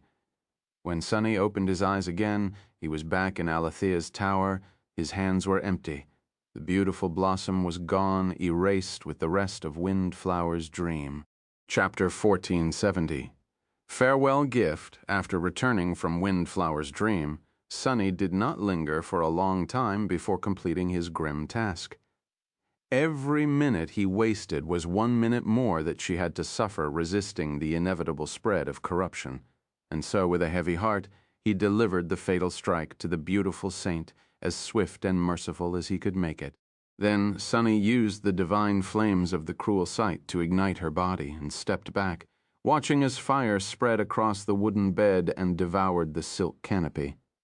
The floating lanterns that had illuminated the chamber dissolved into a rain of white sparks, drowning it in darkness. Standing at the edge between the darkness and the stark glow of the burial pyre, Sunny sighed and sat down on the stone floor. He watched the fire dance in silence, his expression bleak. It was then that the spell finally whispered into his ear. "You have slain a transcendent human, Windflower of the twilight sea. Your shadow grows stronger." It paused for a moment and then added, "You have received a memory." Sunny looked down, not even reacting to the last proclamation. He had not known Windflower for long. In fact, they had only spoken twice, and yet a deep and heavy sorrow weighed on his heart. Wasn't her fate just too bitter, unfair, and sad? To be the last remnant of a destroyed world and outlive everything that you ever knew or loved. He hated it. But at the same time, perhaps to her, death was a solace. Closing his eyes, Sunny felt the heat of the blazing flame and remained motionless for a while. Eventually, he whispered, "Your nightmare is over." It was, but at the same time, it was not. This nightmare would not be over until Sunny fulfilled his promise and ended it. As a dark grimace contorted his face, he gritted his teeth and dove into the soul sea. There, the 5 black suns hung above the still expanse of dark water, just like always. The legion of silent shadows stood motionlessly in the darkness, just like always. The lightless sea of his soul was quiet and tranquil, just like always. Sunny lingered for a moment, then walked along the rows of motionless shadows. Past the lumbering shape of the Mountain King, past the formless shadow of the loathsome, thieving bird Spawn, past the gargantuan figure of the fallen Titan Goliath, and so many more, nightmare creatures and humans alike. Eventually, he stopped near the shadow of a tall and imposing man with sharp, fierce features, who wore an archaic robe that seemed both simple and regal. He was Daron of the Twilight Sea, the Serpent King. The shadow of Windflower was standing near him, as beautiful as she had been in the dream, but now motionless and lifeless, just like the rest of the shadows. The father and daughter were reunited in the tranquil darkness of Sunny's soul. Sunny thought that seeing them together would soothe his heart, perhaps, but it did not. He still felt bitter and despondent. Not wishing to look any more, he turned away and gritted his teeth. Curse it all. Curse the daemons and the gods, curse their damned war, and curse the nightmare spell that devoured the few realms that had been left intact in its wake. Curse Weaver, the demon of fate, firstborn of the unknown. Shaking his head, he took a few breaths, and then summoned the runes. There was a new string of them at the end of the list of his memories. Concentrating, Sonny read its description. Memory, dream flower. Memory rank, transcendent. Memory tier, I. He paused for a moment, then summoned the memory down. Soon, a beautiful azure flower appeared in the darkness in front of him, its petals still covered by dew. It was exactly the same as it had been when presented to him in the dream. Sonny sighed. So, the gift Windflower had given him was not a simple memento. He should have known. Feeling a pulse of sharp pain in his heart, he turned back to the runes and read. Memory description. The dreams and hopes of Windflower of the Twilight Sea are contained within this blossom. It was a farewell gift to her killer, lost from light. Memory enchantment. Given promise. Enchantment description. Crush my hopes. Crush my dreams. Crush my nightmares. The description was short, poignant, and senseless. Sonny stared at the runes for a long while, his face motionless. Then he dismissed them and looked at the beautiful azure flower that hovered in the silent darkness in front of him. He had no idea what the purpose of this memory was, nor did he know how Windflower had ensured that he would receive it from the spell. If there was one thing he knew, however, it was that this gift embodied her last will. It was the embodiment of her most precious, most ardent desire. With a sigh, Sonny reached forward, grasped the lotus flower in his hand, and crushed it. The azure petals broke and dissolved into blinding light, illuminating the vast darkness of his soul. The pure light reflected in the still waters, drowning in them. Sonny suddenly felt that something was wrong. What? Before he could finish the thought, the spell suddenly whispered into his ear, its voice insidious and quiet. Your memory has been destroyed. Your shadow grows stronger. And then he felt a flood of shadow fragments entered his soul, containing enough of them to drown it. His eyes widened. Wait. Thrown off balance by the sudden influx of shadow fragments, he couldn't even summon the runes. All he knew was that there were much more fragments pouring into his soul than killing a transcendent human could have given him. There were more of them than even a normal awakened would have received, let alone someone like Sonny. Most soul fragments were lost when one awakened killed another, after all. Although the killer received a fair share, most of it was wasted. But not now. It was as if Windflower's entire soul had been contained within the azure flower, and was now being used as fuel to empower his own. Wait. At this rate, Sonny hurriedly dove out of the soul sea and opened his eyes, staring at the blazing pyre in front of him. The fire was still burning. The body of the beautiful saint turned to ash. Taking a panicked breath, Sonny jumped away. It was then that he felt it. The familiar sensation of his soul shuddering in harrowing pain. At the same time, the spell whispered again. Your shadow is overflowing with power. Your shadow is taking shape. Sonny let out a muffled groan and fell to his knees. Deep in the darkness of his soul, a new shadow core was being born. Chapter 1471, Terror. Your shadow is complete. Sonny let out a hoarse sigh and uttered a stifled curse. He was standing on one knee, pressing his fist against the stone floor of the tower. His face was pale as that of a ghost, contorted in a pained grimace. The terrifying agony of having a new shadow core from in the depths of his souls was slowly subsiding. He had risen to a new class. This was not the first time Sonny had gone through the familiar torment, but the sudden torrent of shadow fragments caught him entirely by surprise. He did not pass out from the pain, or even fell down. But it was far from pleasant. Gods, what happened? Standing up with a groan, he swayed slightly and summoned the runes. Name, sunless, true name, lost from light. Rank, ascended, class, terror. Shadow fragments, 7-6000. Sonny stared at the shimmering runes silently. Terror. He inhaled deeply. It took him a few moments to come to terms with what he was looking at. There was no denying it, indeed. Sunny was a terror now. A creature of dreadful power second only to the calamitous Titans. The elation of having become stronger, much stronger, and just when he desperately needed strength as well, was mixed with pain and confusion. How? Sunny raised his head and looked at the charred remains of Windflower's deathbed. The wooden frame was gone, replaced by a scattering of embers. The stones were covered by soot. The beautiful saint herself had become ash, erased from existence by his blade and the furious conflagration of divine flames. A dull ache grasped his heart. Her gift, the dream flower, had not been a natural memory, that Sunny was sure of. He did not know how Windflower could have influenced the spell to make sure that he received it, but she had. The gift she had given him in the dream had become reality, containing the very essence of her transcendent soul. But still, Sunny was unique among the awakened because of his status as a shadow. Unlike most of his peers, he absorbed shadow fragments directly from those who died by his blade, as opposed to receiving them from soul shards.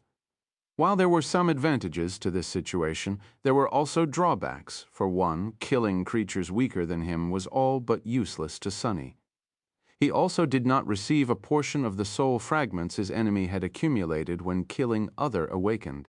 That portion could be as little as 0 if the murdered awakened was inexperienced, or surpass 100 soul fragments if they had fully saturated their core. Of course, the difference in ranks also played a role. Sunny assumed that Windflower's transcendent soul core had long been fully saturated. Therefore, if a master like him killed the beautiful saint, they would have received twice the amount, at least 200 soul fragments. However, he had received more, much more. The last time Sunny had checked, he was still more than 2,000 shadow fragments away from becoming a terror. So he had not just received a portion of Windflower's power, he had received all of it with not a single drop wasted, and then a few hundred fragments on top of it. She had put all of herself into the dream flower. She had turned her entire soul into a parting gift so that he could inherit as much power from her as possible.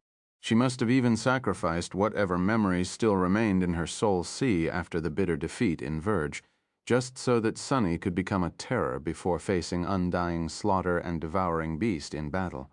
How had Windflower been able to create the beautiful memory? How had she known so much about him and his aspect? Sunny had no answers. Perhaps the Mad Prince had told her. He stared at the smoldering embers of the incinerated bed for a few moments and sighed. After a few moments of silence, Sunny whispered, "Thank you." Lowering his head, he remained still for a while, and then glanced at his shadows. There were 6 of them now, all staring back at him silently. Gloomy, happy, creepy, haughty, naughty, and the new guy. The 6th shadow was just like the other 5, but also different at first glance. It seemed the least eccentric of them. The new guy appeared rather normal and laid back, friendly even. But for whatever reason, Sunny felt a cold chill run down his spine at the sight of it. There was something eerie about the new shadow. It was as if its outward normalcy was hiding something, a deep, dark ocean of utter, unhinged, unbridled madness. The friendly demeanor was just a thin, fragile veil obscuring the demented depths of its dire and dangerous lunacy. Sunny let out a long sigh. You are absolutely crazy, aren't you? The crazy shadow scratched the back of its head, twitched, shrugged, and laughed maniacally. Then it abruptly returned to being normal and friendly. Only its fingers continued to tremble slightly, as if it was barely holding itself back from exploding into a storm of murderous frenzy. Sunny closed his eyes for a moment.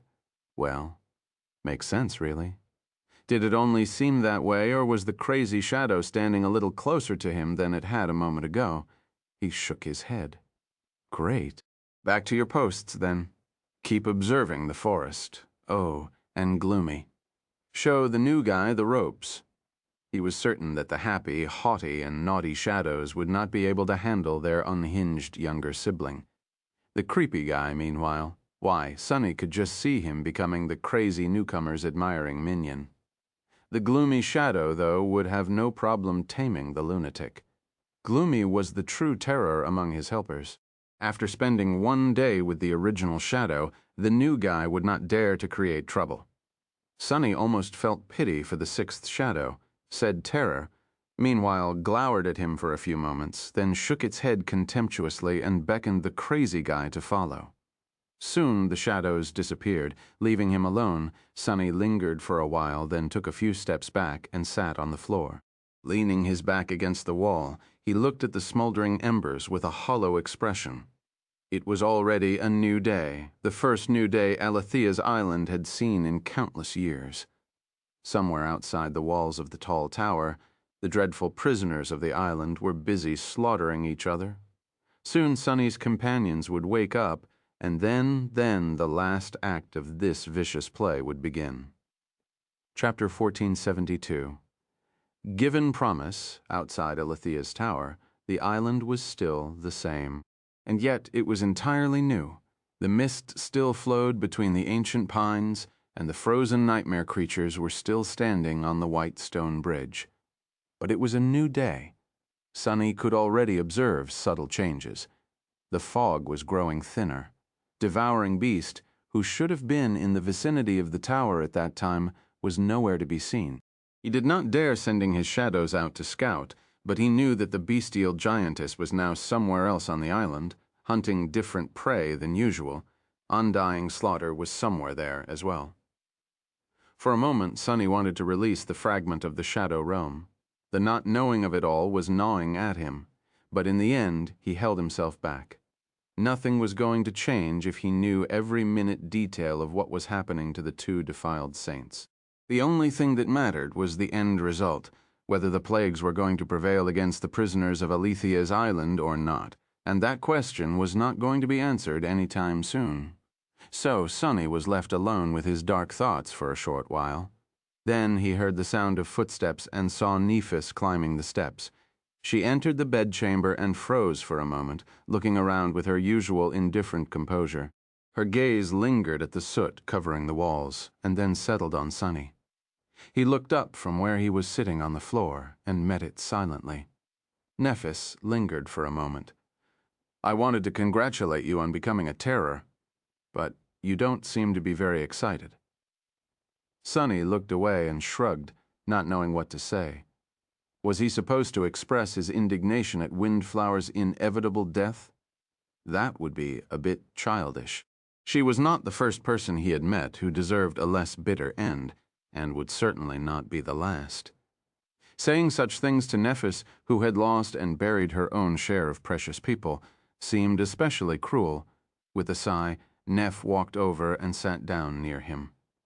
She hesitated for a bit, then gently put her arm around his shoulder. "Did you fulfill your promise to the sleeping saint?" Soothed by the familiar steadiness of her even voice and the warmth of her embrace, he nodded. "Yeah, she wanted me to burn her body, so, well, you can see." After a while, a heavy sigh escaped from his lips. "It is a bit strange, don't you think? The nightmares are supposed to be trials of strength for us, the challengers. But what I remember the most is the strength of the illusory people who lived, struggled, and died in these conjured worlds. Noctis, Ananke, Windflower somehow, the passion with which they lived seems much more real than even ours." Nephis remained silent for a few moments, then said slowly, "I don't think it's strange at all. I remember those whom I met in the nightmares as well." She paused before adding, her voice a little lower than before, "Even though sometimes I wish to forget." Sunny smiled bitterly. Wouldn't it be nice to forget some things? He was thinking about how nice it would be to forget all the agony he had experienced on Aletheia's island just recently. It had only been a few months of torment, and yet he was almost driven mad if the loop continued for another month. A year, a few years maybe, Sunny would have indeed grown to resemble that bastard, the mad prince, shaking his head. He looked at the soot and embers left in the wake of Windflower's deathbed and fell silent. After a while, leaning slightly on Nephis, Sunny asked, "You once told me something, that people like us are born to destroy things, not save them. Do you really believe that?" She did not answer immediately. Eventually, though, Nephis nodded. "Yes, maybe. You and I, Sunny, We were born in a time of war, disaster, and ruin, in a world that is being killed by a flood of invaders. Such a world doesn't need saviors and builders. Their time will come after killers and destroyers like us do our part. If we don't, there will be no world to save and no homes to rebuild. A pale smile appeared on her beautiful face. So, yes, I believe it. But I also believe that it's not something bad. It's a blessing, in fact. Sonny remained silent. What a dire blessing it was. Well, what else had he expected to hear? She was the star of ruin, after all, the last daughter of the immortal Flame clan, the inheritor of the fire. He sighed. I promised Windflower to conquer this nightmare, you know. A dark grin appeared on his face. That's the second time I promised to conquer it. Nephis stood up and looked at him, then smiled from the corner of her mouth. Well then, we'd better really conquer it. You wouldn't want to become a liar, would you? Sunni chuckled and rose as well, the memory of her warmth still lingering on his skin. Of course not. I am the most honest person in the world, after all. 2 worlds, even. With that, they left the scorched bedchamber and descended to the first floor of Aletheia's tower, where the rest of the cohort was preparing for the coming day. Cassie had gone to study the runes in the basement. Effie was busy roasting the great tyrant's meat on coals. Jet had dismissed her damaged armor and was sitting on top of the covetous coffer, lazily mending a piece of leather clothing. Noticing the 2 of them, she looked up and smiled. Hey, what's the plan for today?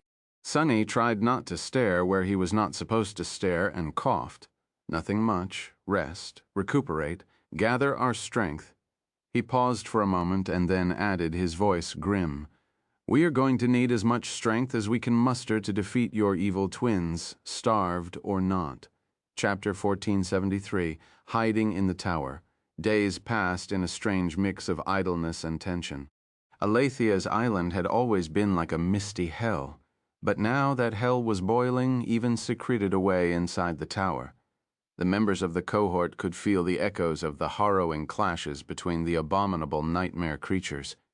These fiends had been caught by the island across many centuries, but now that the loop was destroyed, they were eradicating each other with terrifying speed. Of course, Undying slaughter and Devouring Beast were at the forefront of the massacre. Sonny caught glimpses of the 2 from time to time. His shadows were always keeping an eye on the outside world. With the mist growing thinner with each day, the landscape of Aletheia's island gradually cleared. So by now he could see a good chunk of the ancient forest from the top of the tower. The lumbering shape of the bestial giantess was easily noticed. Undying slaughter was much harder to spot, but he could clearly see the death throes of her victims. For now, nothing seemed to be able to prevail against the 2 defiled saints, to his disappointment. He would have preferred to see the 2 plagues killed by the powerful nightmare creatures residing on the island.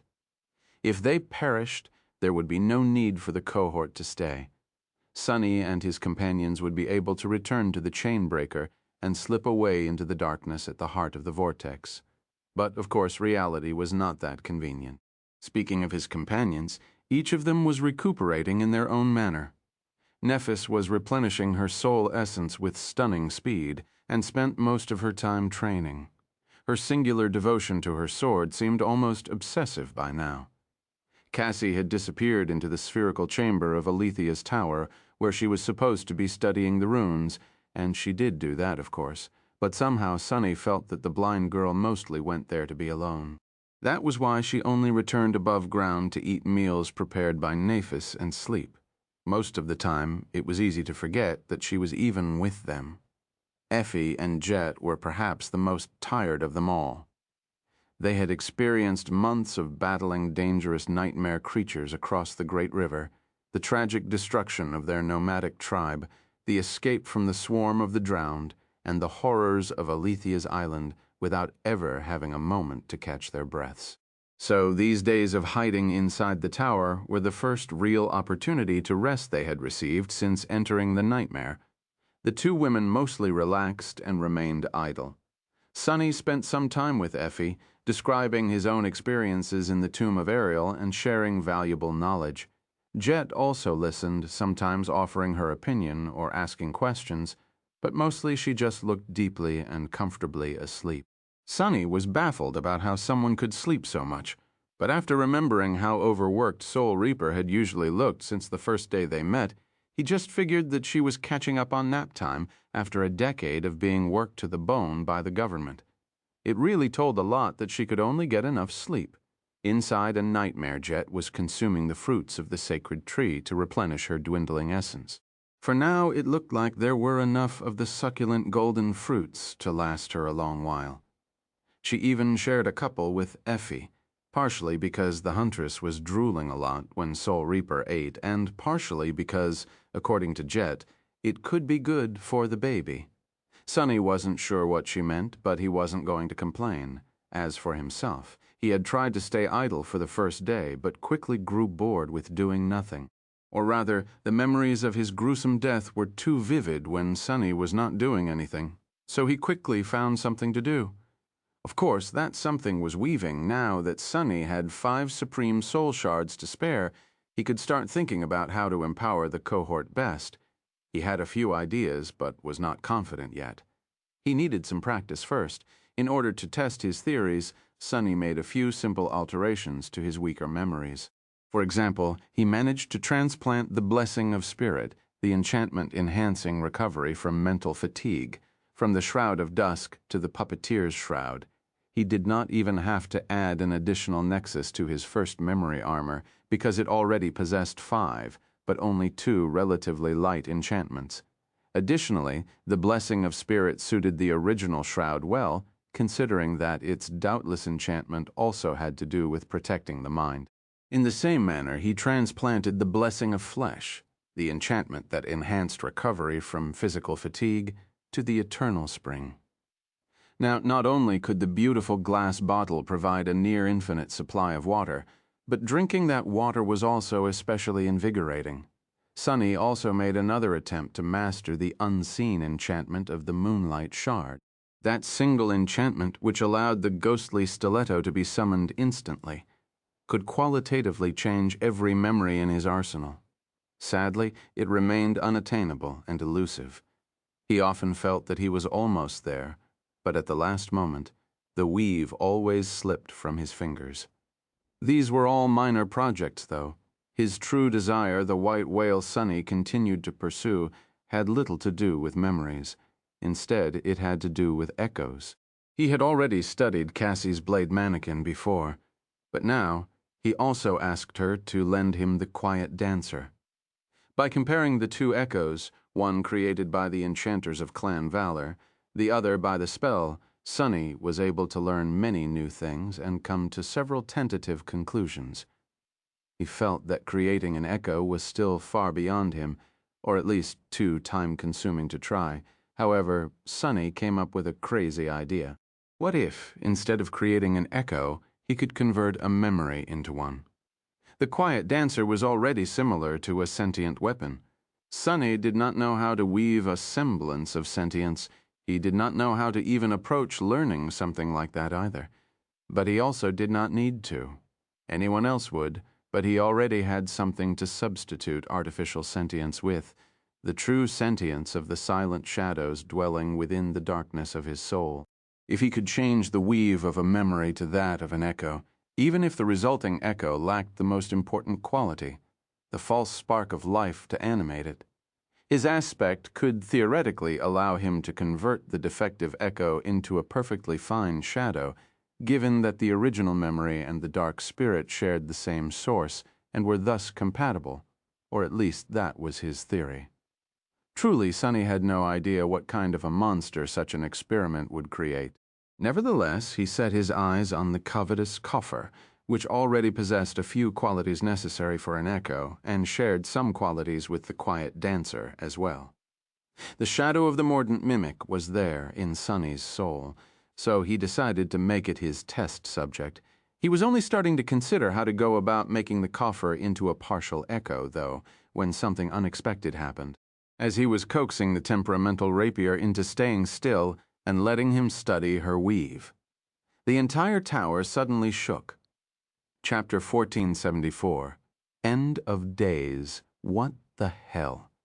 Instantly tense, Sunny looked away from the quiet dancer and outstretched his hand, ready to summon the sin of solace. His first thought was to shadow step into the hidden chamber below the floor of the tower. The tower was shaking, and Cassie was there at the heart of Aletheia's sorcery. Cassie had also been rather mysterious lately, unpredictable.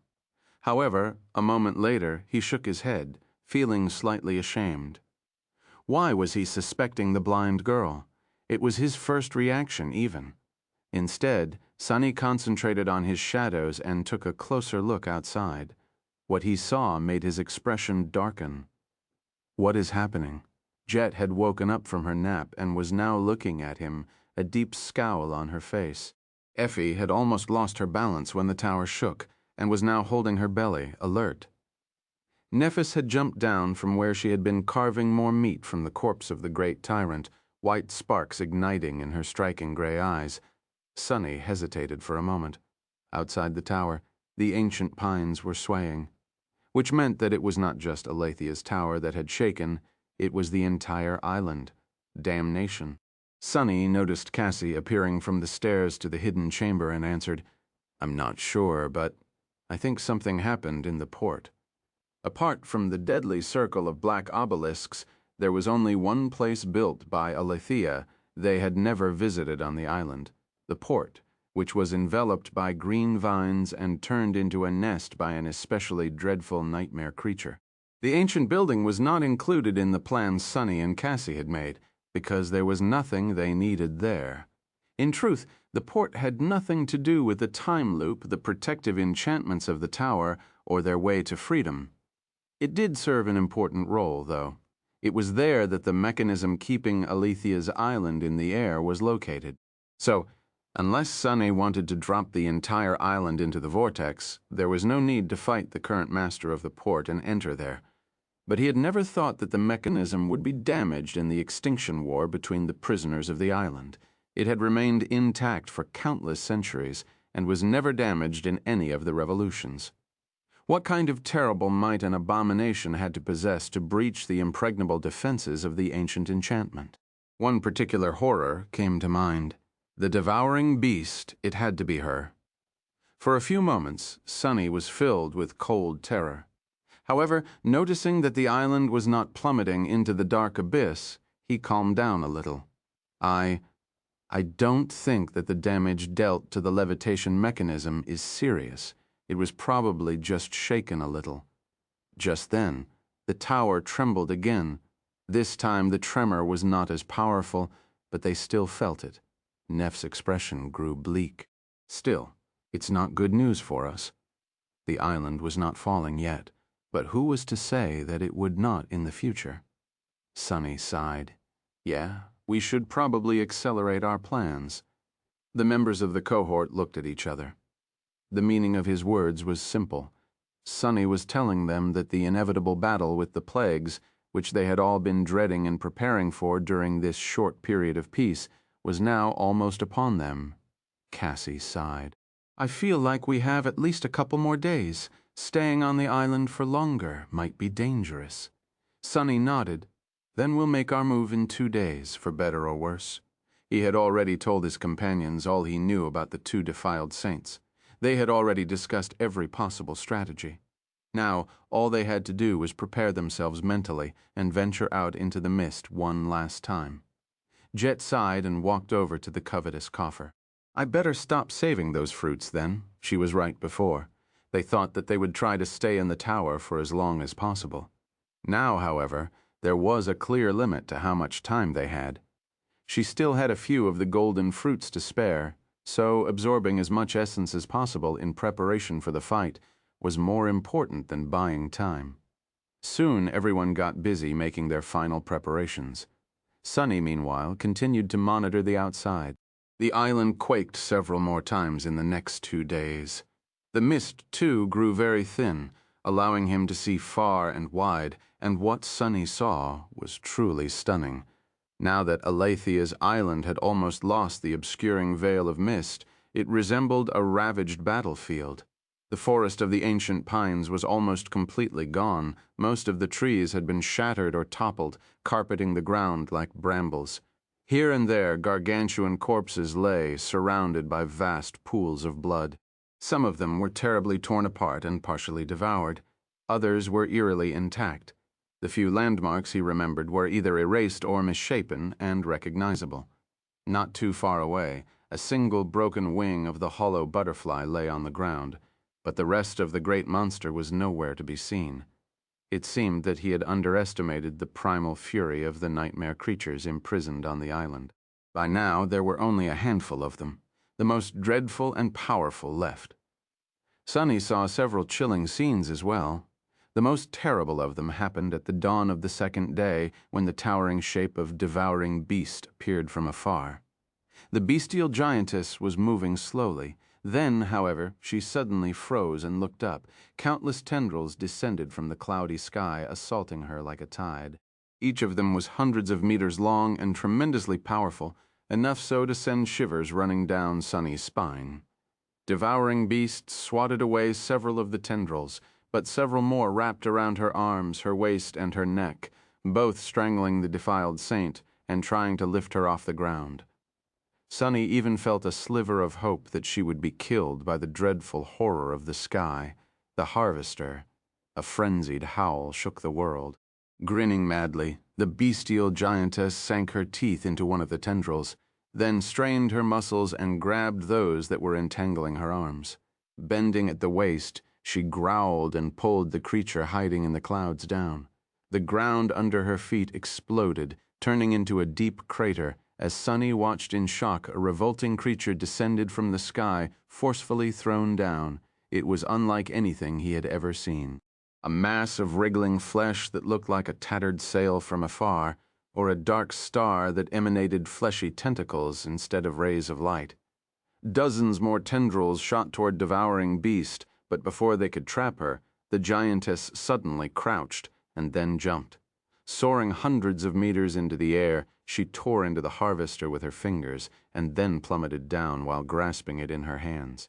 Not long after that, the horror of the skies was completely savaged, its tendrils torn and devoured, its grotesque body mutilated beyond recognition.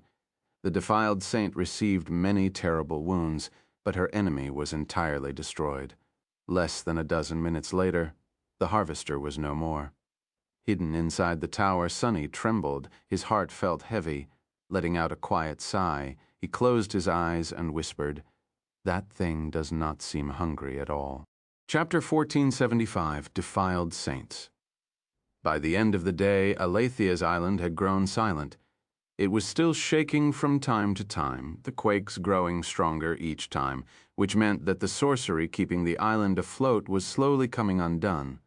But its surface had become strangely peaceful. Sunny was pretty sure that apart from the motionless nightmare creatures on the stone bridge, there were only two abominations left on the entire island, Devouring Beast and Undying Slaughter. The former was messily consuming the remains of the dreadful fiends in the obliterated forest. Deep wounds were covering her towering body, but the bestial giantess did not seem affected by her flaw yet. The latter had just broken free from the circle of black obelisks, shattering most of them in the process. Whatever horror had dwelled within the circle was now dead, while Undying Slaughter she at least appeared to be running low on essence. Sunny could not see much from his observation post at the top of the tower, and he did not even dare to look at the defiled saints directly, afraid that they would sense his gaze. But he could tell that battling the being that had been imprisoned by the black obelisks took a lot out of the hateful mist wraith. Undying Slaughter had a more cruel flaw than the bestial giantess. Not only was her essence constantly being drained, but she also had to spend it while fighting powerful opponents. As a result, her entire existence was a perilous balancing act. And right now, the mist wraith was out of balance. Sunny watched as she prowled the island, searching for new victims. She even approached the tower and spent some time observing the nightmare creatures on the bridge. In the end, however, Undying Slaughter backed away and disappeared into the mist. She's running out of time. Sunny felt a spark of hope ignite in his heart. Come dawn, The cohort was going to leave the tower and face the defiled saints in battle. The weaker their enemies would become, the better their chances of survival were going to be. Still, he did not feel confident. If anything, Sunny felt that they would be marching to their deaths. Maybe we should rethink our plans and try to escape stealthily instead. There was still a little bit of time left. He would try to talk some sense into Nephis in the morning. Sunny continued to monitor the island until dawn, dreading the next day. He could imagine killing one of the defiled saints. With him and Nephis working together, both being terrors with Jet's lethal aspect, Cassie and Effie supporting them from the back, Saint and Fiend holding the vanguard positions, and Nightmare affecting the enemy with his insidious powers, there was a chance. Most importantly, he possessed the most precious advantage: detailed knowledge of what the two plagues were capable of and experience fighting them. However, Sunny could not imagine surviving a battle against both abominable fiends at the same time, no matter how drained and heavily wounded they were. At the very brink of dawn, when he was wondering if there was a way to separate them for a sufficiently long period of time, there was suddenly movement in the shattered forest. Sunny was distracted from his heavy thoughts and peered into the distance through one of his shadows. What is she doing out there in the mist? Devouring Beast suddenly froze and let go of the horribly mutilated corpse of a nightmare creature she had been chewing. The ghastly carcass fell down, sending a cloud of dust and splinters into the air. With blood streaming down her face, the colossal giantess looked down coldly. It was only then that Sunny noticed another figure standing some distance away from her, this one much smaller. Undying slaughter was obscured by the mist, but now that it had become much thinner, the wraith was easier to spot. Not that she was hiding. On the contrary, it was as though she wanted to be noticed. Undying slaughter did not look that well. Her elusive figure seemed even less substantial than usual, as if on the verge of dissipating into a wisp of fog. The two defiled saints stared at each other silently for a while. Sunny did not know if they were capable of communicating with each other, or if they needed to. From what he could tell, there was an unspoken understanding between these harrowing abominations. Eventually, Devouring Beast grinned wickedly, revealing her bloodied teeth. They are going too. His eyes widened slightly. At the same time, a ghostly blade appeared in Undying Slaughter's hand, and she moved forward. It seemed there was no loyalty among the defiled. The battle against the prisoners of Aletheia's island should have been like a feast for Undying Slaughter, but those harrowing abominations had not been weak. In fact, most of them had been superior to the Mist Wraith, both in terms of class and rank. So, she had ended up burning through more essence that she received by killing them, which was why she needed to absorb more. And the only creature she could kill by now was the other defiled saint, Devouring Beast. The two plagues were going to clash with each other, and, as if answering their fury, the whole island shuddered. This time, the tremor was violent enough to throw Sunny down to the stone floor. This is our chance. The other members of the cohort had been checking their equipment, almost ready to leave the tower.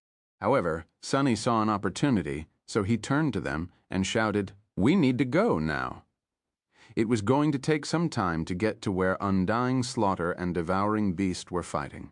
By then, one of the plagues would already be dead, and there was not going to be a better moment to attack the remaining one than immediately after the battle was over. Not unless they wanted to risk staying on the island until it collapsed into the vortex, at least. The members of the cohort looked at Sunny, then exploded with motion. A few moments later, they were already passing through the gateway of Aletheia's tower. Out there in the distance, the defiled saints collided. Devouring Beast's towering figure shimmered and then suddenly disappeared.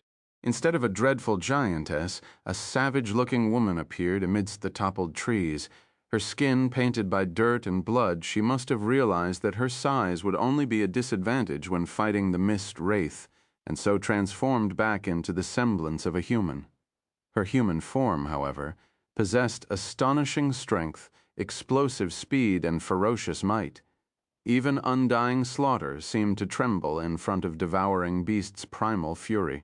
However, Effie's evil twin did not possess means of attacking intangible beings. Nevertheless, she was more than capable of dodging and evading the Wraith's attacks, and remaining in the form of an apparition was costing Undying slaughter essence in the end. The Mist Wraith had no choice but to abandon her ghostly form and face her sister as a creature of flesh, blood, and bone. That was the last thing Sunny saw before commanding his shadow to abandon its crow's nest on the top floor of the tower and race to catch up to the cohort.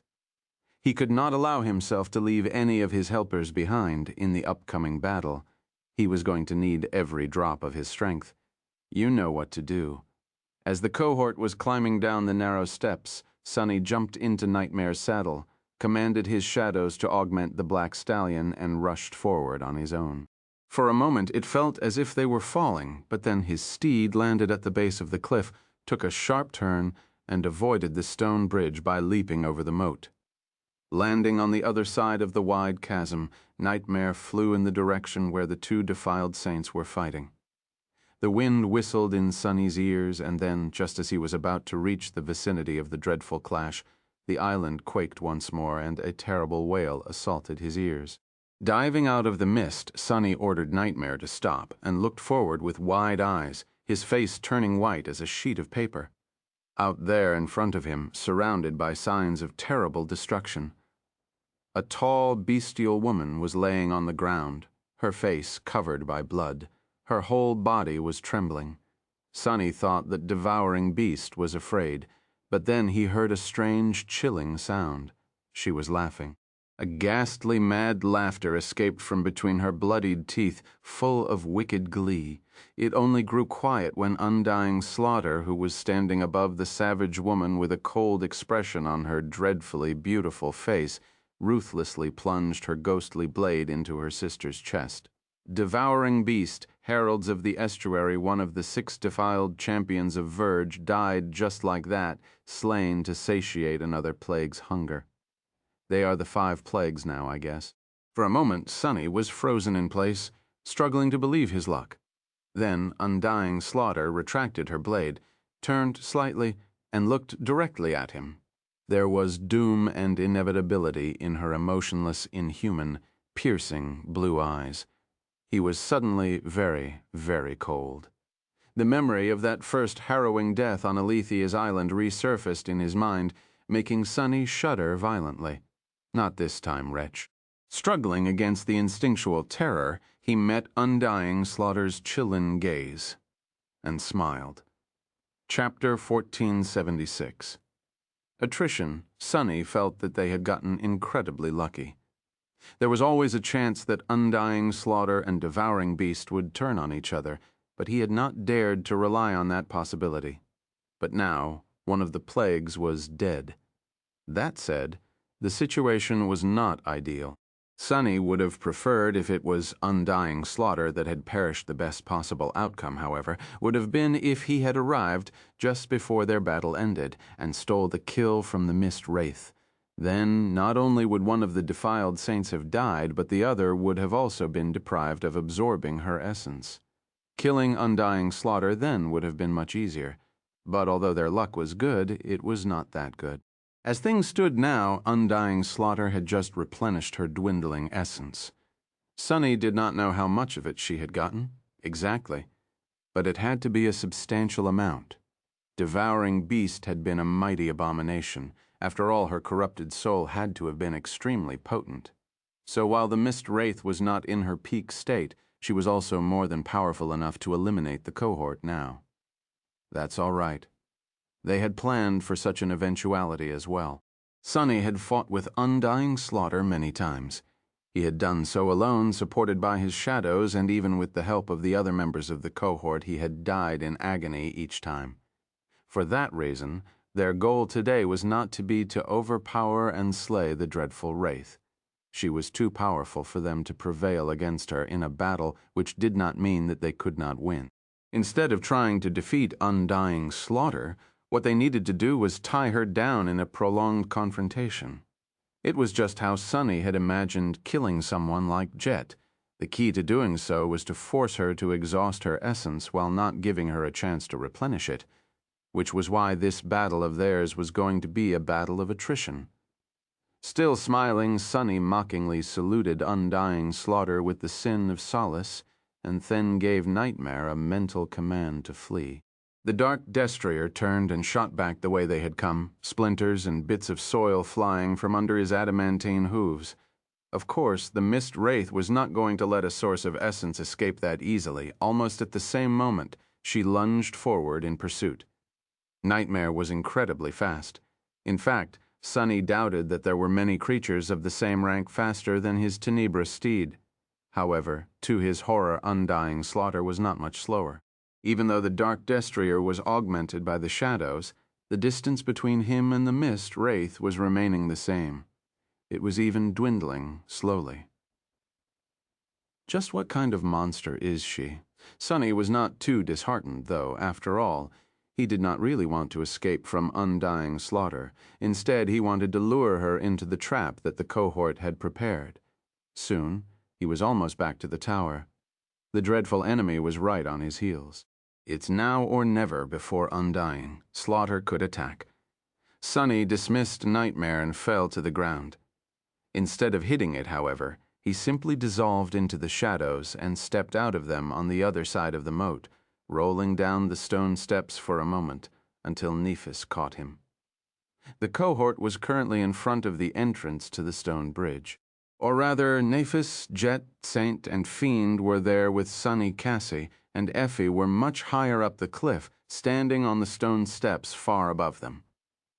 Effie's spear was already flying down. Nephis was helping Sunny stand up when the spear hit the slope of the cliff with the force of a tactical missile. The whole cliff shuddered, sending him tumbling down once again, and a deafening boom spread from the point of impact, accompanied by the cracking noise of breaking stone. A large part of the slope simply shattered, stone debris flying in the air and slid down into the dark chasm of the moat. With it, of course, a number of ancient runes that had been carved into the cliff were destroyed. The enchantment protecting the bridge was broken at that moment. Out there on the opposite end of the bridge, the nightmare creatures that had been frozen before shuddered, released from the invisible trap. And just as they did, Undying Slaughter appeared from the mist, her glacial blue eyes burning from dreadful cold killing intent. Before she could even react, the former prisoners of the stone bridge lunged at her, overcome by bloodlust and fury, a corrupted tyrant, a corrupted terror, a great beast. Finally, managing to stand up, Sunny leaned on Nephis and looked across the bridge. The released abominations had already clashed with Undying Slaughter, the whole island shaking from the dreadful force of their clash. Or maybe it was simply quaking because the enchantment keeping it in the air was failing. He exhaled slowly. So far, so good.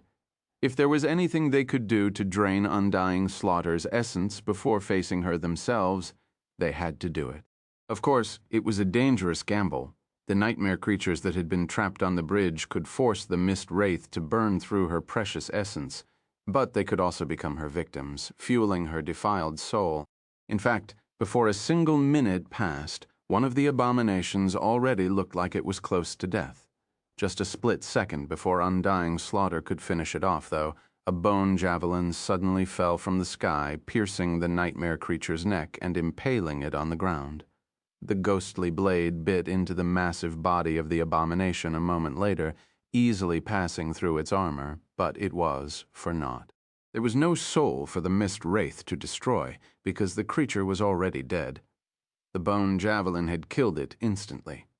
Feeling a dark grin twist his lips, Sunny looked up. There, high above, Cassie and Effie were still standing on the stone steps. There were a dozen more javelins laying on the ground in front of the vigorous huntress. These javelins had been made from the ribs of the great tyrant.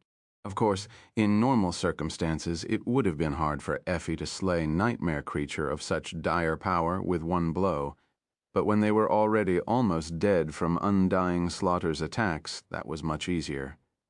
As for knowing the exact moment when to attack after the abomination had grown weak from its wounds, but before the mist wraith could deliver the fatal blow, Cassie was there to help. With her ability to perceive several seconds into the future, she could tell Effie just when to throw the javelins and who to aim for. Together, they were in a perfect position to achieve a simple but vitally important task: deny undying slaughter any essence. The two of them were already accomplishing that task splendidly. Chapter 1477. Undying Slaughter. Sunny knew how terrifying undying slaughter was better than most, perhaps even better than anyone. And yet even he was astonished by the sight of the dreadful mist wraith slaughtering the former prisoners of the stone bridge. Each of them was an opponent Sunny would not want to face in battle. Some he had a good chance of defeating, but others were absolutely lethal existences to a master, even an ascended terror like him. Nevertheless, all of them had been ruthlessly and methodically brought down by the defiled saint. It was as if no amount of physical might, impregnable armor, and unholy powers could deter her. The ghostly blade danced in the mist, and following its elusive movements, the souls of the harrowing nightmare creatures were snuffed out one after another, or rather they would have been if not for Effie and Cassie. Each time undying slaughter was about to kill one of her enemies, a bone javelin would inevitably fall from the sky, stealing the creature's life moments before the mist wraith delivered the last strike. Guided by the blind seer, Effie had not missed once, which meant that all the essence the defiled saint was spending to fight against the group of powerful abominations could not be replenished by absorbing their broken souls. With each moment she was growing weaker. Their plan was working. The last to fall was a great beast that resembled a black hound with 7 serpentine tails. Its lean, muscular body towered above undying slaughter like a dark hill, and its power was dreadful enough to make the ground crack and collapse into the chasm of the empty moat. The abominable hound was like a living nightmare, its frenzied eyes burning with eerie green flames. Despite it all, neither its terrifying jaws nor its 7 tails managed to strike the elusive mist wraith. Moving with the graceless elegance of an emotionless butcher, undying slaughter delivered the great beast 2 swift, cruel blows. The hound staggered after the first one, then grew slow and lethargic after the second. The green flames burning in its eyes dimmed, and before the third blow landed, a bone javelin pierced one of them. The monstrous black hound was thrown down by the force of the impact, making the island shake, and grew still. Viscous red liquid flowed from its maw. On the slope of the cliff, Effie let out a shaky breath and swayed lightly. Her legs gave out, and if Cassie had not caught her in time, the huntress would have fallen down. The blind girl helped her sit down on the stone steps. These past few minutes had taken a lot out of Effie. Even though she was far from the terrible battlefield, she had to put all of her immense strength into each throw, especially that last one. Sweat was rolling down her pale face. Did I just kill a great nightmare creature? Her tired voice was faint and full of disbelief. Cassie smiled gently. You certainly did. Effie took a deep breath and put her trembling hand on her belly as if trying to protect it. Damn, I've been spending too much time with Doofus, huh? Of course, the great beast had already been brought to the verge of death by undying slaughter. And of course, all members of the cohort had done their part in order to make the outcome possible, and yet a great beast had fallen by Effie's hand. It was a startling achievement, to say the least, a feat worthy of raised by wolves, the legendary huntress of the Dark City. Effie smiled weakly, lingered for a few moments, and said in a solemn tone, "Well, Eff," the island quaked, and the sound of breaking stones swallowed her words. Far below, more stone debris slid into the widening chasm. Even the bridge shuddered slightly, a net of cracks appearing on its surface. On the far side of the bridge, undying slaughter stared at the dead great beast for a few moments, then turned and looked across the chasm at the members of the cohort. Sunny shivered, feeling an eerie chill. Let's go. They stepped on the bridge at the same moment as the mist wraith did. There was nothing left for them to do but fight. Come, aid me. His shadows rose from the ground, flowing onto his body.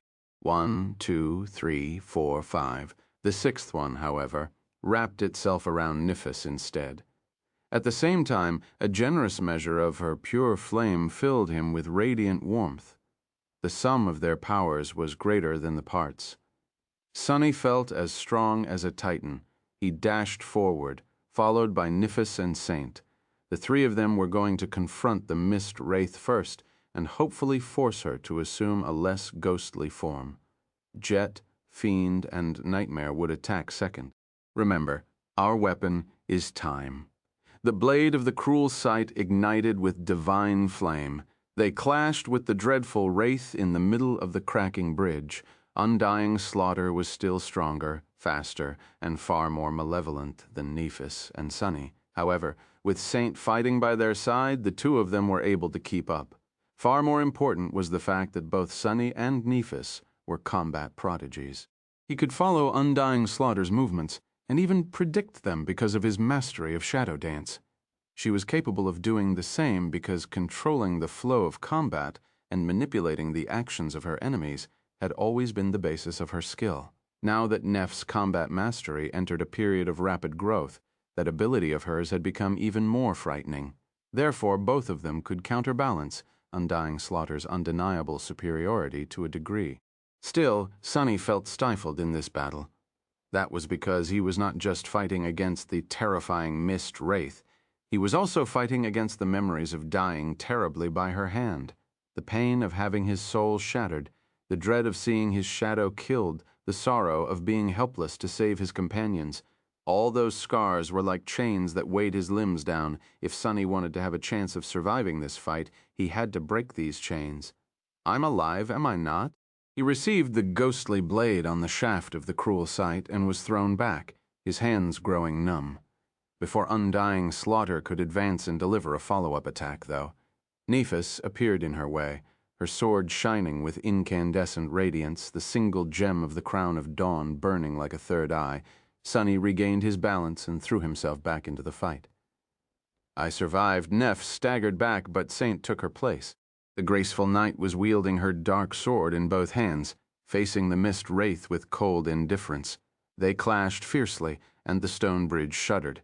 He was already lunging forward to share the pressure with his shadow. And now it's time to deliver some payback. After all, Sunny was nothing if not vindictive.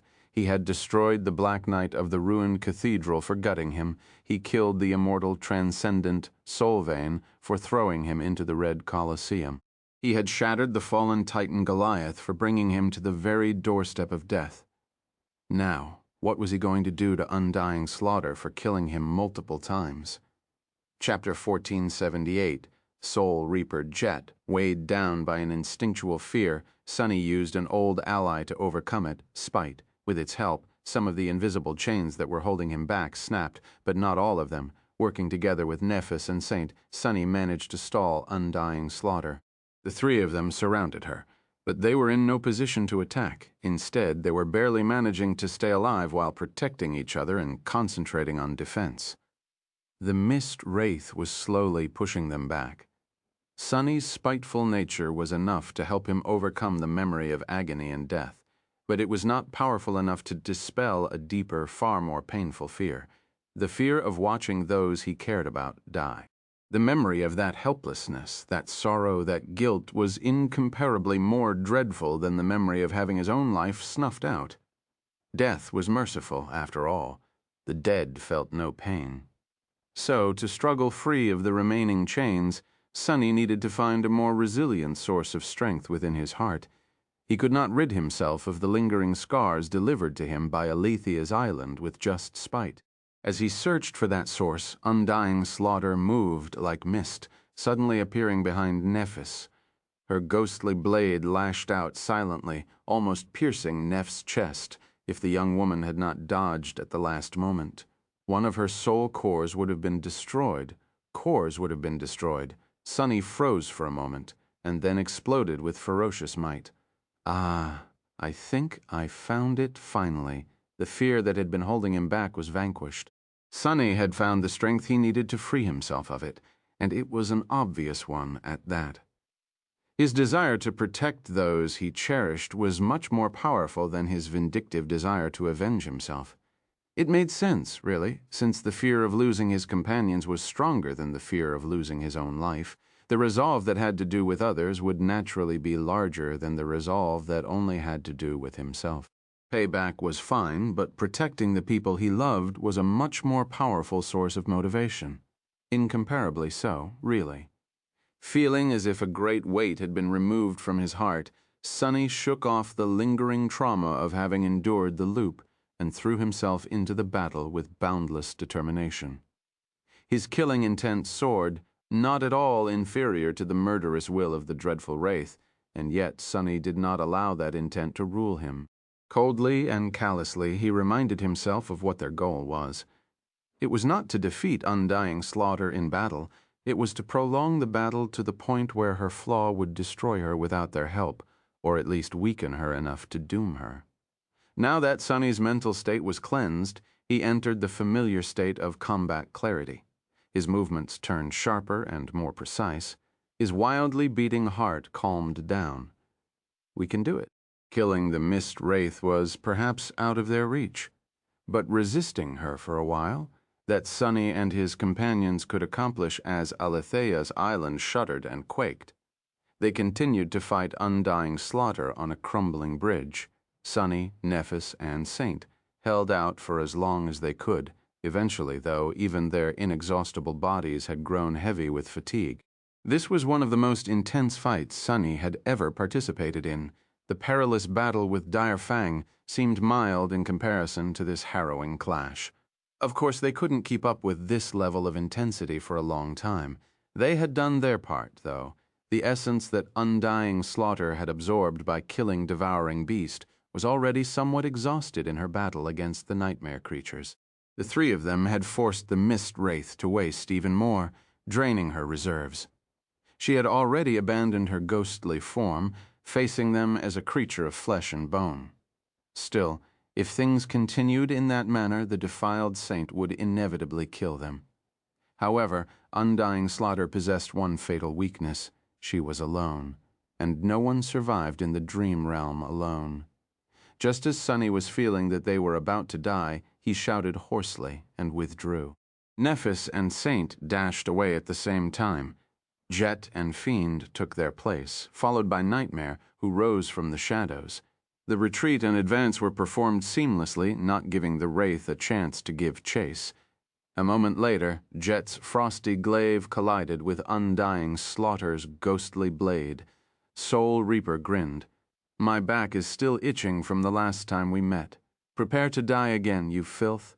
Sonny staggered back and leaned on the cruel sight, breathing heavily. He did not know how long this respite would last, or even if the island itself would last much longer. All he knew was that he had to be able to rejoin the battle as soon as possible. By his side, Nephis sheathed her sword, looking at the battle happening in front of them with somber intensity. White flames were dancing in her eyes. Jet, Fiend, and Nightmare were holding their own against Undying Slaughter, mostly because she was already running extremely low on essence and did not summon her unholy powers much. Her speed and strength also decreased, but not by a lot. Sonny gritted his teeth when Fiend was sent flying back by a devastating blow from the ghostly blade. His impenetrable steel carapace held this time, but the infernal ogre looked rattled and pained by the defiled saint's strike. Nightmare was the most vulnerable of the three, but he was by no means weak. His furious attacks gave Jet the opportunity to advance. Soul Reaper was the tip of their attack formation. Jet fought with cold fury, her glaive leaving after-images in its wake. She met Undying Slaughter blow for blow, refusing to be pushed back.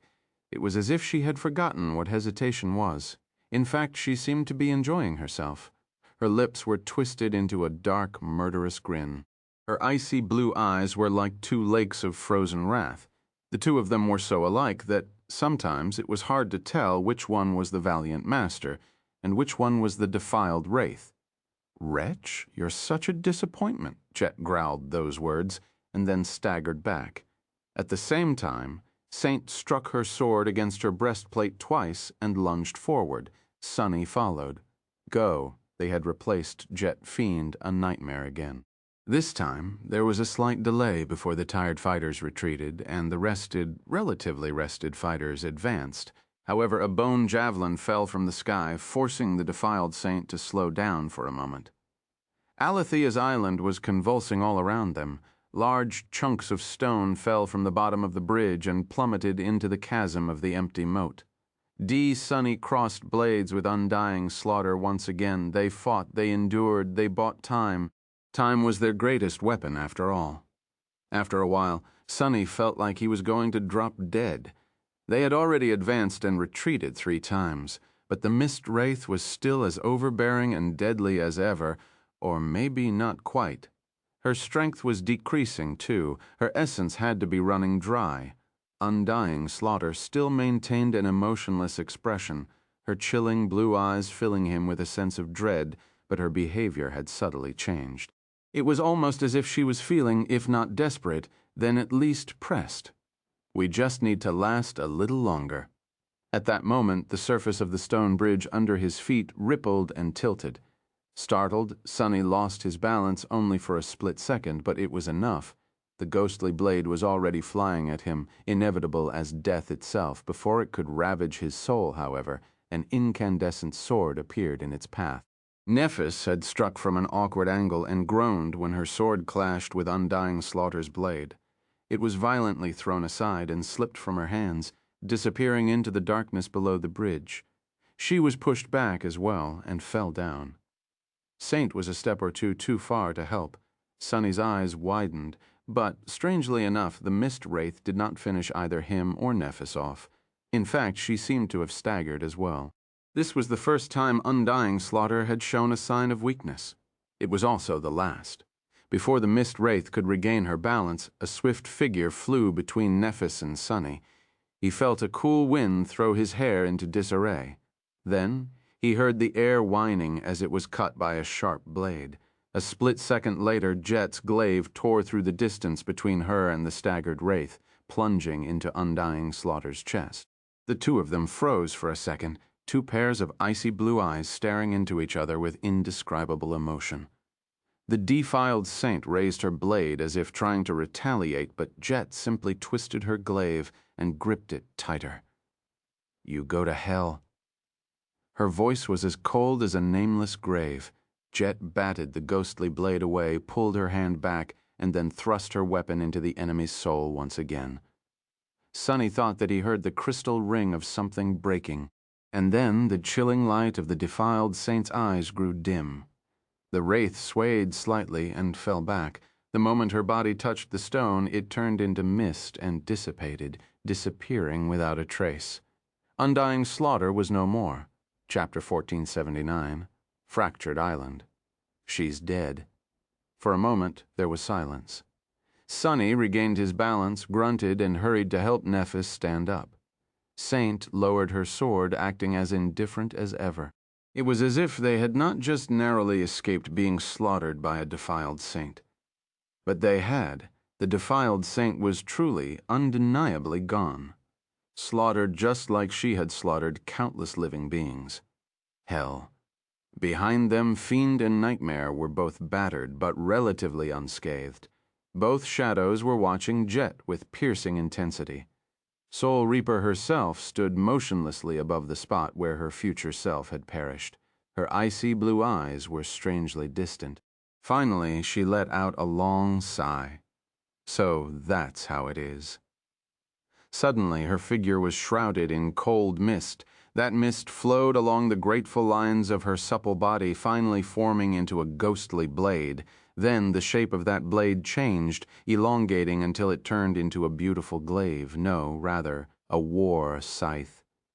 Its dark steel possessed a dreadful sheen to it, with frost patterns decorating the sinister curved blade. The ghostly scythe seemed to absorb all warmth from the world, emanating a frigid sense of lethal cold. An amused smile appeared on Jet's face. Raising an eyebrow, she turned to Sunny and said, "You won't believe what the spell just said. I guess all I had to do was kill myself to receive my aspect legacy." An aspect legacy, Sunny was momentarily stunned. Jet was a strange existence, a person who was not quite alive but also not quite dead. So there was a strange and darkly poetic logic to her, aspect legacy being locked behind the act of attaining the purest expression of one of these states, namely dying once again. However, How had killing Undying slaughter substituted true death? And what kind of an insane requisite it was to literally die? All aspect legacies had unique conditions of being unlocked, but still wasn't the spell going too far with this one? Sonny opened his mouth to say something, but he never got the chance. Just at that moment, the island shuddered once again, and the damaged bridge they were standing on finally collapsed. Surrounded by stone debris, the members of the cohort plummeted into the dark chasm. Crap. The fall from such height was not going to kill an Ascended, but hitting the ground would not be pleasant either. Especially if a few pieces of the bridge decided to fall on their heads immediately after. He dismissed Saint Fiend and Nightmare before calling upon the shadows and manifesting them into resilient chains. Grabbing onto them, the three masters managed to control their fall and land at the bottom of the empty moat safely. There, everything was a mess. Effie had shattered a large portion of the cliff slope earlier, causing countless tons of black rock to slide into the moat. The great beast she killed later had also caused a collapse, sending an avalanche of stones and soil into the chasm. Neff's incandescent sword was laying on the ground just a few meters away from them, its radiance illuminating the chaotic scene. She walked over and picked it up, then looked around somberly. "Is everyone all right?" Jet was the first one to answer. Dismissing the ghostly scythe, she seemed to absorb the torrent of frosty mist it had turned into and nodded. "I'm fine." Sonny answered a few moments later, "Yes, no." The first word was said in a relaxed tone, while the second was a bit shaky. Standing at the bottom of the moat, he had glanced down and noticed a wide crack running through the rock surface beneath him. His right foot was on one side of the crack, while his left was on the other. The fracture seemed to be rather deep, extremely deep, staring into the darkness. Sonny realized that the fracture was not just deep. It was, in fact, bottomless. That was because it was not just the bottom of the moat that had cracked, but the bottom of the island as well. So what he was looking at was actually the unfathomable darkness at the heart of the colossal vortex. The fracture pierced Aletheia's island straight through, leading to the abyss beneath it. Raising his head, Sonny stared at Nephis and Jet for a moment, then said in a bleak tone, I think that this whole island is about to fall apart." He carefully moved his right leg over the crack and let out a small sigh of relief when it safely landed near his left one. "So how about we get the hell off before it does?" He didn't have to ask twice. However, climbing out of the moat had turned out harder than they anticipated. Just as they approached the wall of the chasm, Aletheia's island quaked once again, the deafening sound of cracking stone echoing in the empty moat. The fracture Sonny had noticed grew wider, chunks of black rock falling into the darkness below. At the same time, a rain of stones fell on them from above. Nephis frowned, obliterating an especially heavy boulder with one strike of her incandescent sword. Jet nimbly evaded a few more. Curse it, the shadow chains shot forward, protecting Sonny and his companions. Looking back, he saw the familiar golden rope appearing in Neff's hands. She threw it to him without having to say anything. Sonny caught the rope and immediately dove into the shadows, stepping out of them on the crumbled remains of the bridge. By the time he pulled Nephis and Jet up, Cassie and Effie had already descended from the stone steps. The island was shaking and convulsing around them with almost no pause between the tremors anymore. Sonny's expression was dim. "Let's go. It's time we escape this damned place." They crossed the moat and entered the former killing field around Tower. Now it was simply the death field. Carcasses of dreadful nightmare creatures littered the ground, which was soaked with their blood. The long-bone javelins Sonny had crafted and Effie had thrown protruded from their flesh, each one as heavy as a bolt meant for an impossible siege engine. Sonny would have loved to collect the soul shards from the dead abominations, but there was no time. Passing between the corpses, the cohort entered the shattered remains of the ancient pine forest. All around them, Aletheia's island was coming undone. Chapter 1480, In a Day's Work. Without the deadly nightmare creatures hiding in the mist and blocking the way, it took them a surprisingly short amount of time to reach the hidden bay. Sunny struggled to believe how much blood he had spilled in the past to traverse the dreadful reaches of Aletheia's island now that its prisoners were gone.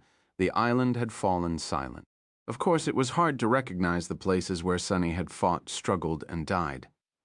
The forest was no more, with most of the ancient pines laying on the ground, either toppled or entirely destroyed. The mist was largely gone, too, revealing the scene of startling destruction in all its frightening glory. Massive carcasses towered above the devastated landscape here and there, some of them partially devoured. Rivers of blood flowed between the toppled trees, turning the remains of the forest into a vile swamp. It was like a scene out of a feverish nightmare. Well, of course it was. They were in a nightmare, after all. As the cohort hurried to reach the chain breaker, Aletheia's island was starting to fall apart. It was shuddering and quaking, making it hard to advance at a steady pace. More cracks appeared in the blood-soaked soil, some of them leading all the way down to the darkness below. Sometimes, a wide chasm would open right in front of the cohort, forcing them to change course and rush to circle around it. It felt like they were running out of time, but in the end, they did not.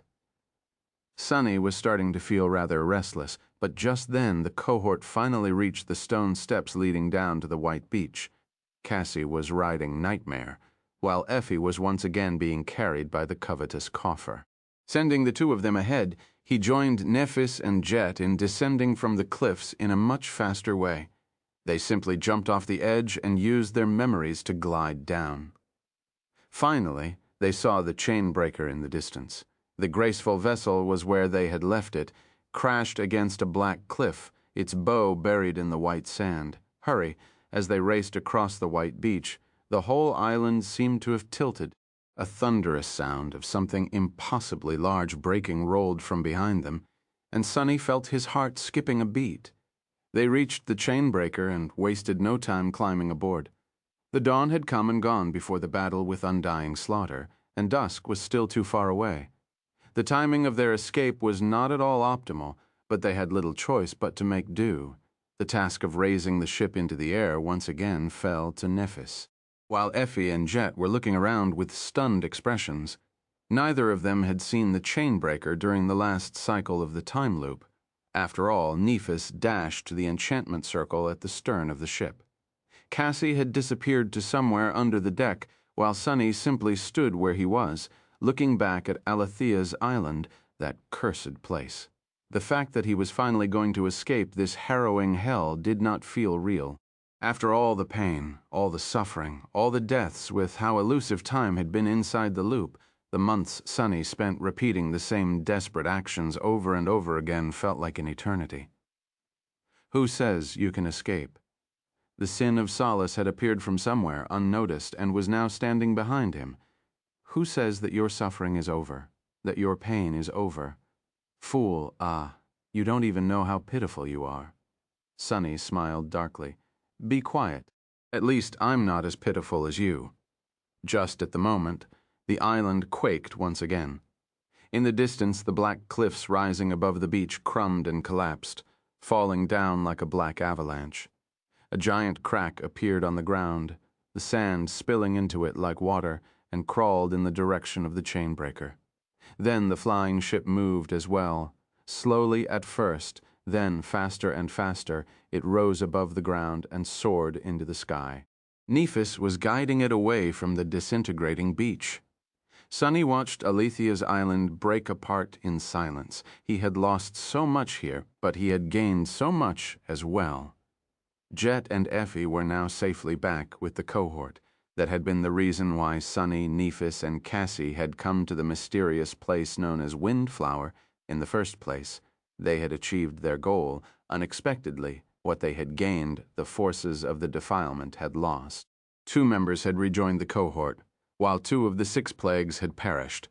That was a truly surprising but indescribably beneficial outcome. Sunny could hardly believe their luck. Of course, it wasn't just luck. It was a combination of good fortune, their unrelenting efforts, and, to a large extent, of the nefarious schemes of the Mad Prince. That was another thing Sunny had gained knowledge. Knowledge about the Mad Prince, yes, but also about so many other things. Some of the greatest mysteries of existence had been revealed to him on Aletheia's island. The nature of the dream realm, the past atrocities of the nightmare spell, even the origin of his own world. Perhaps even more importantly, Sonny had also learned a few things about himself. How he felt, what he wanted, and what he feared as well. Oh, and he had also become a terror. His soul possessed 6 cores now, and he possessed 6 shadows. His power had once again grown, and there was now only one step separating him from its pinnacle. Sonny had died countless times on Aletheia's island. He had battled and slain many harrowing nightmare creatures, honing his skill and earning priceless battle experience. Some of them were far too deadly for a master to face, and yet in the end all of them had perished while he survived. The entire island shuddered one last time and broke apart, falling into the abyssal darkness below. All the horrors, secrets, and treasures left behind by Aletheia of the Nine disappeared with it. Standing on the deck of the chainbreaker, Sonny let out a quiet sigh. All in a day's work. It was not a bad result. The flying ship hovered in the air for a few moments, and then slowly started climbing down. It was heading for the same lightless abyss that had swallowed the island, diving into the darkness that lay at the heart of the great river. Soon, the darkness welcomed them into its silent embrace. End of Part 2. Keeper of Truths. Chapter 1481, Emergency Repairs.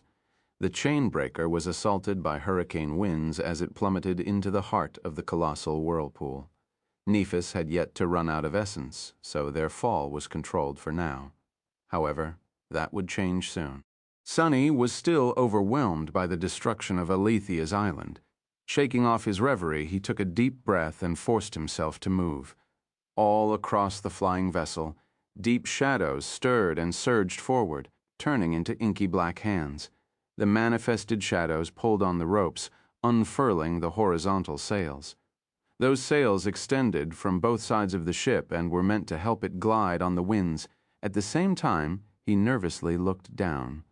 All Sonny could see was darkness. It was not the true darkness that his sight had never been able to penetrate. Instead, the abyssal chasm was simply so deep for him to see anything. Great. By now, the slopes of the vortex had almost turned vertical. It was as if the chainbreaker was surrounded by a vast wall of dark water, its current so fast that its surface was like a blur. At first, the dreadful maw of the whirlpool was dozens of kilometers wide, but the further they descended, the narrower it became. Eventually, it was as if the chainbreaker had entered a twisting vertical tunnel that was just a few kilometers in diameter. They were surrounded by absolute darkness, with only a scattering of lanterns illuminating the deck. It was like a small island of light in an ocean of nothingness.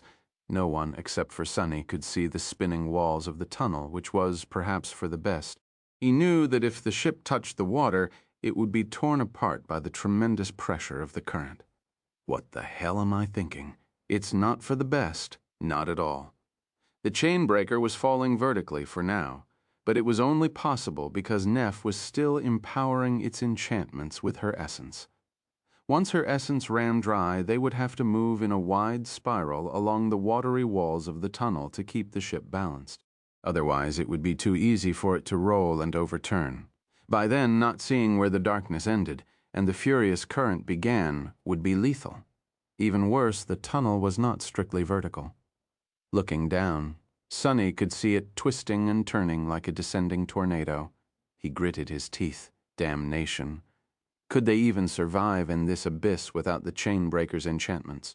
He turned to look at the stern of the ship, where Nephis was struggling with the steering oars, but at that moment Cassie's voice reached his ears. "Sonny here." The blind girl was standing near the entrance to the main cargo hold, waving at him. Her voice sounded urgent. Sonny hesitated for a few moments, then rushed to her side. "What is it?" She pulled him into the cargo hold, a grim expression on her face. "I need your help, or rather your shadow's help. Summon her and make her as strong as possible. Please." Somewhat confused, Sonny lingered for a second, then called upon Saint and sent all 6 of his shadows to augment her.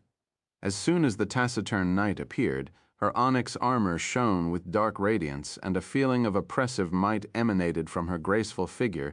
Down in the cargo hold, various objects were neatly laid out on the wooden floor. There were amphorae containing strange liquids, brushes, stone etchings of complicated runes, mortars, and items that Sunny did not even know how to describe. Most glaringly of all, the black stone from the hidden chamber of Aletheia's tower was also there, illuminated by the faint radiance of the guiding light. He gave Cassie a long look. "What's this?" The blind girl was already walking toward the black stone. "We spent a lot of time inside the loop. Most of it was occupied by trying to escape, but I had plenty of time to think as well, about how to repair the enchantment circuit of the chainbreaker in particular." She stopped and pointed at the chunk of black rock. "I need you to help me shatter it. I tried to do it myself, but I'm not strong enough." Sunny felt a bit weird for a moment. It was as if she was asking him to open a jar of pickles for her, whatever that was. In any case, the jagged piece of black rock was not a jar of any sort. Instead, it was a mystical stone that was rumored to be a fragment of the estuary. Of course, Cassie was not strong enough to break it. However, she was trying to finish repairing the runic circuit of the flying vessel, connecting its enchantments to the sacred tree. If Cassie succeeded in time, perhaps they would not be torn apart by the current of the spinning tunnel. Sunny wasn't sure if he was strong enough to crush the black stone either, but Saint was a transcendent devil and augmented by 6 shadows on top of that. Glancing at the indifferent onyx knight, he gestured at the black stone. Her ruby eyes shone darkly, and summoning her tenebrous blade, Saint took a step forward. The black sword fell on the jagged piece of rock and bounced away, not leaving even a single scratch on it. She lingered for a moment. Then a flood of darkness flowed from beneath Saint's armor, entering the black blade. The blade itself rippled and changed form, turning into a long, elegant lucerne. The dark lucerne might have been elegant, but both its beak and hammerhead were capable of delivering truly devastating blows. A weapon such as this was far better suited for piercing armor and breaking bones than a sword was, so it had a far better chance of shattering the mystical stone. Saint took a step back, then slowly raised her weapon above her head and struck down with enough force to make Sunny stagger.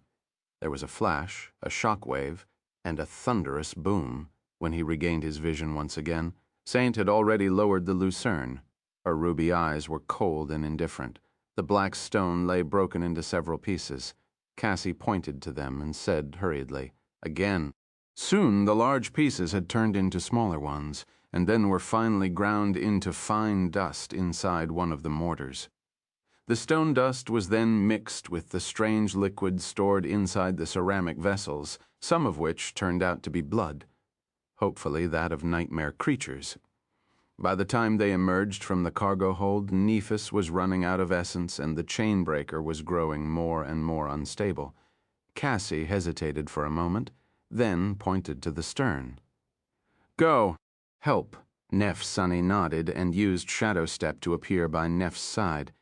Using his ability to see in the dark, he helped her guide the flying vessel into a spiraling descent.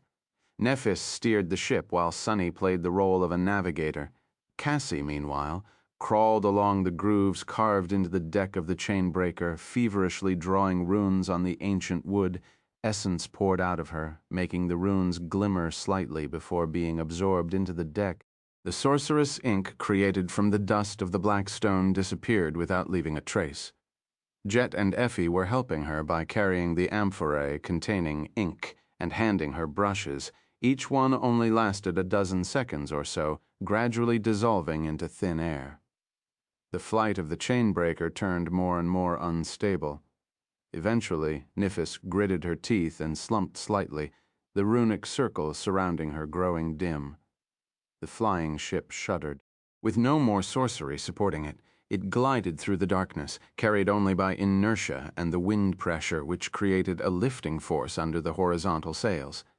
Neff continued to hold the oars, trying her best to keep the chainbreaker from plummeting into an uncontrollable fall. Standing by her side, Sunny uttered a silent curse. Which idiot thought that this was a good idea? Oh, it was him. He had thought so?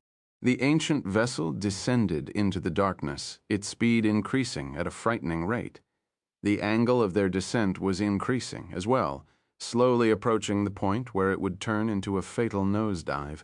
Some distance away, near the sacred tree, Cassie threw the remains of another dissolved brush away and raised a hand to receive a new one.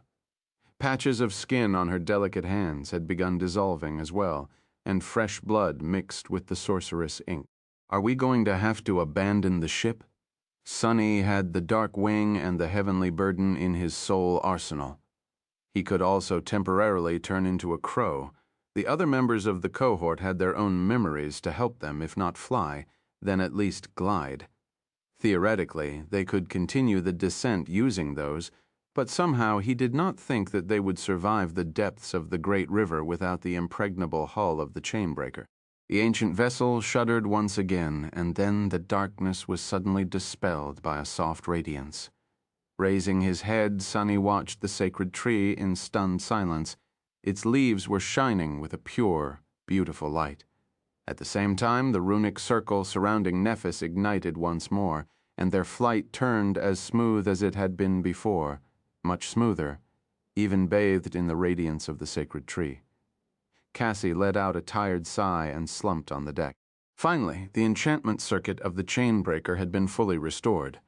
Chapter 1482, Third Way, illuminated by the gentle light of the sacred tree, the chainbreaker was flying through the darkness.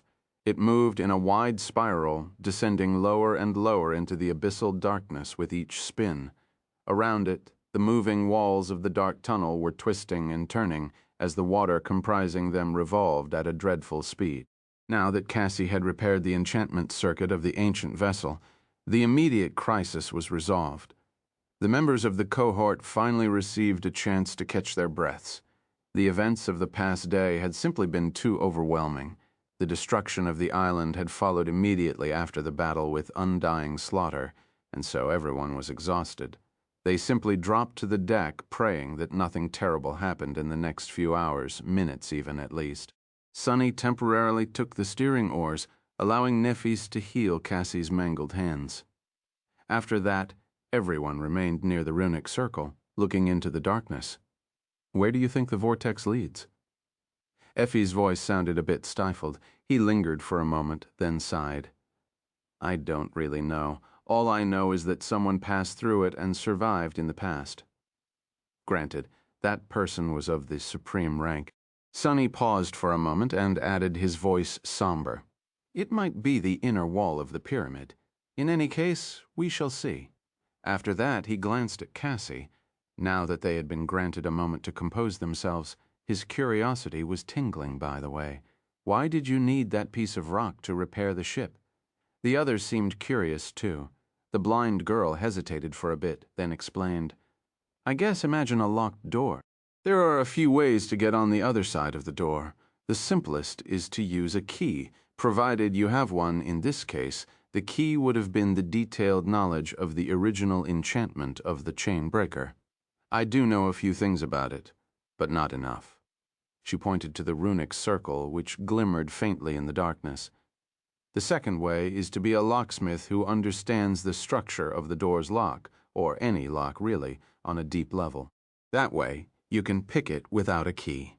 Sadly, my knowledge of sorcery is not that deep, which left only the third way, brute force. Cassie briefly touched her hands. Under the influence of Neph's flame, her soft skin had regrown. There was no blood, bared flesh, and pale bone in sight. The ghastly wounds were gone. I don't know if that piece of rock really came from the estuary, but it is definitely the same as the stone walls of the pyramid, which means that it was a part of an unholy titan once.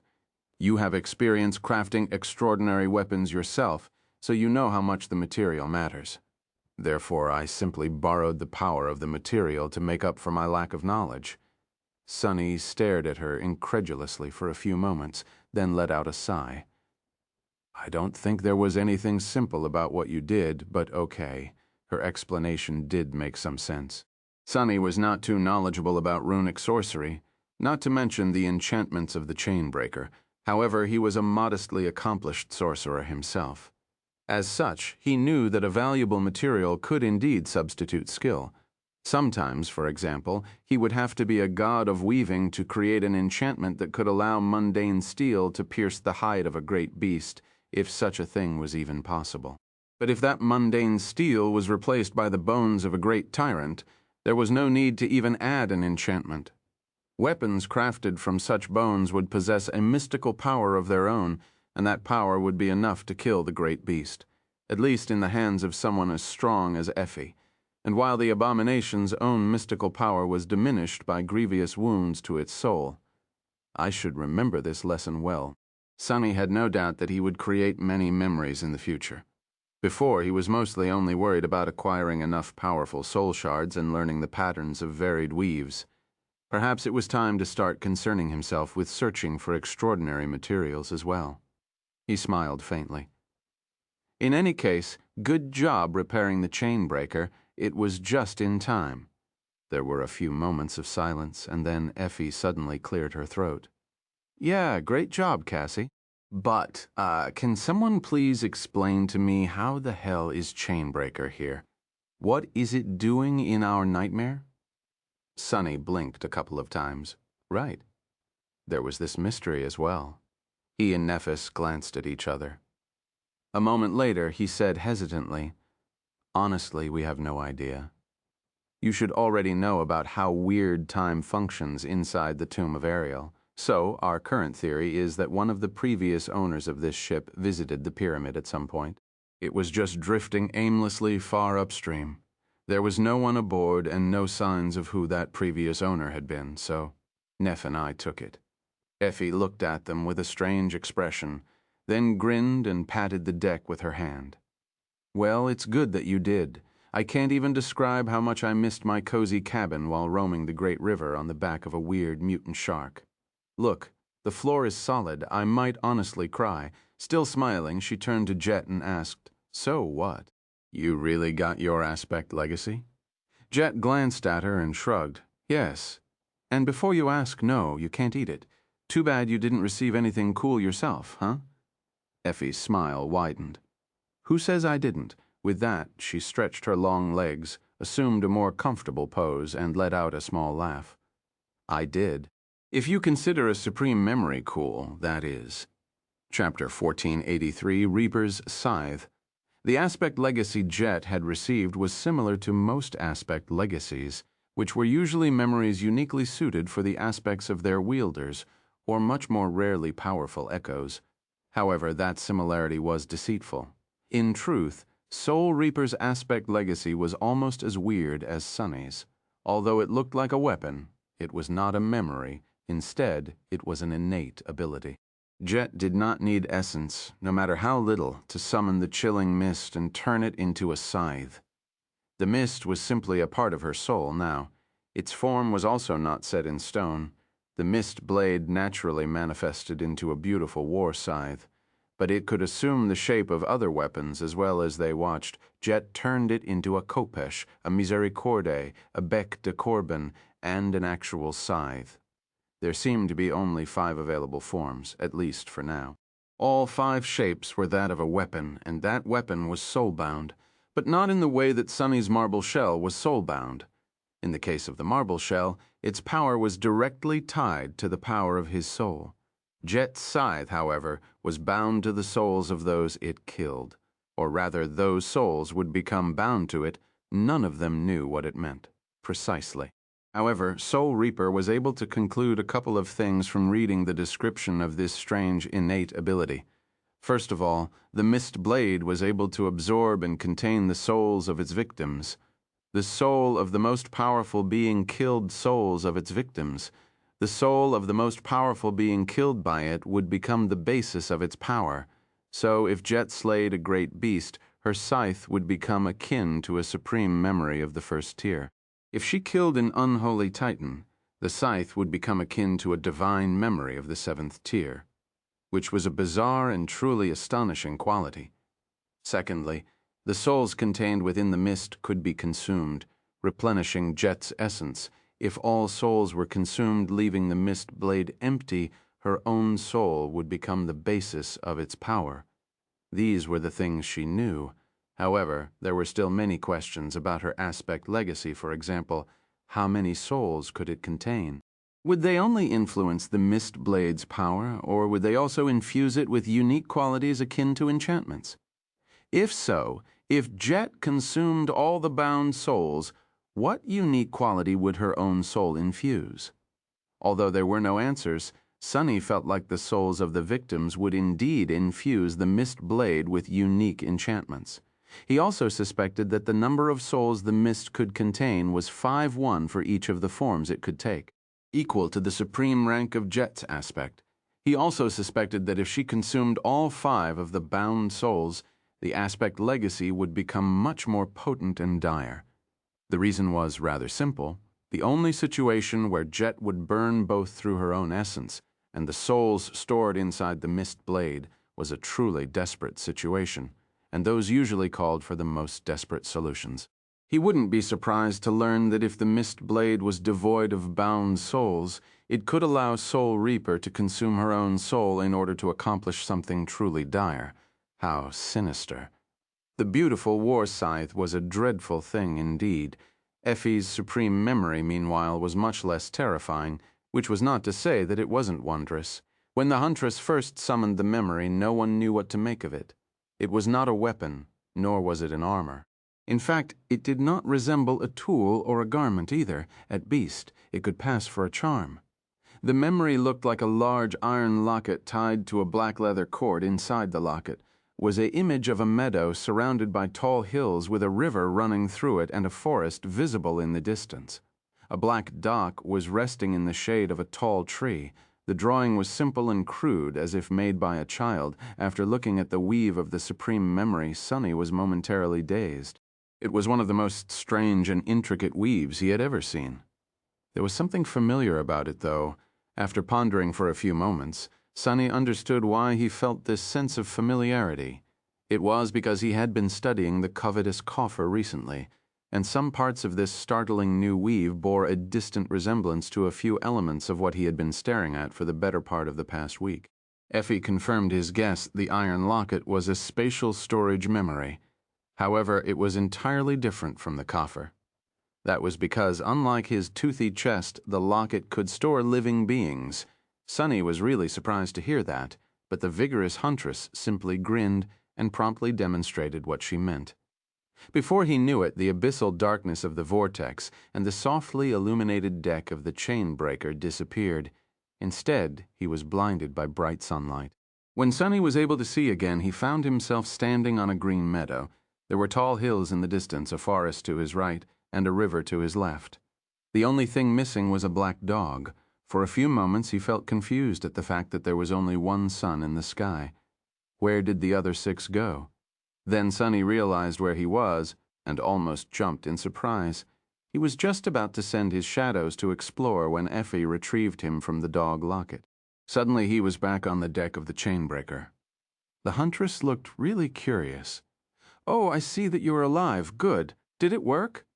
Sunny stared at her in outrage. What? You weren't certain it would," Effie coughed. "This is the first time I summoned the locket, so how would I know?" "Well, I was mostly certain. Yeah, definitely." He shook his head in exasperation and took a deep breath. "Yes, it worked." Sunny described what he had experienced. After a bit of exploration, they discovered that the space contained within the locket was not too big. It was about 3 kilometers across, encompassing the meadow, several hills, a part of the forest, and the river beyond the boundary. The world turned into a crude painting, and it was impossible to move further. Nevertheless, living beings could indeed be stored in that space. There was even water for them to drink and berries for them to gather in the forest. Needless to say, such a space could be extremely useful. Sunny had never seen such a bizarre memory. Wow. Supreme memories are really on another level. The crown of twilight was already mind-boggling enough, but Effie's locket took the prize. Although it was not nearly as powerful as Daron's crown, just in terms of uniqueness it was far ahead. What a great prize. After taking a short rest, the cohort concentrated on traveling deeper into the abyssal tunnel. Chapter 1484, Radiant Depths.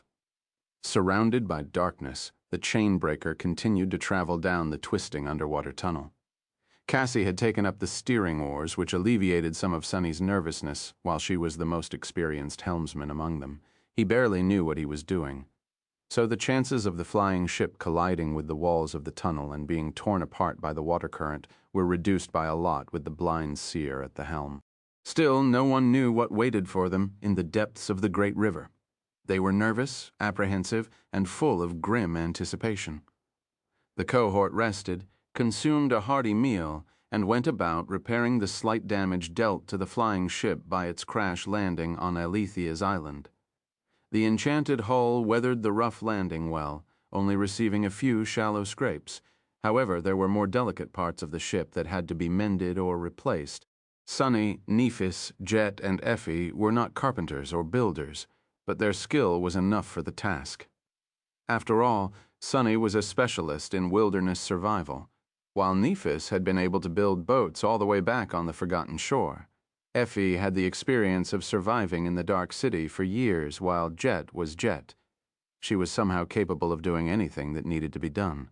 Later, they gathered on the deck and silently observed the darkness below.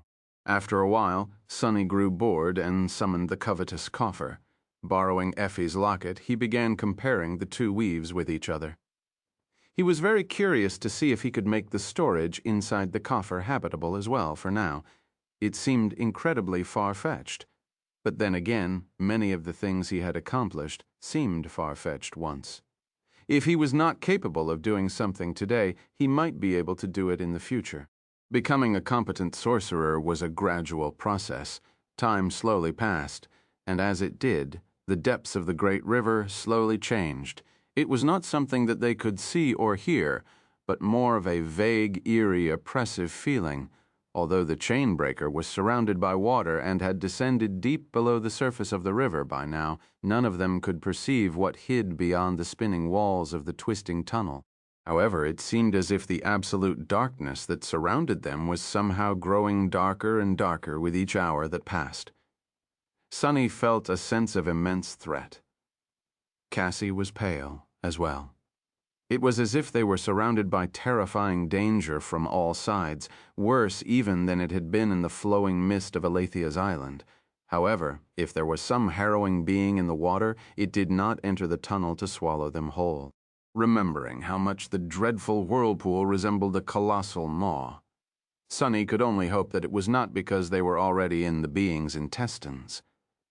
Maybe whatever creatures dwell in the unfathomable depths simply can't exist outside of water, or maybe the current of the tunnel walls is as dangerous to them as it is to the chainbreaker. Calming himself like that, he tried to find distraction in weaving. A few more hours passed. Eventually, Nephis stood up and looked around with a slight frown on her face. "Don't you think that it's getting brighter?" Then the others noticed it, too. The darkness seemed slightly less impenetrable now. The process continued. Slowly but surely, the dark mass of water was starting to glow. The darkness was dispelled, and instead a blinding radiance surrounded them from all sides. It was so bright that Sunny couldn't open his eyes for a while. What's this? The abyssal tunnel was now a tunnel of radiant light. It was as if they were traveling through the depths of a star. "It's the sun's." Sunny was confused by Jet's words at first, but then he understood. Ah, of course. Every evening the 7 suns seemed to dive into the great river, and every night the great river started to glow. Its shine was soft, dreamlike, and iridescent. However, that was on the surface. What would that light look like in the unfathomable depths? They were currently learning the answer. Soon, Sunny's eyes adjusted to the brightness, and he cautiously opened them. The members of the cohort were all frozen still, observing the radiant world around them. It was beautiful, but also harrowing. A moment later, Sunny shuddered and took an involuntary step back.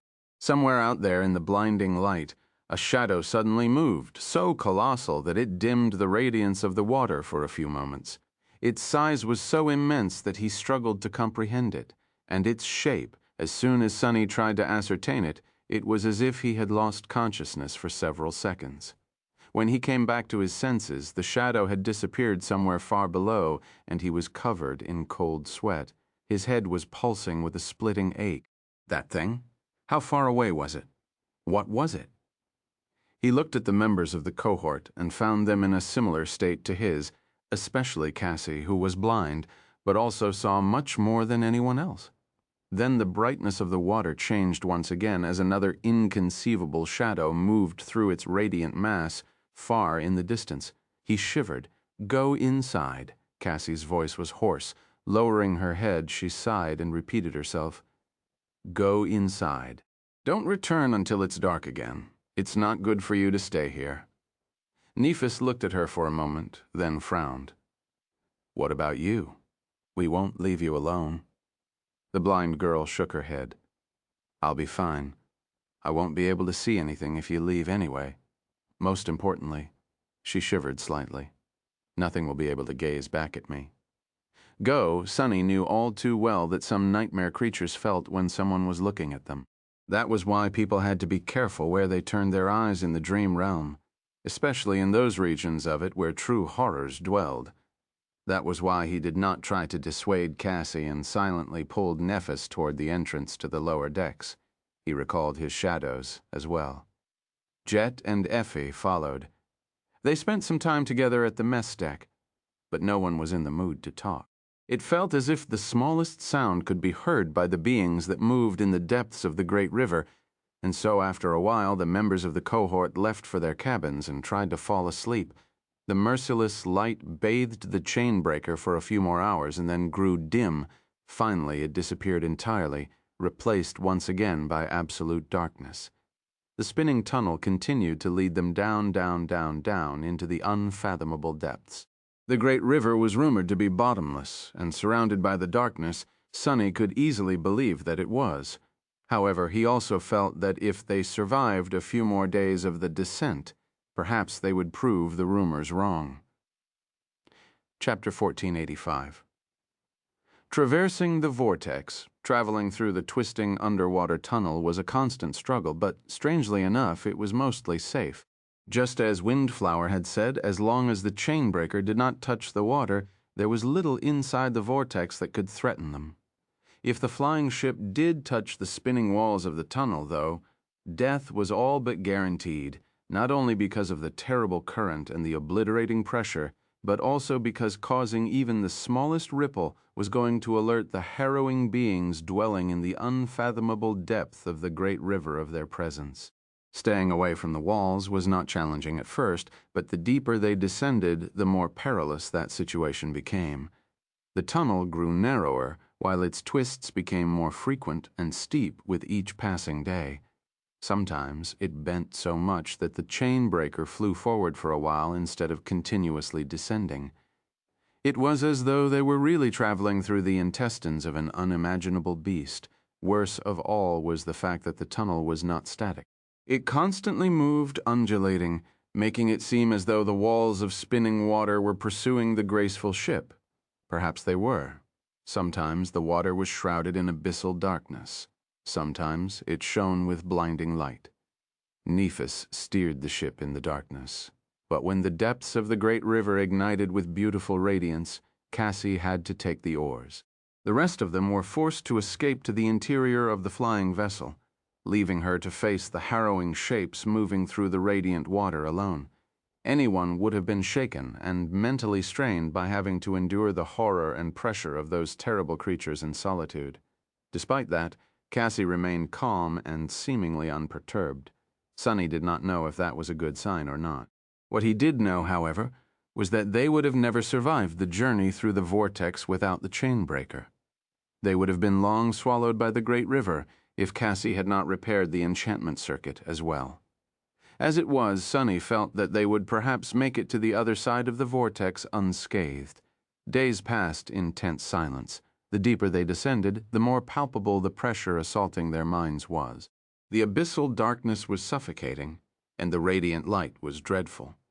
More than that, at some point, The world itself became strange, playing tricks with their minds.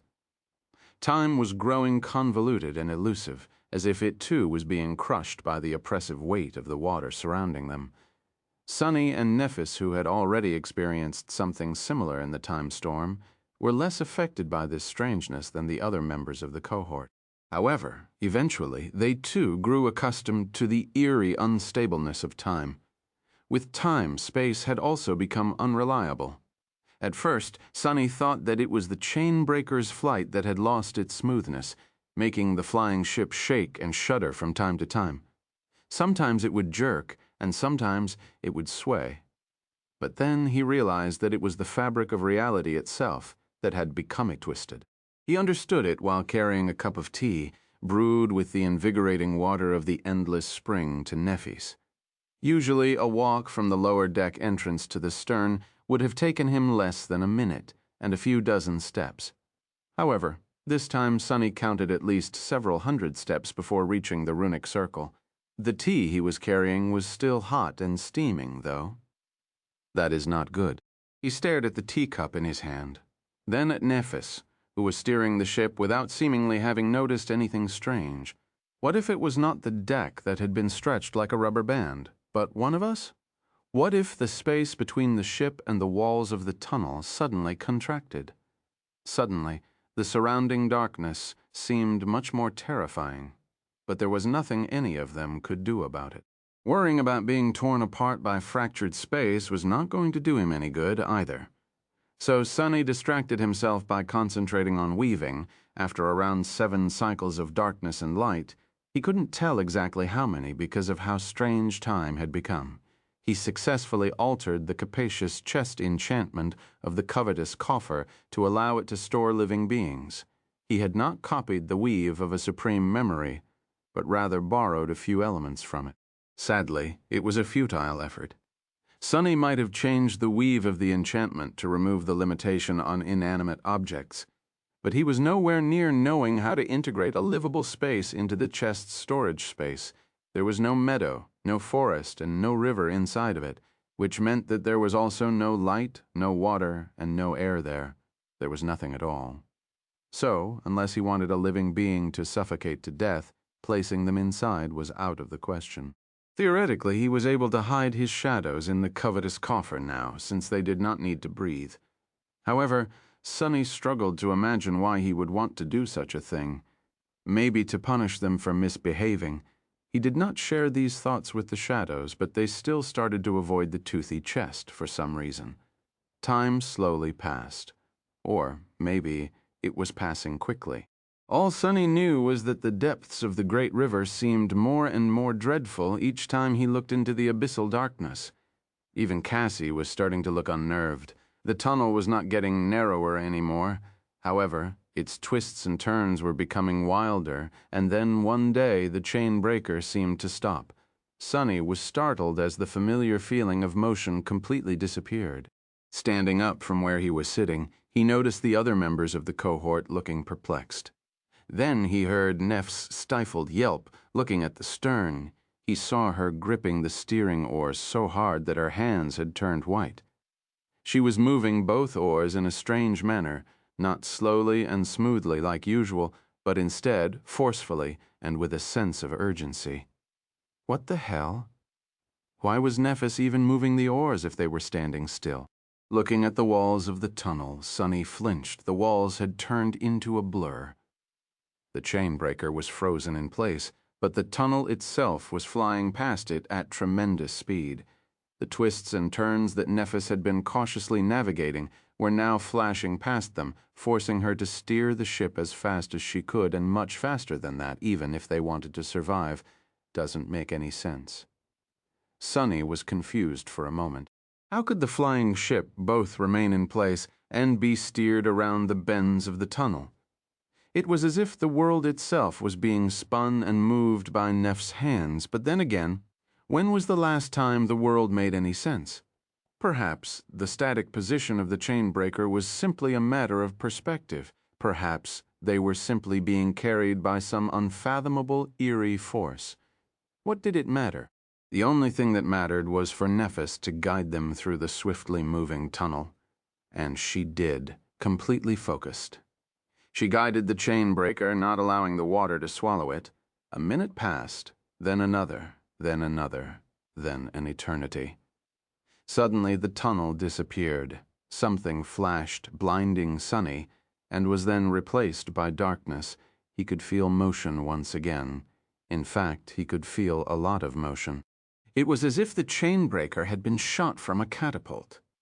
Their speed was so dreadful that he was instantly blown back a dozen meters and only managed to remain on the ship by clutching at the railing. Damn. Sunny felt a tremendous force pushing him back, and a hurricane wind crashing into him with primal fury.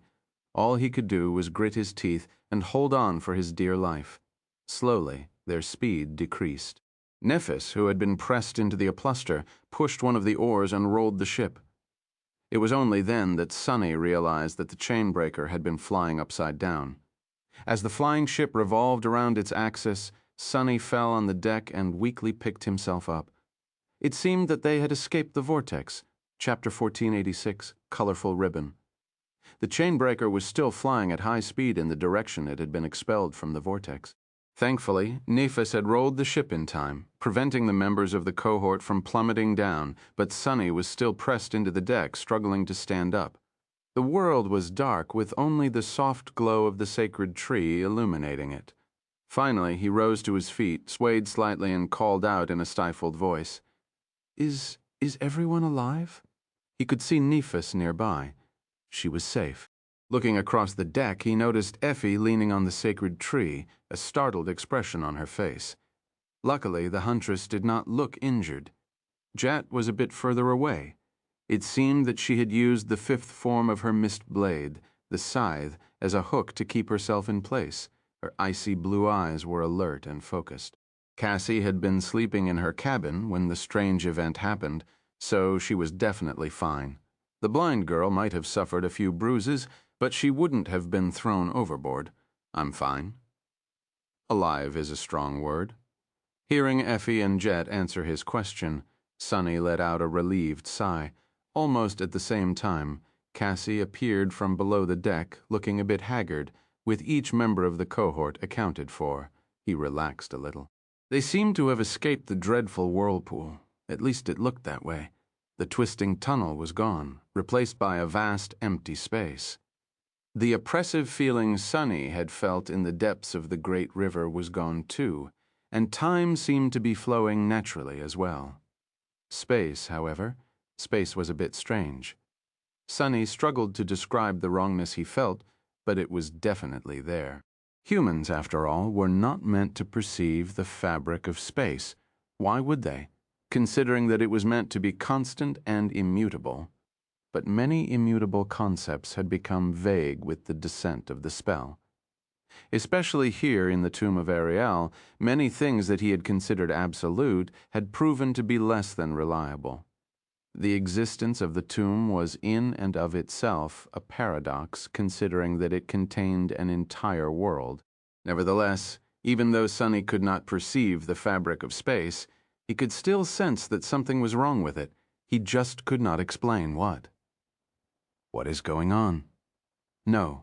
First, where are we? There was no sound of the water splashing against the hull of the chain breaker, no sunlight, no glow that suffused the great river at night. There was only darkness, silence, and wind. Frowning, Sunny glanced at Nephis. She was still holding the steering oars, but at the moment there was nothing for her to do. The ship was still flying, rising, due to inertia, and it was impossible to control it until that inertia dissipated. He studied her face, making sure that Nephis was all right, and then looked behind her. There was nothing there, only a vast, boundless darkness. The wind played with her beautiful silver hair. Neph looked at him, too. She hesitated for a few moments, then said cautiously, "I think we have left the vortex." That was self-evident. No, actually, it was not. Nobody knew what was at the heart of the great river, so there could very well be a vast empty space inside it. However, somehow, Sunny did not feel as if they were buried under an inconceivable mass of flowing water. So what then? Had they reached the bottom of the great river? If so, then why had they been thrown up instead of being thrown down? In fact, the chain breaker was still rising, even though the speed of its ascent was growing slower and slower with each second. What the hell happened? Nephis looked uncertain. She frowned, struggling to find an answer, and eventually said with no confidence in her tone, "I'm not sure. It felt as if we had crossed a boundary of some sort. You saw what happened next yourself." She wanted to say something else, but then suddenly froze. A few moments later, her eyes widened a little. Nephis raised a hand and pointed at something. "Sunny behind you." Sunny knew that there was nothing immediately behind him, otherwise he would have felt it through shadow sense. Frowning, he turned around and looked into the darkness beyond. It was just as empty as what he had seen before, but when he shifted his gaze lower, Sunny grew still. What am I looking at? There was nothing behind Nephis, but in the direction where he was currently looking, something floated in the darkness. It was like a colorful ribbon painted in lilac, azure, and crimson, with parts of it drowning in shadows. 7 small motes of light slowly moved through the darkness around it, making for a beautiful sight. The ribbon created a circle, its surface twisted on itself like a embius strip. It took Sunny a few moments to realize what the ribbon was. It's the great river. His eyes widened as well, because there was nothing but emptiness between the chain breaker and the colorful ribbon. It was all but impossible to determine distance, and therefore scale. However, he knew lilac, azure, and crimson were the 3 regions of the great river, dawn, day, and dusk. The 7 little motes of light were the 7 suns. The areas of the ribbon where the light of the suns did not reach were shrouded in shadows. However, at least one sun was always on the opposite side of the ribbon, its light penetrating the mass of water and making the water glow. The chain breaker was far, far away from the great river, and the empty darkness around them was the interior of the tomb of Ariel. However, Sunny forgot all about the Black Pyramid and its creator. His eyes were locked on the beautiful ribbon, which twisted on itself like an embius strip. His whole body shuddered, and his face turned deathly pale. His heart was suddenly consumed by dread. His mind was deathly still. His lips trembled. Sunny felt like he was suffocating. It's a loop. The great river twisted on itself, flowing endlessly, its surface never interrupted. The great river, the entirety of it, was an infinite loop. Chapter 1487, The Source. Sunny stared at the distant great river, frozen in place. His face was motionless. However, there was a storm raging in his mind. Fragmented truths that he had learned, witnessed, and experienced in the tomb of Ariel were moving, colliding with each other, and clicking in place with a dreadful noise. The inconceivable truth of their nightmare was slowly revealing itself. From start to finish, it was all he was suddenly overcome with fear. Shifting his gaze slightly, Sunny studied the beautiful ribbon that twisted on itself, forming an infinite loop, deep crimson, vibrant azure, soft lilac, the 7 suns shining in the darkness. It was like a dream. How can this be? How can the great river flow in a circle? But then again, of course, it could. In hindsight, it made so much sense. There had always been a paradox in how the great river was described, because it was always described as endless. Sunny had not paid it much attention before, assuming that the word was simply there to provide flavor. But he should have known better. The spell was always deliberate with its choice of words. The description of the stifled scream read, a great river was contained within it, flowing endlessly from the future into the past. But how could a river of time be endless? The past wasn't infinite. If the great river really flowed into the past, anyone sailing, it would reach the point beyond the origin of time eventually. So by definition, it could not flow endlessly. Only it could, because its estuary was also its source within the tomb of Ariel. The past was connected to the future, creating a single whole. The proof was right in front of him. There was a reason why the nightmare creatures populating the great river were most powerful in the far reaches of the past, near the estuary, and in the far reaches of the future, where Sunny had initially come from. The two were one and the same. He frowned, then shook his head. No, wait, that doesn't make sense. If the great river was an infinite loop, and the past turned into the future having no end, then what about the estuary? The existence of the estuary was also undeniable. Not only was it mentioned in the descriptions of the stifled scream and the shroud of graceless dusk, but it was the reason why the seekers of truth had come to the tomb of Ariel as well. They had come to find the secrets that the demon of dread had hidden in the estuary of the great river, the hideous truth he had wished to be free of, and when Aletheia, the first seeker, had finally found it, the defilement was born. The whole purpose of the great river was to reach a point before time existed, before the gods were born, and therefore outside their control. At least that was what Sunny and Nifis believed, so how could there be no estuary? There is, the estuary exists. Shifting his gaze, Sunny studied the length of the beautiful ribbon. From this distance he could not really see the current of the great river, but he did see a few things. For example, a stretch of it was shrouded in boiling clouds, which gave birth to immense cyclones. That was the area of the river that corresponded to the end days of the Doom War, while the cyclones were the time storms it created.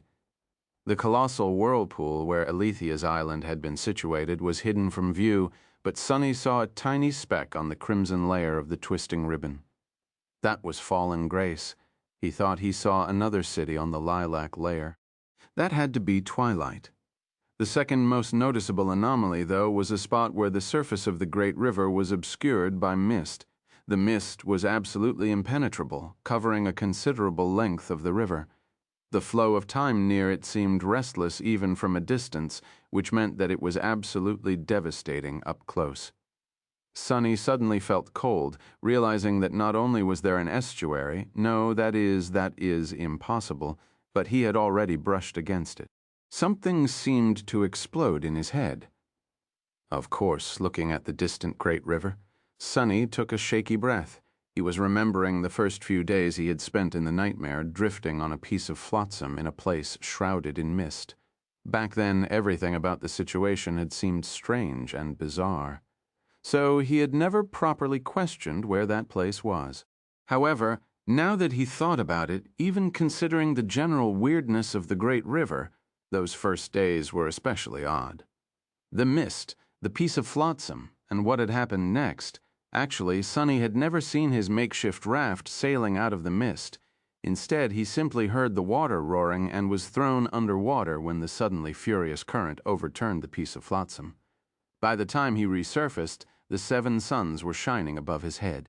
Most importantly, the mist was nowhere to be seen, upstream or downstream. All around him there was only the sparkling, dreamlike expanse of the great river, as if the mist had never existed at all. There were also the demented runes carved into the underside of his raft. It was almost as if he had been sent there through time and space instead of simply being carried downstream by the current. And now Sunny felt almost certain that that was exactly what had happened. That misty place where he had spent the first few days of the nightmare was the outer boundary of the estuary. It was also the source of the great river. It was a place between the past and the future, where the laws of time were twisted and broken. The entrance to the true estuary, the space that existed beyond time, containing Ariel's secrets, was hidden somewhere in the mist. Aletheia had found it, but Sunny simply drifted past, being carried by the current. When the piece of flotsam reached the boundary of the source, he was expelled from it, appearing in the far reaches of the future, in the area of the great river corresponding to the point in time where the person whose role he took had entered the tomb of Ariel. Wait. Sunny was suddenly covered in cold sweat when he remembered a few more details about his time in the mist in the boundary. Hadn't he been tormented by nightmares of madness, despair, and dreadful obsession there? Hadn't he screamed? Waking up, "No, no, not again, please." Hadn't the sin of solace inexplicably become perfectly complete and real out there in the mist? And the great river was a loop, Sonny shuddered. A terrible premonition grasped his heart with icy claws. Sitting on the deck of the chainbreaker, he gazed at the distant river and whispered, "The 6 plagues are not the future versions of ourselves." Sonny closed his eyes. They are our past. They are us from the previous revolution of the Great River, chapter 1488, the first plague. Sonny felt a headache approaching. Something was very wrong here. How could the 6 plagues exist? The Great River was a time loop, just like Aletheia's island had been, but also different. On Aletheia's island, time moved in a circle. A single day endlessly repeated itself, and a new cycle started each time that day ended. The Great River, however, was a bizarre place where time and space were one and the same. It flowed from the future into the past, and so those who traveled it were also traveling across time. The cycles of the Great River did not start once a certain period of time passed. They were both a measure of time and a measure of space. To reach a new revolution, a person had to travel all the way to the estuary, which was also the source, and cross the boundary between the past and the future. Then they would be sent to the point in time and space when they had first entered the tomb of Ariel. So, if the chainbreaker sailed past Verge and braved the source, the members of the cohort would be sent to different places on the first day after they had entered the nightmare. Sonny would find himself on a piece of flotsam, Naphis would be stranded on the corpse of the black turtle. Cassie would return to Fallen Grace on the day the other Sibyl succumbed to the defilement, and Jet and Effie would be back to living the harsh lives of the river nomads. Sonny shifted slightly. Still, it did not explain how both the members of the cohort and the 6 plagues could exist at the same time. If their version from the previous cycle had braved the source on purpose or by accident, while searching for the entrance into the estuary, they would have disappeared. More than that, the plagues had been rampaging across the Great River for decades, perhaps even centuries. How could that be? Well, why not? There's all kinds of weirdness happening with time in the tomb of Ariel. Do I really want to doubt that something like that is possible? Especially now that Sonny knew about the source, a misty place where the past and the future met, and where the meaning of time lost all reason. He could not be surprised by anything. What would happen, for example, if someone entered the source but then turned back and left the way they had come instead of crossing the boundary of the future? What would happen if they left from a different point than where they had entered? What would happen if they stayed inside the source for a while, allowing the current to move past them? He did not know. Sonny did know one thing, however. The method of starting a new revolution might have been different from Aletheia's island, but its effect would be the same. Once someone returned to the past, their memory of the previous cycle would be erased. Their soul would be restored to how it had been before. No signs of them having traveled the Great River in the past would remain, which meant Sonny shivered. "Not again, please?" The words he had shouted while waking up on the first day in the nightmare echoed in his ears. How? How many times have we challenged this nightmare? The existence of the 6 plagues proved that there had been at least 2 cycles, but there could have been more. 10 cycles, 100 cycles, 1,000 cycles, there was no way to tell. Since no one remembered the previous revolutions, nothing would change when a new one started. They would repeat the same actions over and over again, just like Jet had fought and been killed by Undying slaughter over and over again, until Sonny arrived and became aware of the loop. Suddenly, he felt his heart beating wildly. Wait, despite being trapped in the time loop of Aletheia's island, Sonny had eventually gained the ability to remember the previous revolutions. He did not know how long it had taken, but at some point he was assaulted by a persistent sense of déjà vu and then became fully aware of the loop. That was because the sin of solace was stuck in his mind, and the loathsome sword wraith was somehow immune to the effect of the repeating time. Sonny felt that he was on the verge of realizing something extremely important. The sin of solace, the Mad Prince, was haunted by the odious apparition as well. So if the cohort was trapped in the infinite loop, didn't it mean that he would have gained the ability to remember the previous cycles of the Great River as well?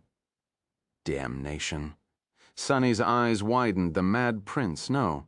Perhaps even in earlier versions of himself would have realized the cyclical nature of the great river, and from that point forward each cycle would have been different, because Sunny had become a variable. He must have tried to change things. He must have tried to conquer the nightmare desperately and in such a way that none of the members of the cohorts died, and Nephis survived till the end. But for some reason he had failed, or maybe that mission had been doomed from the start. Had he become aware of the grand loop before and after becoming infected by the defilement? The defilement, after all, was knowledge, terrible knowledge that corrupted the souls of those who possessed it. So even if Sunny reached the source and returned into the past after being infected by the defilement, the infection would have returned with him. Had he gone mad under the mental strain of endless loops first? Or had he found the true estuary and been driven insane by the defilement first? Had Sunny been the first of the 6 plagues and the one who had infected the other 5? In any case, so why do I not remember anything? If my version from the previous cycle was corrupted by the defilement, why is my soul free of it? He flinched. Wasn't the answer obvious? What could cure the infection of cursed knowledge? Oblivion could. In order to be cured, he had to forget the cursed knowledge before returning to the past. The key of the estuary, a mysterious memory that had been there in his soul when he found himself in the mist on the first day of the nightmare. A memory that possessed a passive enchantment that did not seem to have any effect on him. An enchantment that consisted of 2 parts, one directed outward, one directed inward, and which had something to do with the sin of solace. Sunny took a deep breath as the truth of the estuary key finally revealed itself. It's a muzzle. The purpose of the mysterious memory was to prevent the sin of solace from sharing any knowledge of the previous cycles with Sunny, so that he never remembered what had happened in the past, and therefore never learned the cursed knowledge of defilement. That was one part of its enchantment. The other, much more burdensome part was meant to make the estuary key immune to the change of cycles, to make it remain in Sunny's soul even if he crossed the boundary of the source and was sent into the past. That was why the Mad Prince had been so interested in the great tyrant slain by the Serpent King in Aletheia's tower. Because the tyrant remained dead no matter how many revolutions passed, its death had been made permanent, carrying over from one cycle of the loop to the next. Back then, the defiled madman must have already been trying to create the estuary key to cure himself of the defilement and make another attempt to conquer the nightmare. No, not just conquer it, but do it in a specific way to erase the mistake he had made, or maybe the crime he had committed. Murderer? Sunny gulped for air. At that moment, he realized something else. There were only 3 of the 6 plagues left: Soul Stealer, Torment, and the Dread Lord. The Mad Prince was gone. He did not exist in the tomb of Ariel anymore, because he had crossed the boundary of the source and sent himself into the past. He had become Sunny.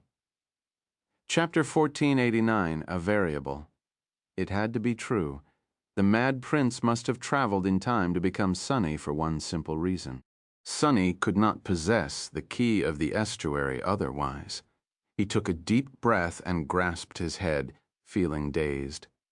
There are answers, too many answers, for once. The turbulent swarm of revelations was yet to settle in his mind, and there was no clear picture. Everything makes sense now, but also nothing makes sense. Sunny felt that he understood the true nature of the great river. He also understood the sequence of events that had transpired prior to the current cycle. It all came together nicely, except for one glaring inconsistency. The existence of the 6 plagues was a paradox that could not be explained by what he knew, but that was all right. He did not know everything, after all, especially not in a place as bizarre as the tomb of Ariel. However, if Sunny simply accepted the paradoxical existence of the plagues as fact, everything would fall into place. For example, the fact that Windflower had met both the Mad Prince and Sunny, just like Effie and Jet coexisted with Devoring Beast and Undying Slaughter.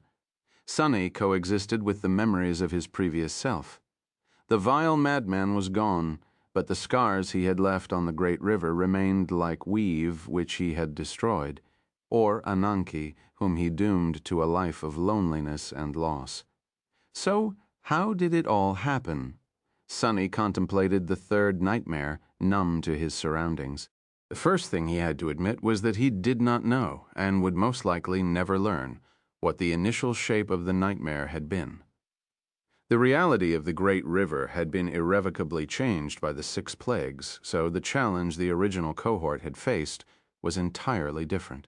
It were the 6 plagues, after all, who had taken control of Verge and led the forces of the defilement to devour the cities of the river people, undoubtedly accelerating the demise of the river civilization. Without them, the cohort might have found many powerful allies to aid them in slaying the first seeker. However, during that first cycle, something had gone wrong. Somehow, the cohort ended up entering the source instead of laying siege to Verge. No, not quite right. It was possible that everyone had entered the source, but not necessarily so. Sunny could have attempted to find the estuary alone for some reason, but he definitely had entered the mist and crossed the boundary. That was how the first cycle had ended, and therefore an unknown number of cycles began, eventually influenced by the hideous truth enchantment of the sin of solace. Sunny had grown immune to losing his memory of the past cycles, becoming a variable. A single variable that broke the system, introducing chaos to a predetermined flow of events. At that point, several things could have happened.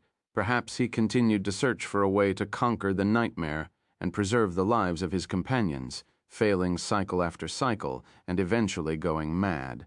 Perhaps, guided by unknown reasons, he continued to search for the entrance to the estuary that was hidden somewhere in the mist of the source. Perhaps by then he was already infected by the cursed knowledge of the defilement. In any case, eventually there came a time when Sunny was returned to the beginning of the nightmare, already harboring the seed of corruption in his mind, and that, of course, changed everything. The other members of the cohort were infected by the defilement as well. Nephis died at their hands, kneeling on the deck of the chain breaker. Sunny shivered. His face was deathly pale. What happened next, then? It was obvious.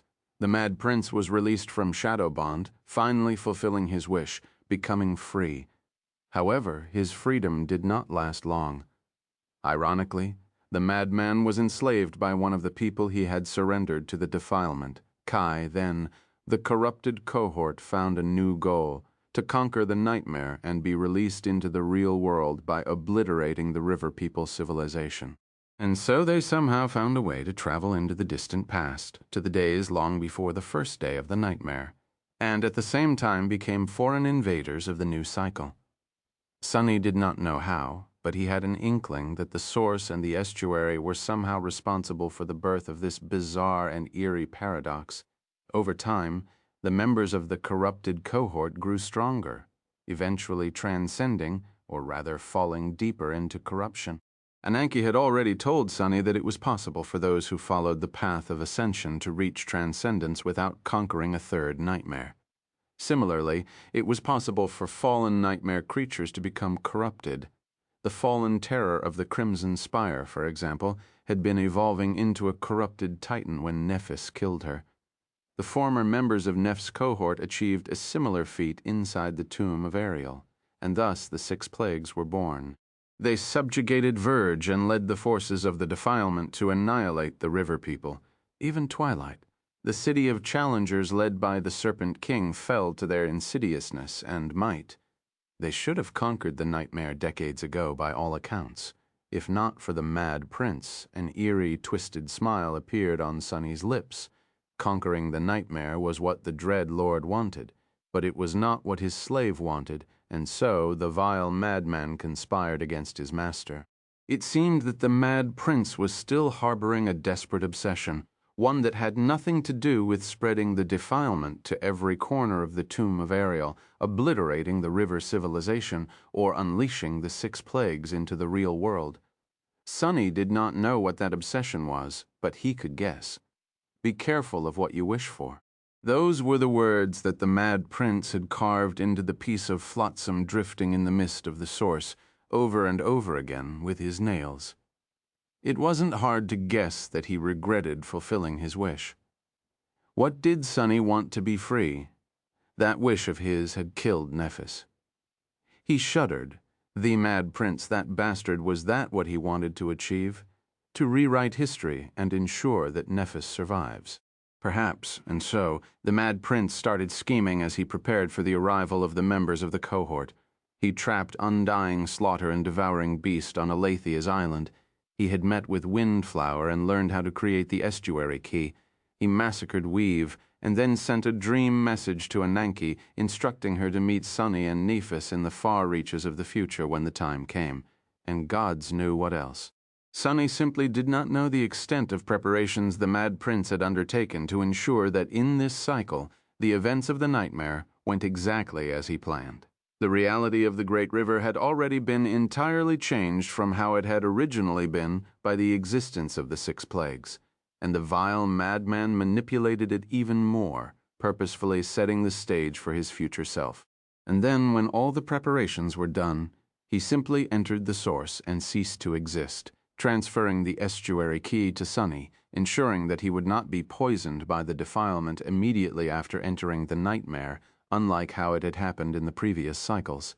And here they were. Sunny let out a long sigh. That treacherous madman. It had to be true. The Mad Prince must have traveled in time to become Sunny for one simple reason.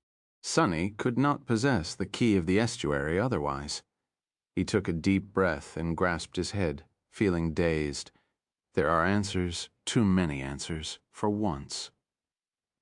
The turbulent swarm of revelations was yet to settle in his mind, and there was no clear picture. Everything makes sense now, but also nothing makes sense. Sunny felt that he understood the true nature of the Great River. He also understood the sequence of events that had transpired prior to the current cycle. It all came together nicely, except for one glaring inconsistency. The existence of the 6 plagues was a paradox that could not be explained by what he knew. But that was all right. He did not know everything, after all, especially not in a place as bizarre as the tomb of Ariel. However, if Sunny simply accepted the paradoxical existence of the plagues as fact, everything would fall into place. For example, the fact that Windflower had met both the Mad Prince and Sunny, just like Effie and Jet coexisted with Devouring Beast and Undying Slaughter, Sunny coexisted with the memories of his previous self. The vile madman was gone, but the scars he had left on the Great River remained, like Weave, which he had destroyed, or Ananke, whom he doomed to a life of loneliness and loss. So how did it all happen? Sunny contemplated the 3rd nightmare, numb to his surroundings. The first thing he had to admit was that he did not know, and would most likely never learn, what the initial shape of the nightmare had been. The reality of the Great River had been irrevocably changed by the 6 plagues. So, the challenge the original cohort had faced was entirely different. It were the 6 plagues, after all, who had taken control of Verge and led the forces of the defilement to devour the cities of the river people, undoubtedly accelerating the demise of the river civilization. Without them, the cohort might have found many powerful allies to aid them in slaying the first seeker. However, during that first cycle, something had gone wrong. Somehow the cohort ended up entering the source instead of laying siege to Verge. No, not quite right. It was possible that everyone had entered the source, but not necessarily so. Sunny could have attempted to find the estuary alone for some reason, but he definitely had entered the mist and crossed the boundary. That was how the first cycle had ended, and therefore an unknown number of cycles began. Eventually, influenced by the hideous truth enchantment of the Sin of Solace, Sunny had grown immune to losing his memory of the past cycles, becoming a variable. A single variable that broke the system, introducing chaos to a predetermined flow of events. At that point, several things could have happened.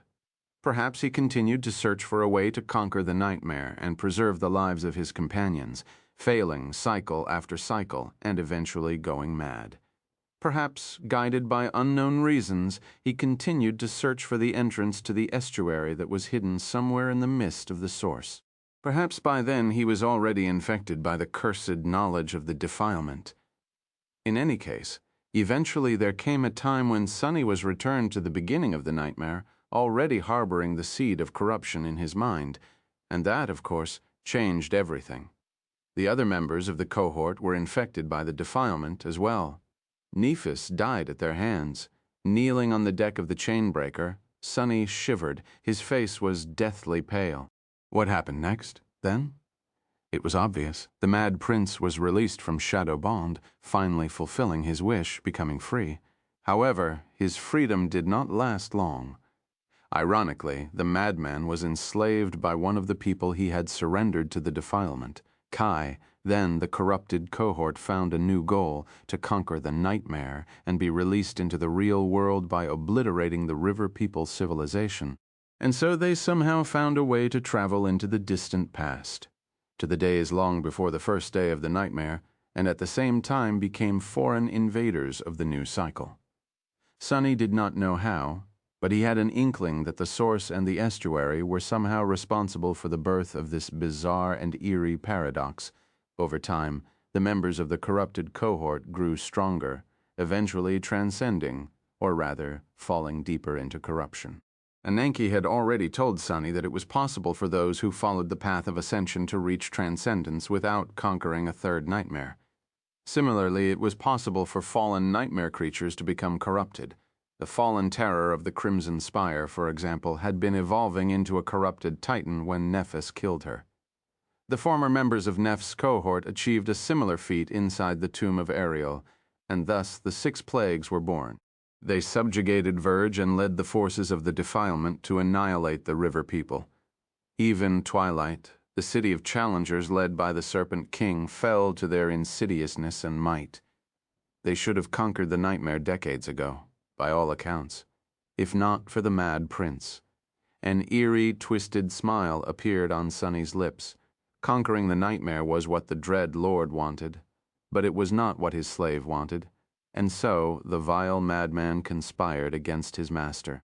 It seemed that the Mad Prince was still harboring a desperate obsession, one that had nothing to do with spreading the defilement to every corner of the tomb of Ariel, obliterating the river civilization, or unleashing the 6 plagues into the real world.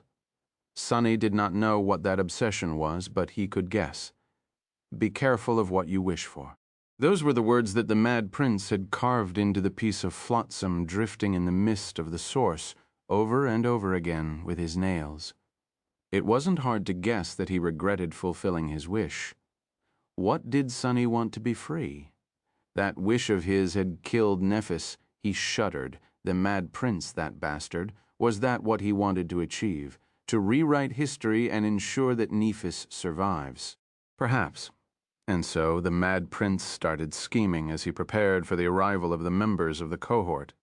He trapped Undying, Slaughter, and Devoring Beast on Aletheia's island. He had met with Windflower and learned how to create the estuary key. He massacred Weave, and then sent a dream message to Ananke instructing her to meet Sunny and Nephis in the far reaches of the future when the time came. And gods knew what else. Sunny simply did not know the extent of preparations the Mad Prince had undertaken to ensure that, in this cycle, the events of the nightmare went exactly as he planned. The reality of the Great River had already been entirely changed from how it had originally been by the existence of the 6 plagues, and the vile madman manipulated it even more, purposefully setting the stage for his future self. And then, when all the preparations were done, he simply entered the source and ceased to exist, transferring the estuary key to Sunny, ensuring that he would not be poisoned by the defilement immediately after entering the nightmare, unlike how it had happened in the previous cycles. And here they were. Sunny let out a long sigh. That treacherous madman. Chapter 1490. No Bounds. Truly, a treachery that knew no bounds. Sunny had succumbed to the defilement and betrayed the cohort, only to betray them once again once they were made into the 6 plagues by him. Killing one of his masters in the process and weaving countless schemes to destroy the other, he did not really know how to feel about it. Was he supposed to be proud of or appalled by his former self? I might have to stop resenting the spell for calling me that. In any case, he felt a deep sense of regret, because he wouldn't be able to strangle the mad bastard with his own 2 hands. Sunny sighed. Well, there it was. The truth, of course, there were still many things that made little sense, or no sense at all. The most obvious of them, of course, was the paradoxical existence of the 6 plagues, who had not only traveled to the distant past of the river civilization, but also lingered in the tomb of Ariel despite the start of a new cycle. They really broke all the rules. Sunny also did not know where the Mad Prince had found the chainbreaker before arranging for it to be discovered by him and Nephis. He also did not know why the vile madman destroyed Weave, denying them the support of the followers of Weaver and many other things. Some of them he was probably never going to learn, but it was all right. The tomb of Ariel had never been a place that could be fully understood by a mere mortal, and he already knew the general shape of things. So what? That knowledge really did not change anything at all. Their goal remained the same: travel to Twilight, retrieve Kai and Mordret, then gather whatever strength they can and attack Verge to slay the first Seeker. If anything, that goal had only become less impossible to achieve. Not only were 3 of the 6 plagues already off the board, but there was no telling what else the Mad Prince had arranged to help the cohort conquer the nightmare. Were the rest of the plagues even alive? Perhaps he had already dealt with them, the same way he had dealt with Devouring Beast and Undying Slaughter. What is this weird feeling? It is as if I'm being helped by myself from beyond the grave, and not only that, but that dead version of me is also a truly dreadful nightmare creature. Had a more bizarre sentence ever been spoken? Although technically, Sunny did not speak it aloud, and the Mad Prince was not technically dead, just erased from existence by traveling back in time. Yeah, that definitely does not sound just as bizarre. At that moment, Sunny realized that he had been kneeling on the deck of the chainbreaker for quite some time, staring at the distant great river and spacing out. It must have been quite a strange sight. Before he could look around, however, a shadow fell on him. Raising his head, Sunny saw the Sin of Solace, who was looking at him with a dark expression. "Fool, are you done acting like an idiot?" "Oh, wow. Judging by your stupid expression, that idiot brain of yours finally managed to digest some information. Pathetic. How long has it taken you to realize something that should have been apparent on day 1? Sunny stared at the sword wraith, then smiled darkly. I know, you rotten bastard. How many times have you poisoned me with the defilement?" Indeed, the Sin of Solace was the reason Sunny had become the Mad Prince. But strangely enough, the sword wraith was also the reason why the Mad Prince had managed to preserve a shred of lucidity, keeping him forever torn between 2 mutually exclusive states and, therefore, forever in agony. How sinister. Sunny's eye twitched. "Answer me, you piece of trash." The Sin of Solace stared at him, fury burning in his eyes. He clearly wanted to say something, but he couldn't. The estuary key forbade him.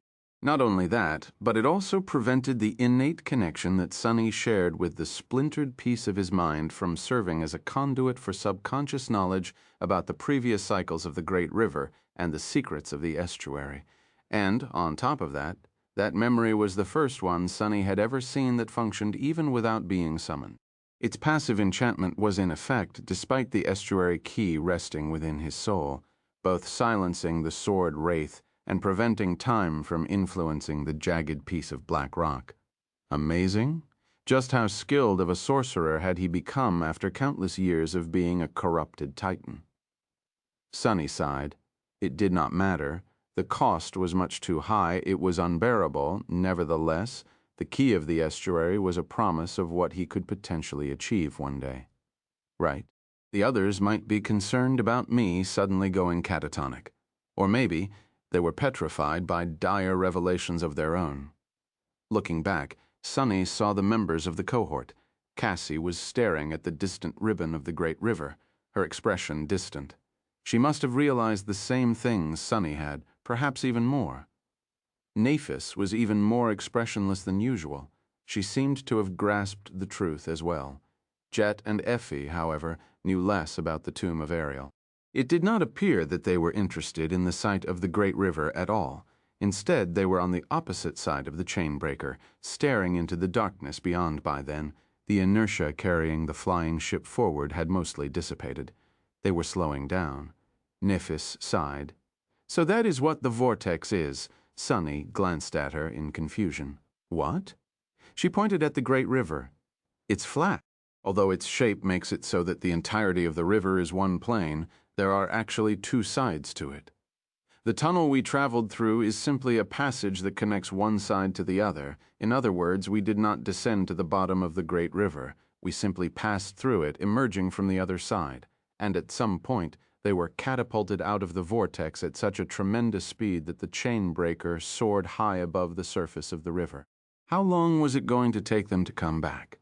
Sunny winced.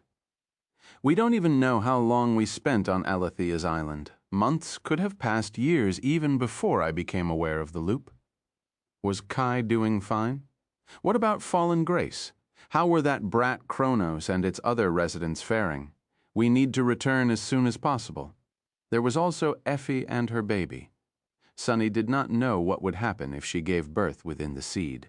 Would the baby, who had been conceived in the waking world, be a riverborn or an outsider? What would happen to it after they conquered the nightmare? Children are resilient. There was a reason why the spell infected young people. Young souls were much more malleable and could withstand the awakening better. Of course, no infant had even been sent into the first nightmare, so there was no telling what would happen. This was not a first nightmare either. It was the third. If they conquered it, would Effie's child become a saint as an infant? Or would the child's soul collapse under the strain of transcendence? Sunny did not know. Damnation. He remained silent for a while, then shook his head. "It's going to be fine. I refuse to believe that it won't." Just as he thought that, Effie suddenly cursed. In the next moment, Jet yelled, "Stop this damned ship right now." Chapter 1491, Dark Boundary. Sunny, the sails. Before Jet's shout even faded, Cassie and Sunny were already moving. He called upon the shadows to raise the sails of the chain breaker, while she rushed to the runic circle. Nifis turned to look into the darkness, her hand resting on the hilt of her sword.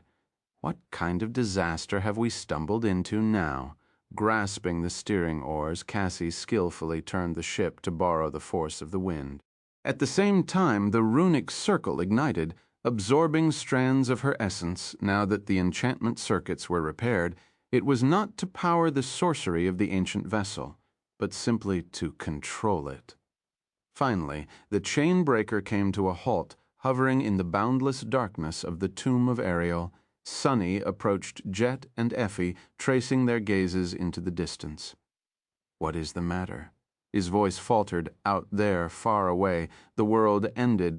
It was hard to see, even for Sunny, because the end of the world was perfectly black, barely distinguishable from the darkness that surrounded them.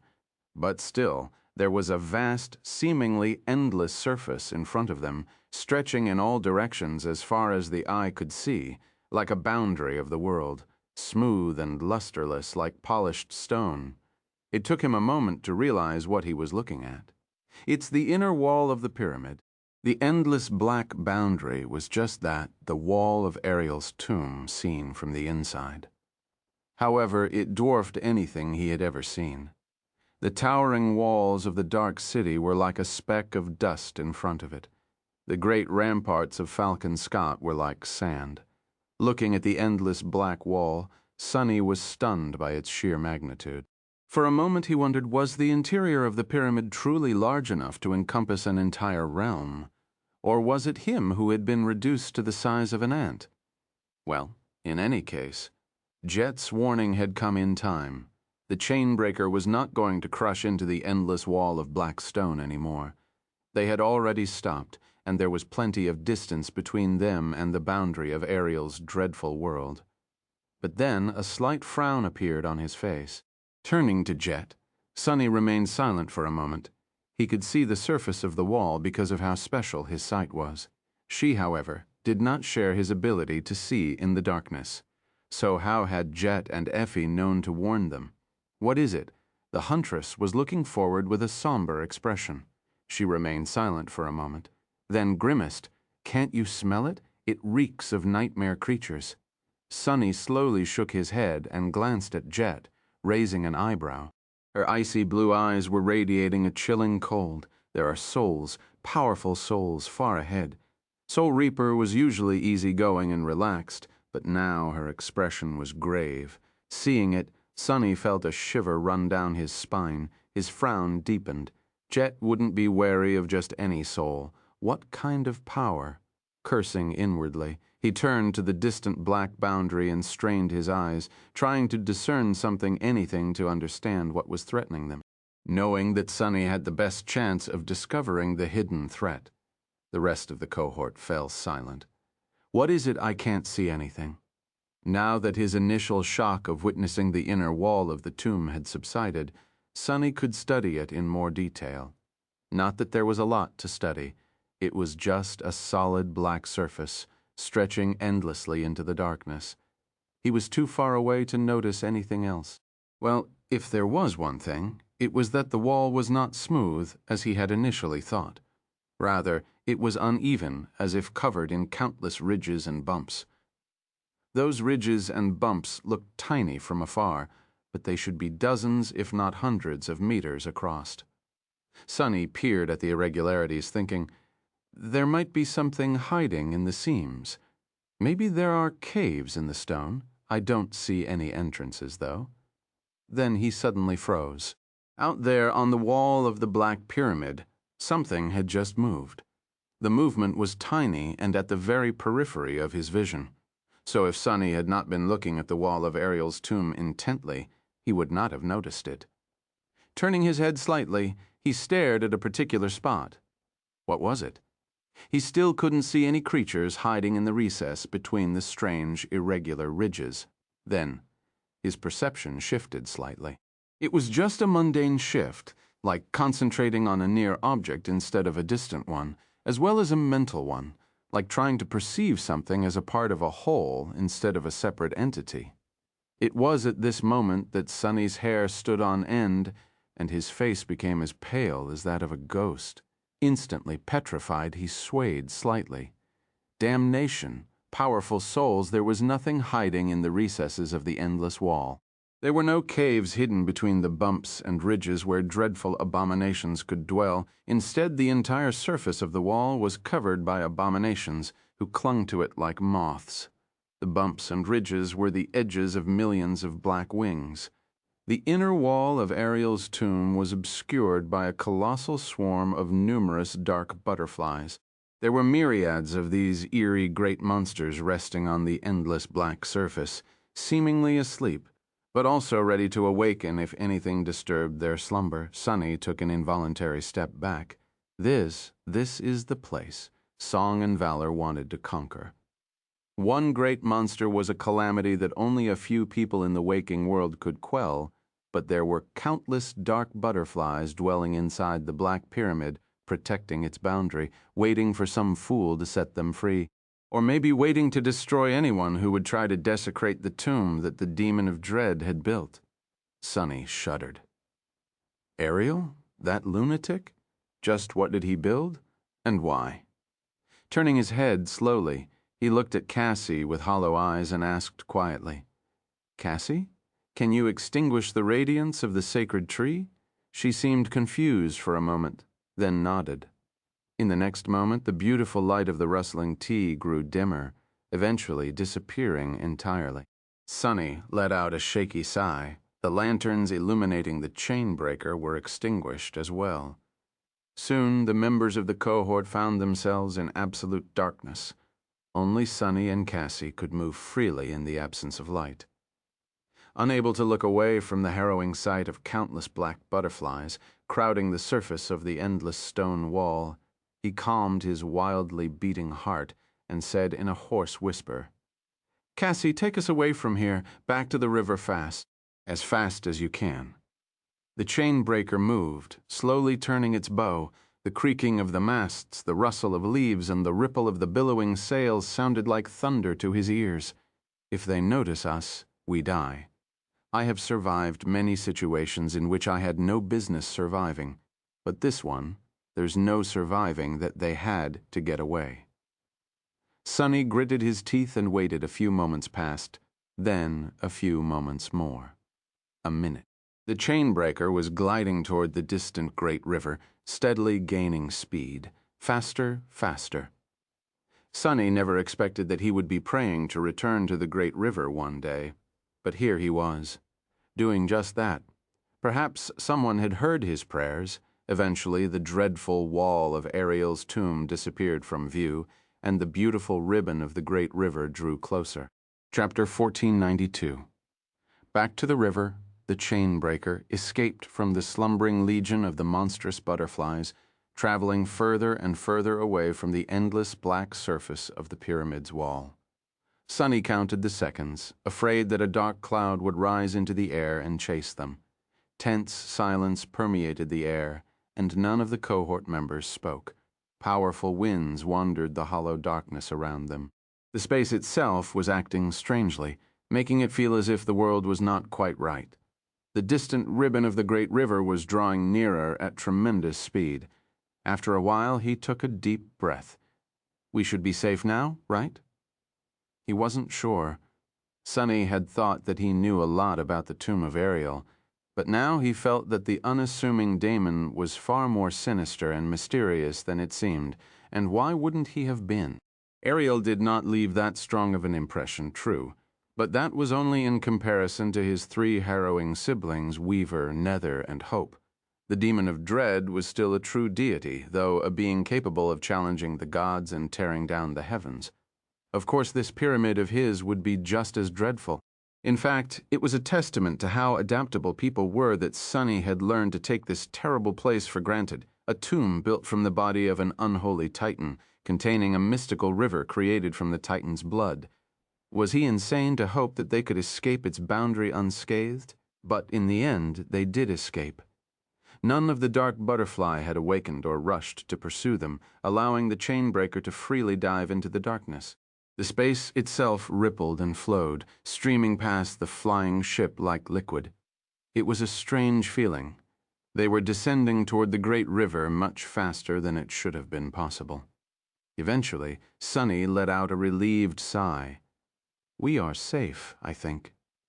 Hearing him, Cassie allowed the sacred tree to shine once again, and its soft light enveloped the deck.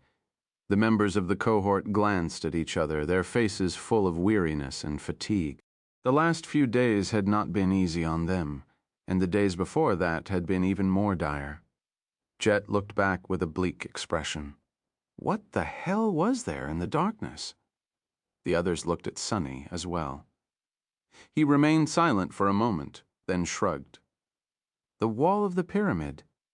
And on that wall, countless great monsters, crowding its surface like horrid mold. Thankfully, they seemed to be slumbering, and none noticed us. The members of the cohort were dismayed, and he could easily understand why. The words countless and great monsters were not supposed to ever appear next to each other, and yet here in the tomb of Ariel they did. Seriously now, I understand why there are only a few dozen saints in the world. Surely, this particular third nightmare was more dreadful than the rest, but not by much, most likely. Saint Tyrus, Beastmaster, Bloodwave, Wake of Ruin, and the other transcendents, all of them had survived harrowing trials similar to this one. Sonny had never underestimated the saints, but he found a new sense of admiration for them. No wonder most of them seemed so distant. Shaking his head, Sonny gazed at the great river and let out a sigh. Anyway, I don't think that there is anyone between us and the river, so we should be safe for now.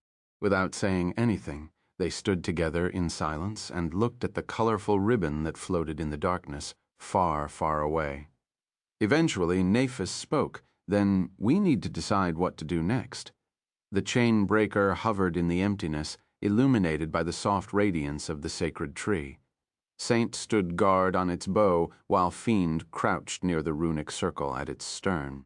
A motionless figure in red garments could be seen under the glowing branches. It was the echo of the Sibyl that Cassie had summoned, finally restored after sustaining severe damage on Aletheia's island. However, there were no humans in sight. All 5 of them were below the deck, sharing a meal. They were too exhausted to come up with plans, but had no other choice. It was necessary to decide where to land now that they were returning to the great river. After everyone had satiated themselves, there were a few minutes of silence. Eventually, Sunny spoke. Well, our primary goal remains the same. We need to find Kai and the other guy in Twilight. Hopefully, there will be other fighters there to help us take on Verge. Jet gave him a curious look. Other fighters? I thought that Twilight was destroyed. Sunny hesitated for a few moments. No one really knows what happened to Twilight. Technically, it was not destroyed, just lost. Whatever that means. We had the idea that there might be survivors there simply because otherwise this nightmare seems to be impossible. His expression dimmed.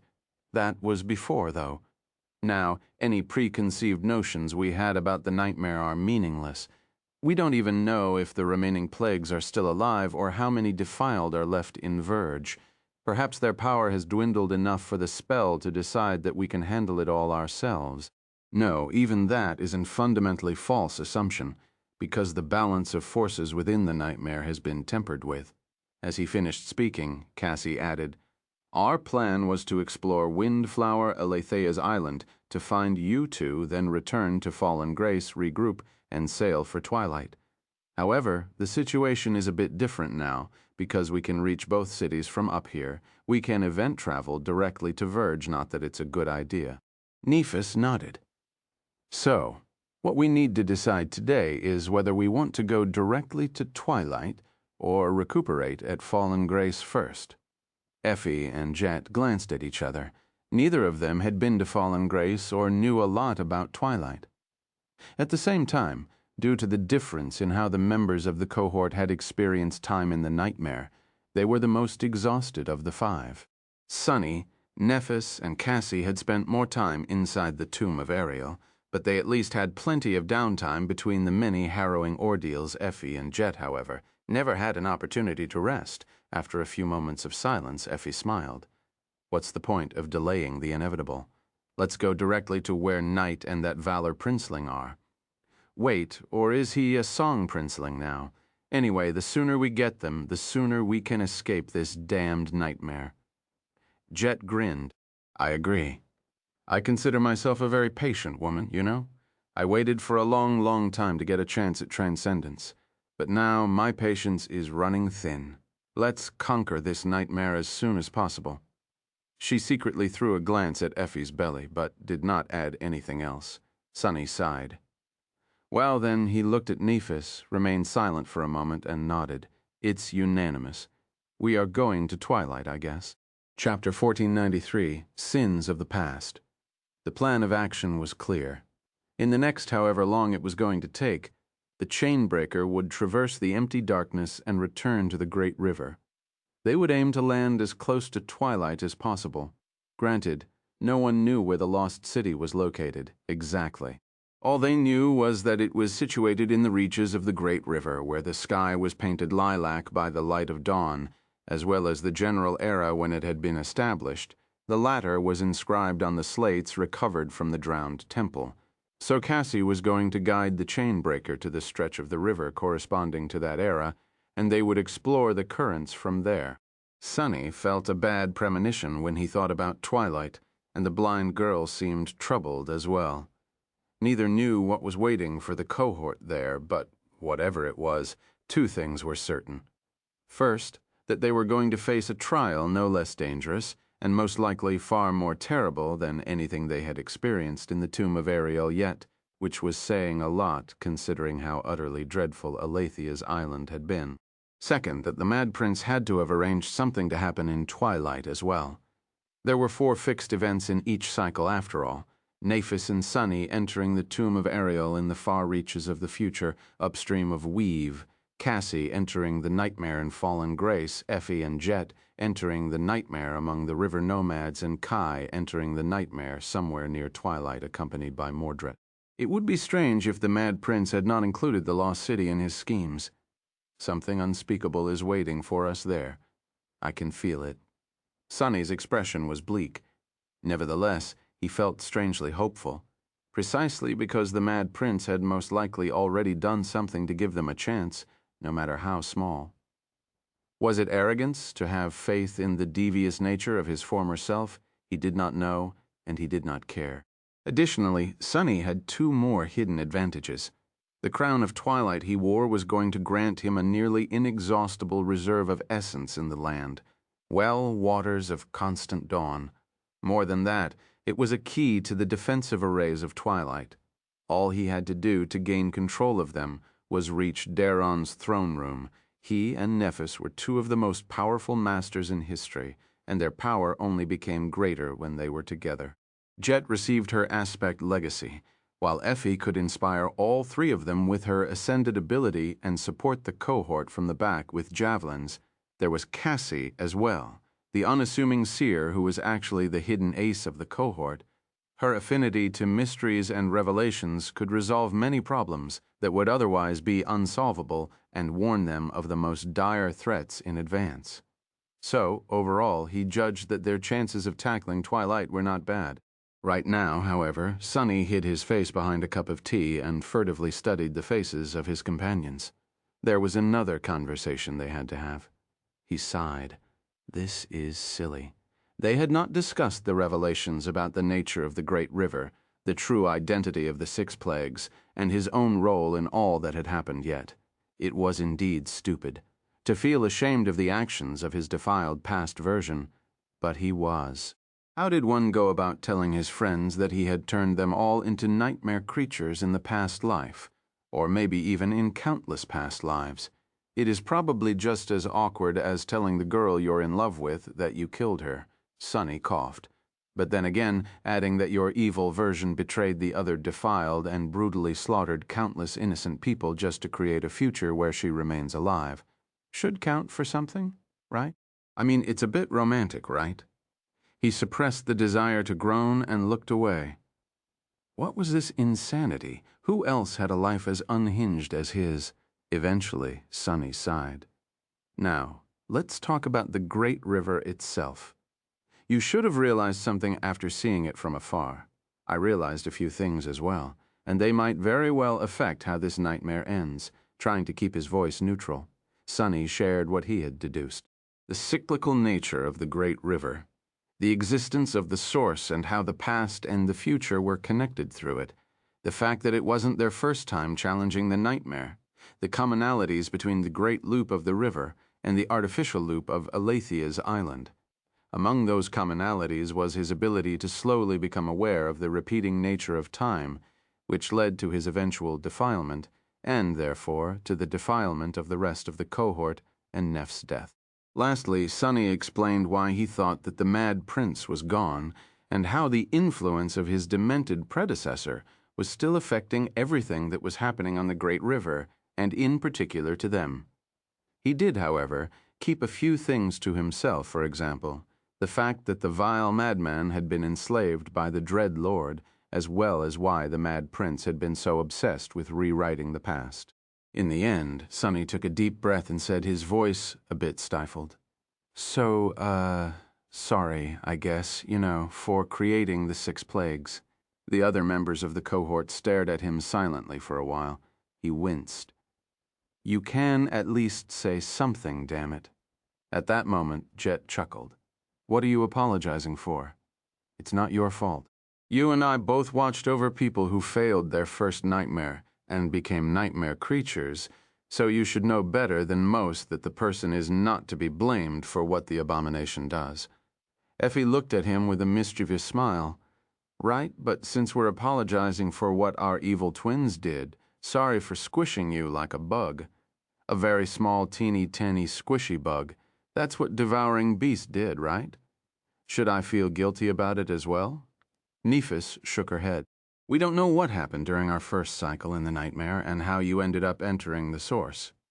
Perhaps the rest of us were already dead by then, so you might have saved us all to begin with. The only thing that matters is what happens in this cycle, and making it the last." Cassie didn't say anything and simply nodded. Sunny sighed. He didn't really feel responsible for the actions of the Mad Prince, but it was still nice to know that his companions had his back no matter what. At that moment, Effie leaned back and said, "On that note, Doofus, can you tell your chest to stop trying to bite my arm off?" I know there are still plenty of tasty things inside. I won't take much, well, all of it at least. He laughed. Go get your own tasty things. Do you think we don't see you wolfing down those berries from your locket without sharing them with anyone? As the members of the cohort moved past the identity of the Mad Prince and started to discuss the bizarre secrets of the Great River, his gaze brushed past Cassie. The blind girl was listening quietly, cradling a cup of tea in her hands. For a moment, a shadow ran across Sonny's face. He had become aware of the loop on Aletheia's island, but hadn't Cassie become aware of it too? Wouldn't the same had happened with the cycles of the Great River then? And unlike him, she didn't have the estuary key to prevent her from remembering. Sonny studied the blind girl for a moment, then shook his head. No, that was impossible. Back on Aletheia's island, Cassie must have regained her memories because of being exposed to the sin of solace through him, even if she had never admitted it. So, the restriction placed on the sword wraith was protecting her too. Otherwise it would be not Cassie, but torment sitting across the table from him. Watching as the blind girl took a sip of her tea and then smiled at Effie's joke, he finally allowed himself to relax. There was little time left for them to rest and recuperate. Once the chain breaker reached twilight, Sonny had a feeling that none of them would have an opportunity to rest for a long while.